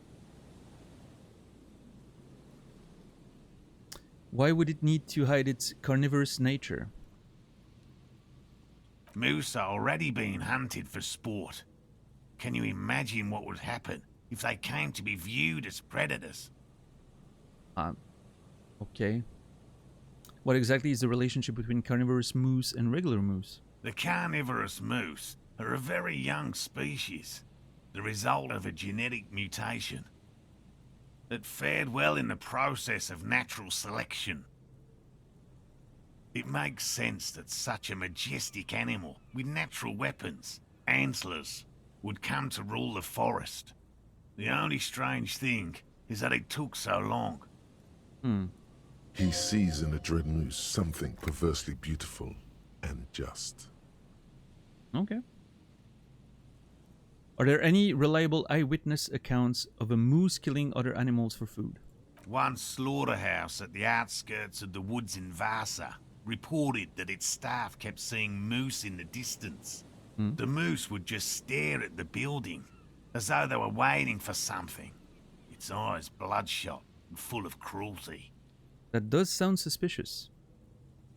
I'm not sure I'm buying it.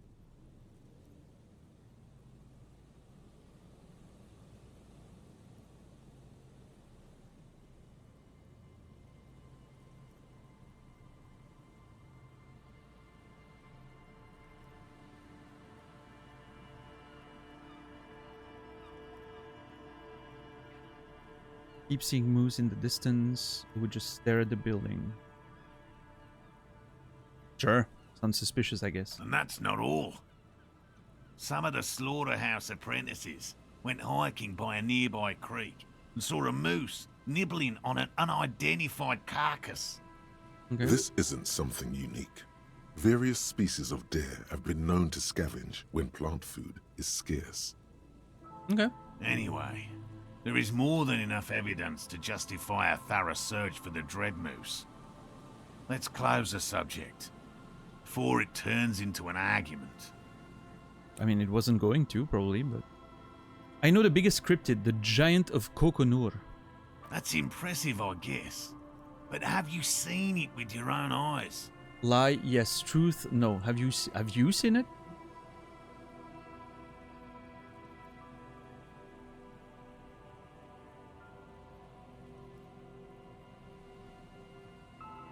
I'm gonna go with no. Of course you haven't. He seems satisfied. Have you seen it? I haven't had a chance to travel to Coco Nord. No. And I likely never will. The Samaskill desert region has been embroiled in a small civil war for the last 8 years. Okay. I fear this mindless barbarism may have wiped out the elusive creature entirely. Sightings of towering luminosities have grown rare recently, while they once used to be constants.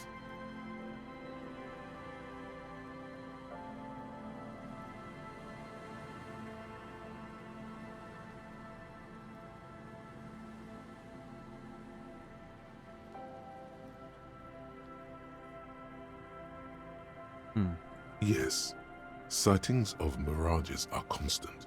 A mirage is a constant phenomenon that people have no time to report when a war is going on. Sure. It remains unclear what this has got to do with you seeing it, as he was inquiring before. He was just being defensive. I know about the Cryobacter catlensis. Oh, everyone knows about that one. Thanks to Professor Mijanu being the talk of the town for a time. He cuffs in his fist.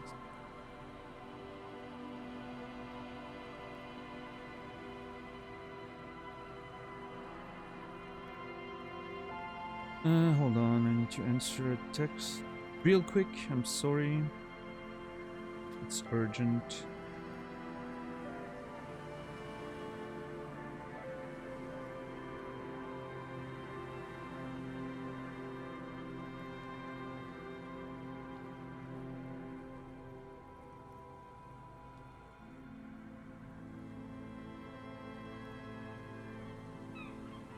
Hi. Although, probably because her life ended as a result of her work in Gutler, no one remembers her contributions to the search for the Nong-Ok, The Nong-Ok? a flightless cursor owl found in the Seminine Isles. Its long legs permit the Nong-Ok to run faster than any other avian, perhaps any other animal, who knows. That kind of sounds like what's the name of that animal again? Ostrich? When it's not hunting its prey in this manner, the ok hangs from tree branches, like a bat, waiting to dive on hapless prey below on the jungle floor. That does not sound like an ostrich anymore. Mijanu liked extreme animals, you see. One of the few figures of the academic establishment I respect. Really a shame she disappeared. What was her name again? Mijanu. Did we know her first name? I don't think so. Professor Mijanu. When did she disappear? Oh, decades ago. In the 30s. I didn't know her personally, of course. The chasm of academic pretension still stood before us, even though she had unusual courage for someone from the other side. Alright, just tell me about a cool cryptid. Any. No offense, officer, but I'm not much of a pedagogue. I don't know what I would have done if Lena hadn't persuaded me to go back to field research. You should ask her if you want interesting stories. It's interesting that she's the one that sort of pushed him to go back in field research, even though it seemed like she was... I mean, she seemed always very interested, but she also seemed eager for him to come back, as if, you know, him being away all the time was sort of a bit of an annoyance, right? I guess she wants him to do what he likes, right? Joy, passion. Maybe she feels like she would feel guilty if he was, you know, just staying all the time.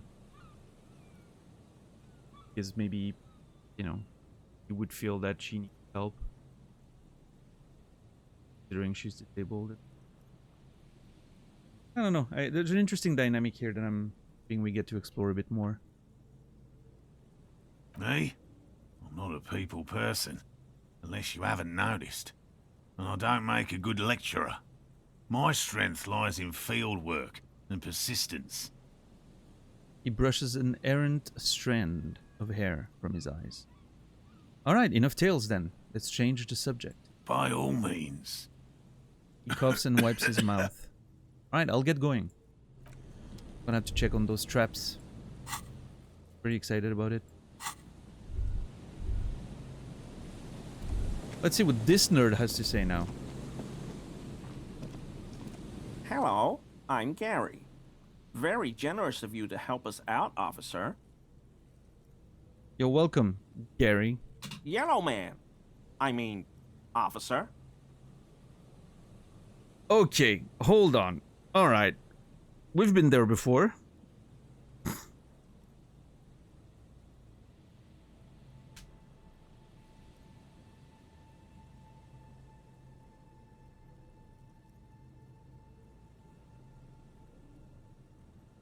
Well, definitely fascist, that's for sure.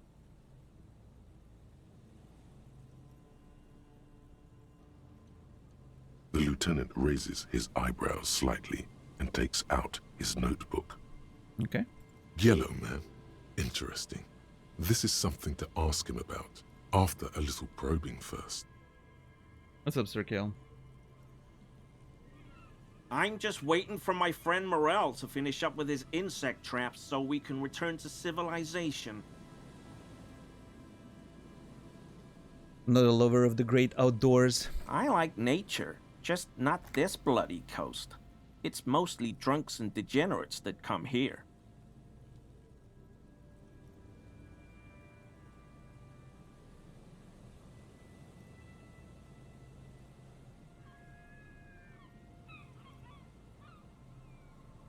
Drunks and degenerates, that's my crew. Sadly, I think I may be a drunk, or a degenerate, maybe even both. Nobody's perfect, I'm sure you've been tempted to drink.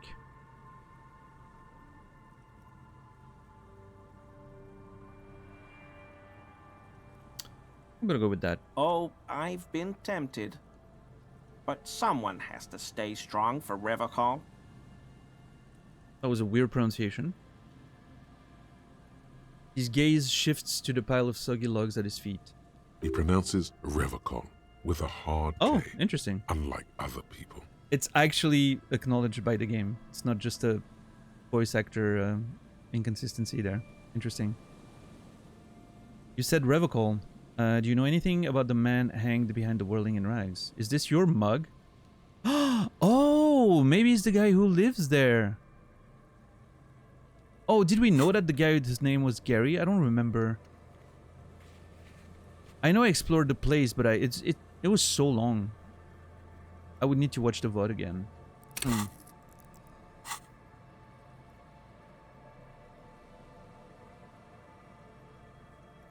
Are you a cryptozoologist?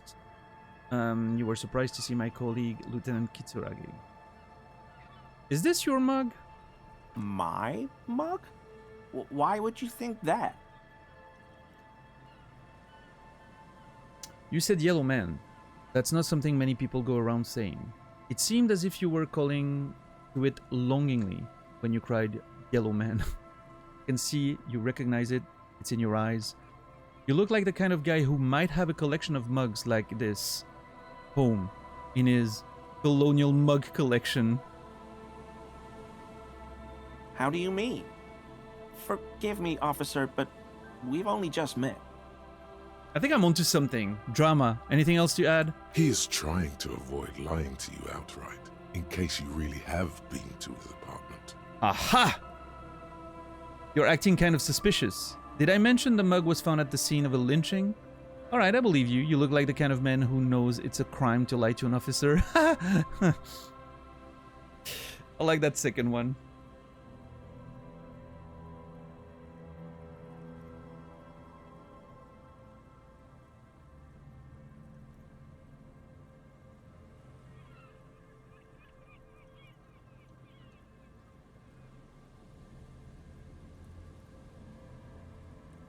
I don't know. I like the sort of sarcastic second answer there. This one's a bit more direct.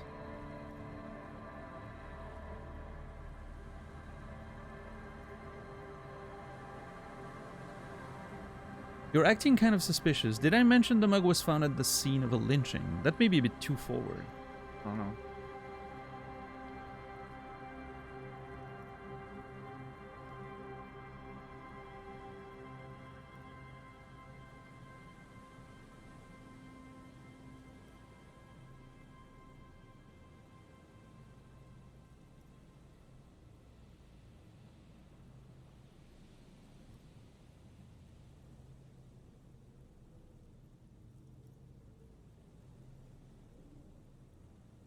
I'm gonna go with 1. Okay, I admit it. I threw the mug away in the trash container behind the hostel. I know I shouldn't have, and I am very sorry, officer. Wow, we finally find the man who threw that mug in the trash. That's interesting. You're not going to find me, are you?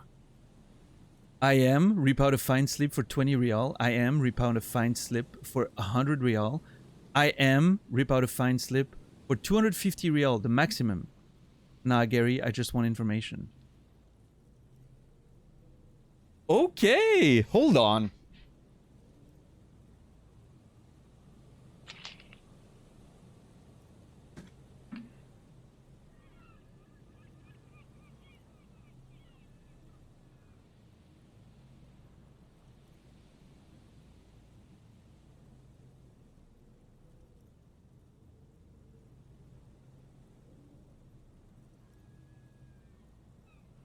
You mean finding people? Yeah, that rings a bell.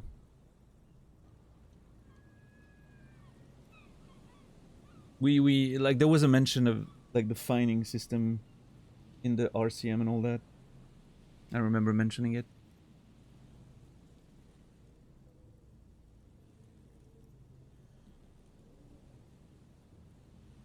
I think I'm gonna go for middle one. I'm not gonna be greedy. I think I'm gonna go for the middle one. Repound a fine slip for 100 real. Okay, I deserve that. And I won't do it again. You have my word. I don't remember if I get the money though. I don't think that was the system. I think they have to pay it to the RCM itself. I don't know what got into me. Stuffing my garbage in another man's property, it's... I've been having trouble at work lately. The Quakos are price dumping us out of competition. Okay. What did you do, Gary? Nothing. Just answering some questions. Helping out the law. Maybe I should have. I should have fined him for the most amount of money, and then offer him to bribe me for, you know, like, oh yeah, well, you can just give me 100 now, and we'll call it even. I missed an opportunity to be corrupt there. Maybe. I don't know. It feels like I may have missed something. Oh well, it's fine. You have a confession to make. Okay.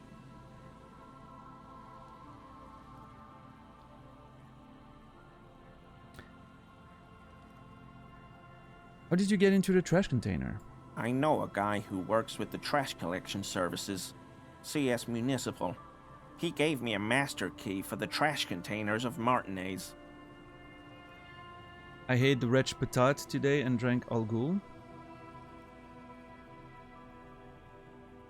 Degenerate behavior, Reki.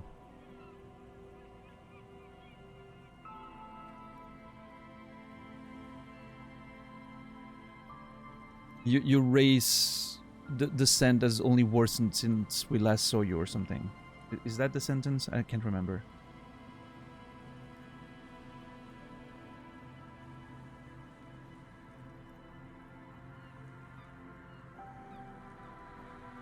Why would you need to get into everyone's trash? So I can use the Whirling's trash compactor to store my own stuff. Garbage disposal is expensive as hell. The damn Bohemians run it like a mob. He says, bowing shamefully like a fallen knight. I'm sorry, okay? I thought I could cut costs. I shouldn't have. I shouldn't have disgraced myself. Disgraced? No need for the histrionic, sir. It was, after all, just a trash container. Gary, did you put the clothes of a murder victim, the man who was hanged behind the whirling in rags, into that trash container? Officer, please. Let me explain. It's not like that. Alright, do explain. I was only cleaning up. I live right across the yard from where he was hanged, and I saw him stripped naked. All the clothes lying around in the yard, smelling. People are animals, you know? Yes. What happened? Then I came out to clean up the rags because no one else would. I put them into the whirling's trash, along with a broken mug, admittedly. He changes his mind mid-sentence. Okay. I was coming to throw the mug away, and, well, I threw the mug there and the clothes too. Okay. Right. It was just civic duty. The lieutenant remarks drolly. Exactly. That's exactly what it was. Civic duty. Sure. As he shifts uncomfortably, a series of clicks, like the clinking of glass beads against one another as they roll across a hardwood floor. You've heard this sound before, but where?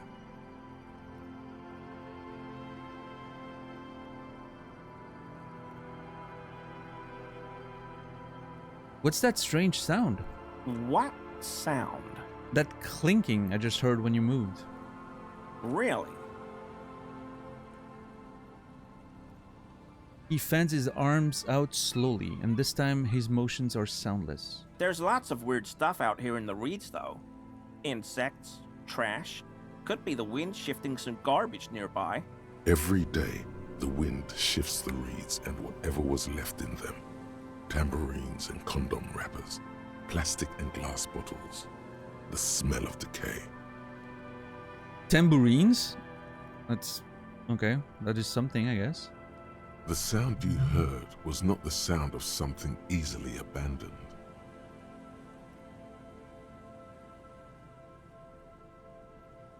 That is so weird. What the fuck was that sound? I'm trying to, like, think if we heard that sound before in the game. You wouldn't know anything about the missing victim's armor, would you? Armor? No. I mean, yes. Of course. I know he was wearing armor, but I don't know anything about it. An infant could see he's not telling the truth, but he's too scared to admit more wrongdoing. Let's move on, for now. I hope I could help your investigation, in my small way. He's visibly relieved it's over. Does this mean you were in his apartment, admiring his colonial mug collection? Perhaps it would be interesting to tell him.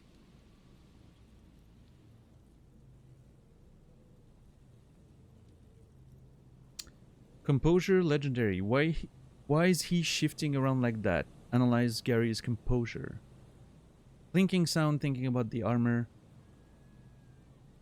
Icosahedral red dye. Okay.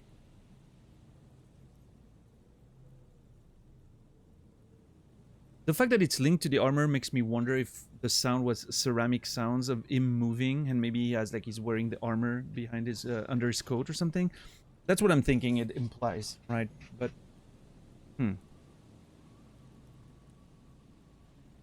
You said a revocal. Let's just circle around and see if we get any more bonuses, and then we'll close up for composure and see what happens. You said revocal. I like to pronounce it the hard way. The old way. The Vespertine way. He nods solemnly. He winks at you, trying to relay some hidden message, inviting you to mispronounce it too, perhaps. It's odd. It's a secret rite. A very fringe nationalist handshake, probably. That's interesting. Do you know anything about the man hanged behind the whirling in rags? I told you everything I know, sir. I'm truly sorry for the mug, but I have nothing to do with that. He shifts uncomfortably in his clothes. That's an interesting... I always love when, you know, you like ask the question in not the intended sort of order, right? And then the game acknowledges that, and it's like, oh yeah, no, I actually already told you about that. Like, I think it's a very clever way they've done that, instead of repeating the same dialogue or similar dialogue. Uncomfortable shifting around doesn't make him the killer, though. It's something else. Are you a cryptozoologist too? No. I help Morel with research sometimes, and I've learned some things along the way. But I don't usually go in for picnics like this on my own. Okay. After all this time with Morel, he must have an opinion on cryptids. This could lead to a good one. I'm into cryptids. Do you have a favorite? Oh, yes, the burning rhino. Morel doubts he's real, but I don't much care, because I won't be the one looking for him out in Safra Serai. What's a burning rhino? A rhinoceros that looks ordinary during the day, but burns brightly by night. Well, at least the males do. How do they burn? Why only the males? Both those questions are very interesting. How do they burn though? They have special ducts just above their shoulder blades that secrete a combustible fluid. When the rhino is just beginning to light itself, it looks as though it has wings of fire. Sounds like an Elden Ring boss. I was gonna say it reminds me of the bull in Sekiro, actually. But the bull in Sekiro was just wearing like a, you know, stuff that was set on fire. This creature supposedly combusts in itself, you know. Yeah. But how is this combustible fluid lit? How does the lighting of this fluid actually work? The rhino starts running very fast to build heat, then stops, raises its head, and sparks fly from its neck, setting its back ablaze. That seems unlikely. I can buy into that, a flaming rhino. I just want to be like that rhino, running through the night with guns blazing. Okay, chill out, Harry, okay? Jeez. That seems unlikely. Yeah, well, Revacol used to be a flaming rhino once, a long time ago. That seems unlikely too, doesn't it? I'm not sure I get the analogy there. The metaphor escapes me a little bit. Super solid argument, Gary. Can't argue with that. Why only the males? The flames are not just for decoration. They are an integral part of the beast's mating behavior. Of course it is. How so? During the burning rhino's mating season, herds of male rhinos, all aflame, encircle herds of female rhinos, forming a fiery ring as they begin to copulate loudly. Oh yeah, it probably has to burn. Local peasants call it the passion ring. They fear the rhinos, as perhaps they should. Anyway. The lieutenant sighs, without looking up from his notes. It's clear the burning rhino is dear to him on many levels, some even spiritual. Alright, well. Burning rhinos. I would love to see the design of that creature. You were surprised to see my colleague, Lieutenant Kitsuragi. Not many Sealites here, or anywhere, other than Sail. I meant no offense, truly. Sure. Do you remember how, when we met Measurehead and I said the next races will be a really good one? I do remember that. Yes, or I think so. Sorry, as you know, I've been having problems with my memory. Okay, this is actually fucking interesting. The way this, like, the fact that Harry has poor memory sort of works well with me playing this game over such a long period of time that I'm actually forgetting some of the stuff that happened, right? Because there's so much content and it's been spread over such a long period of time that it sort of makes sense. But yeah, I actually remember Kim saying that. Well, this is that racist. He gestures towards Gary as though he were presenting a work of art. See, look at him. The good racist. Are you, Gary? Are you a racist? I don't know. I like the previous racists better. He's nothing compared to Measurehead. He doesn't have as good a theme song as Measurehead. I miss Measurehead's music. Man, Measurehead's music was good. I also miss, what's his name? Évrard Claire's music. Man, those two tracks were just so great.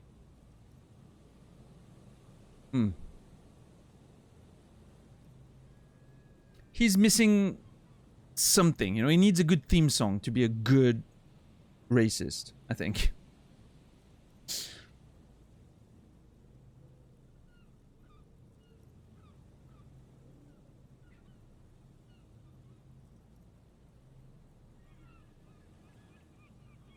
He's a low tier racist. Yeah, yeah. Just got out of platinum or something.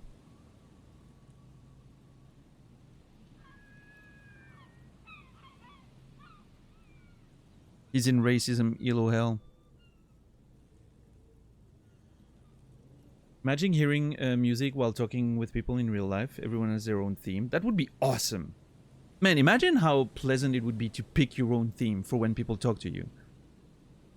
You would have to select it, you know, carefully, depending on the impression you want to make.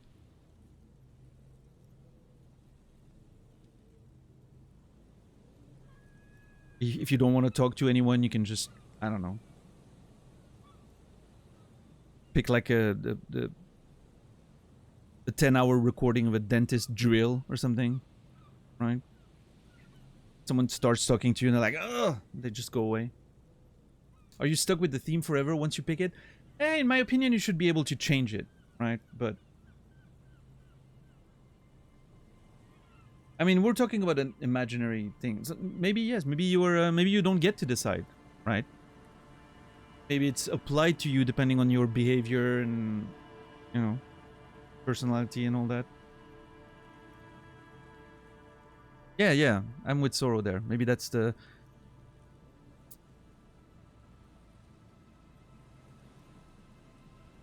I wonder, maybe there's a... It almost makes me think there's an idea there. There's a sort of a weird... surrealist concept for a novel.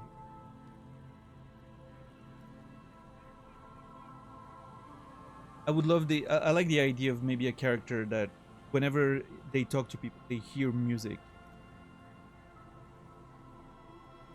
Sort of reflecting what these people are. That'd be kind of cool as a weird concept for a character. I don't know how it would play into an actual plot or anything, but I think the idea is interesting. Like Shaft? What, the movie? I haven't seen it. Is that a thing? Can you hear music when he talks to people? That's a felon. Racists need a good theme song? I mean, based on what we've seen in this game so far, yeah, it seems like it.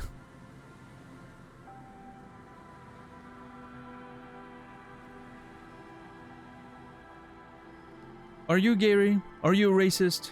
Or I don't know, I like the previous racists better. I don't know.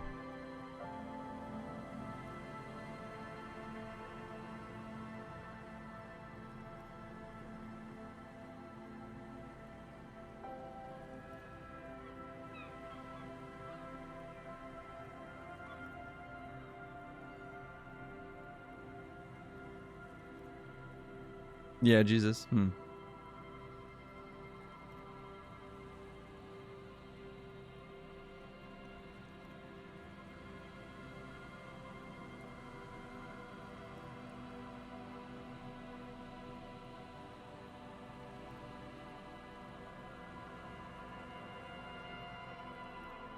How do you know that, Dom? That's concerning that you would know that.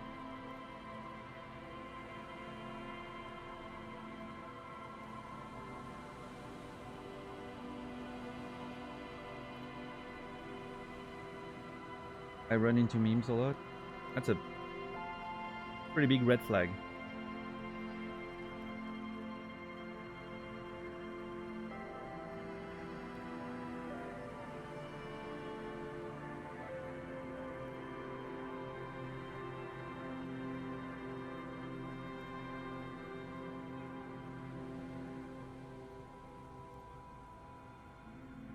I bet people will pick annoying stuff all the time if you can pick just to meet with people.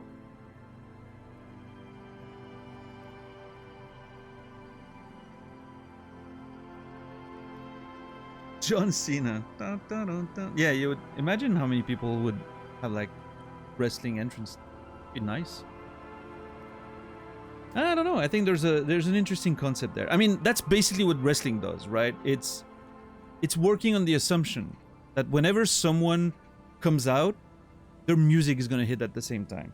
even if they come out completely unexpectedly, someone's ready to press the button, which means that the implication is that it's happening supernaturally, right?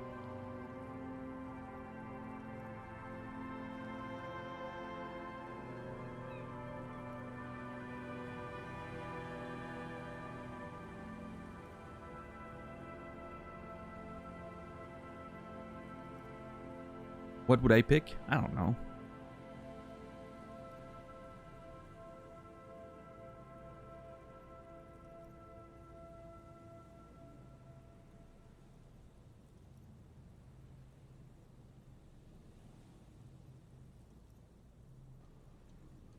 Yeah, Jesus. Was never a huge fan of RVD, but it's pretty impressive. But I was never a big fan.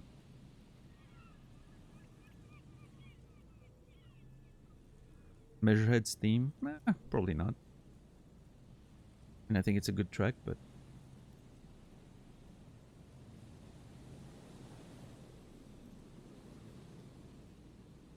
I don't know.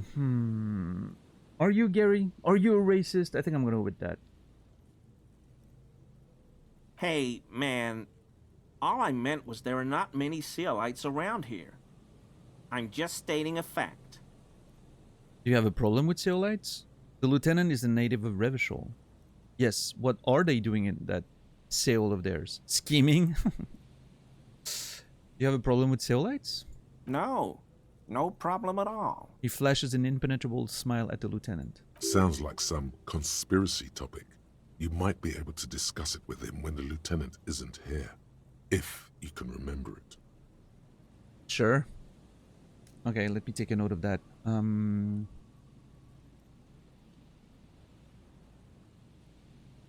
What the fuck? Hold on.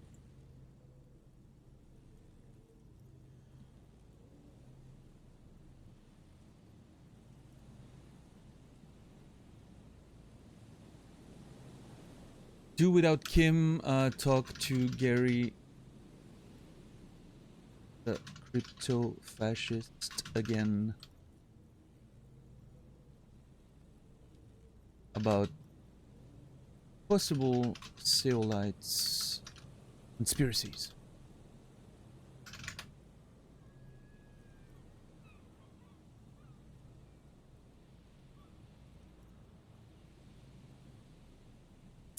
So, Gary, you live nearby in an apartment in Martinez. Point in its direction. Sure do, officer. His eyes narrow slightly. He's wondering where this is going. So are mine. Have you found your door open lately? I mean, I don't think it was back since we've opened it. Are you a big Man from Heimdall fan? Mr. Clare must be very angry with you. I think I broke into your apartment. I'm very sorry. We'll return to this later. For now, let me ask you something. Are you a big Man from Heimdall fan? How? Mr. Everard Clare thought it necessary to unlock your apartment. I saw the poster in your apartment. You know, I'm a Heimdaller Man fan myself. I saw that ridiculous poster in your apartment, along with all your other colonialist memorabilia. So I don't know if I'm a fan of the Heimdaller Man stuff. I mean, I think the book that we read was, you know, obviously a weird spliced together series of books, which wasn't a very interesting read. It doesn't seem like great literature, I'm gonna say that. But at the same time, I'm not against a bit of pulp, shitty literature sometimes, right? If it's fun.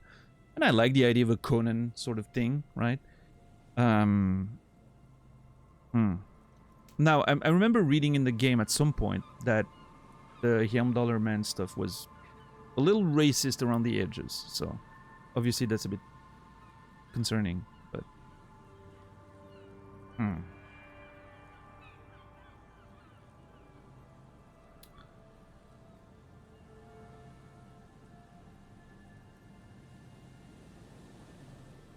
I'm not sure. Do I want to sell out the fact that Claire hired us to do that? I mean, we don't have any special allegiance to Evra.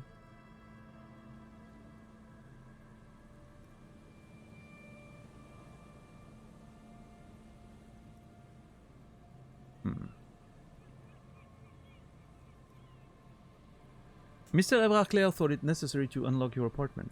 Mr. Clare unlocked my apartment? No, I did. For his request. So you work for Everard Clare? Officer, please tell him we're good. No, tell him I'll make it up to him. Oh, what is happening here? What have I done? He'll send the muscle after me. The man looks around, whispering. He makes sure no one hears you talk. Really, I don't even know what it was about. I just opened the door. Yeah, I don't know what it was, but he doesn't like you.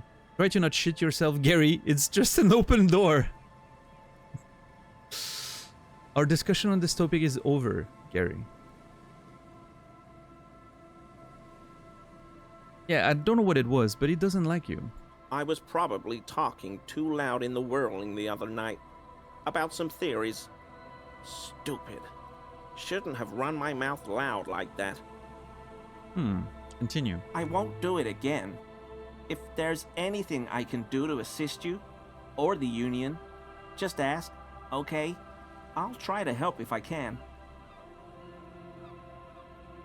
This scared him proper.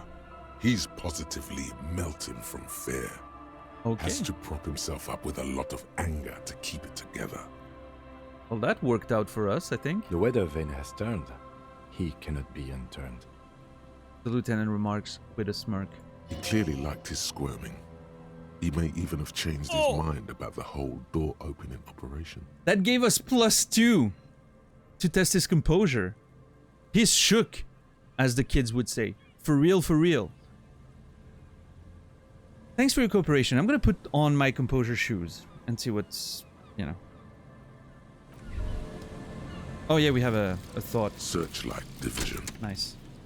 Let's see. You sharpened your senses by being on the lookout for missing persons. Now you notice more of what's happening around you. Perhaps, when you're done with this case, you can join the Searchlight Division of the RCM and find every Revacholian that's ever gone missing without a trace. There is undoubtedly a backlog of such cases, because you never know. A missing person could be just around the edge, barely out of sight. What does ONG mean?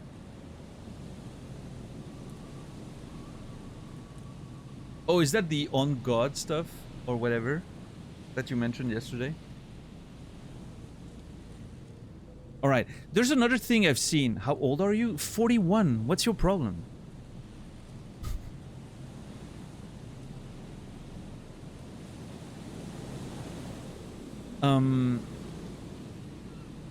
There's something I've seen in a lot of Twitch chat recently, which is people saying OM or I don't know what it means. I don't understand the meaning, but it's I see it a lot in certain specific communities, and I have no idea what it means. I don't know what's the significance of it. It seems to be something like a sort of acknowledgement, right? Something like a positive sort of nod, but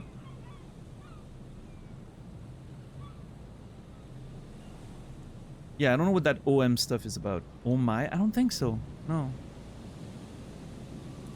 No, just as a sort of like positive acknowledgement.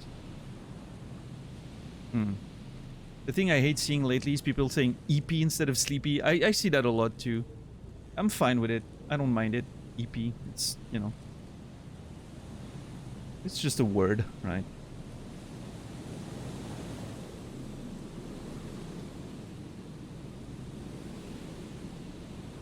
Is an emote for laughter? Wait, how? I'm not seeing it. Hold on, am I supposed to look at it?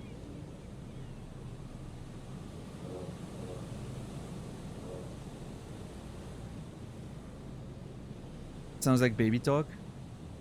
I guess so. I don't know, my EP doesn't bother me too much.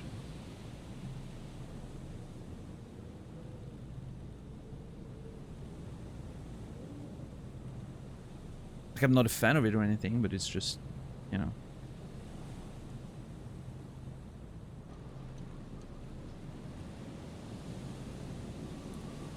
A missing person could be just around the edge. Barely out of sight. Alright. Okay, what kind of bonuses could that give me? Perception, maybe? Am I gonna get perception bonuses on top of everything I already have? Oh my god! +2 perception, clear-eyed pursuit of truth. My perception is off the charts right now. I'm on 11 perception. What the hell? Dude. I was saying at the beginning of the game that I was very upset that perception was so low for me because of my motoric score. And now I'm like on 11 perception. I materialized that shit.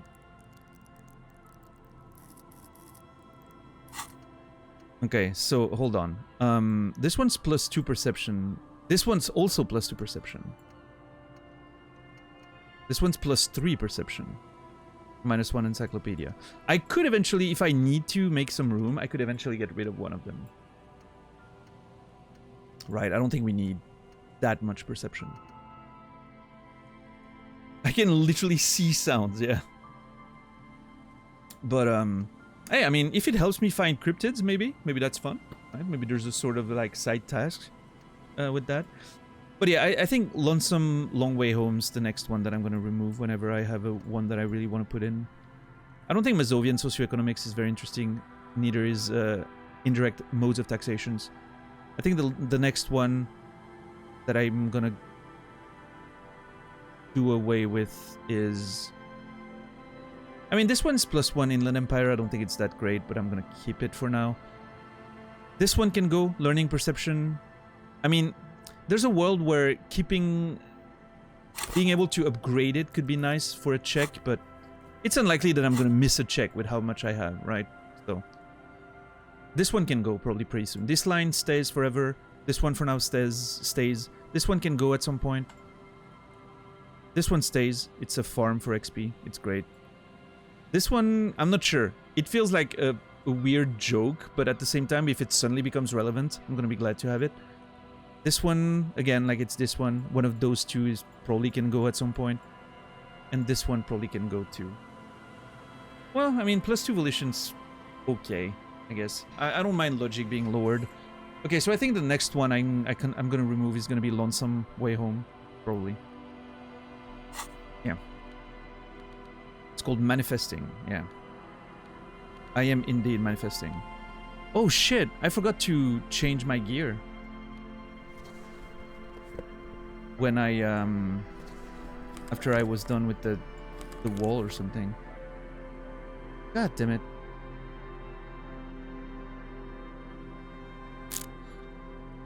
Okay, what am I trying to do for a check here again? Is it composure?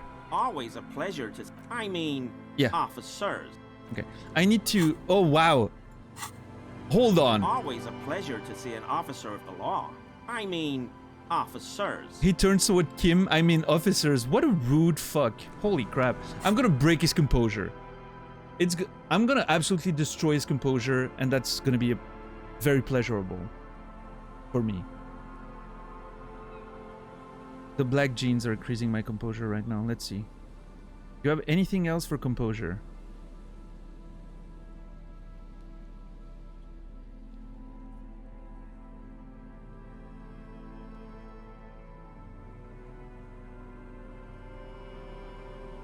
Yep, this one. The fact that this one gives you composure is wild to me. I don't understand.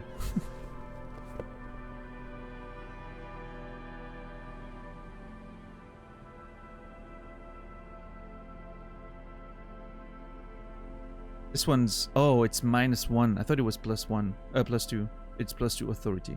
This one gives you composure. Okay. Hell yeah, okay. Let's see. Always a pleasure. I mean, officers. We have a 92% chance of breaking his composure. Or, well, testing his composure. Analyzing his composure. But I'm assuming the goal is to sort of break his... You know... Sort of walls he has up, right? I think there's something about the armor. But I don't know what it is. But I feel like the clinking sound we heard may have been a piece of armor he's wearing. Maybe under his clothes. I don't know.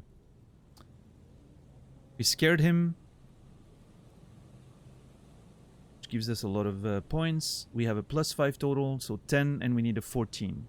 We need a 4 or better.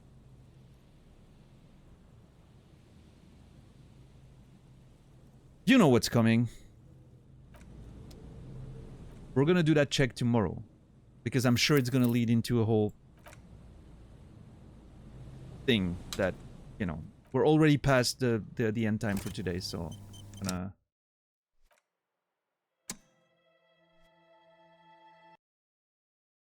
We'll resume that tomorrow in due time.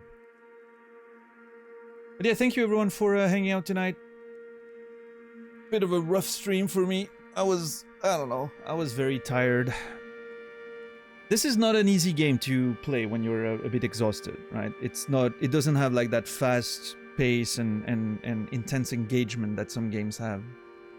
So it's a bit rough to play a game like that when you're a bit tired, but I hope it was fun enough to watch. I don't know, it didn't feel very fun for me, but I'm hoping it was fun enough for you guys to watch. I'll be back tomorrow in about 19 hours, 7 p.m. Central European Time, 1 p.m. Eastern, 10 a.m. Pacific, for more adventures of Disco Elysium. We're gonna raid out in a minute. If you don't mind waiting, I would appreciate it. Thank you everyone for the raids. Thank you for the gift subs and resub tonight. Souphead and Warren, I appreciate it truly. Thank you for the lurks and the conversations. It means a lot to me, and yeah, hopefully you guys are still enjoying this playthrough for as long as it's gonna take us to finish it. Hopefully tomorrow I'm a bit more rested and, you know, I can have a bit more energy going through the game. We'll see. But I'm excited to find out more about these characters and these cryptids and all that. It's definitely fascinating. So yeah, I don't have much else to say. I'm gonna go eat something, and then I'm gonna go play some MTGA probably, and then later on tonight I'm gonna play some World of Warcraft because apparently that's something I do now. I play WoW Classic. I never thought I would see the day, but it is what it is. Anyway, wish me luck. I'm gonna do some MTG games while watching Naz. Hopefully I get some good RNG. The heart of the cards will be with me. I really need to try and get Diamond this season. So, anyway. Yeah, I think that's it for me. I wish you all a beautiful rest of your day, evening, or night. I will see you guys tomorrow. And until then, remember me, and I will remember you.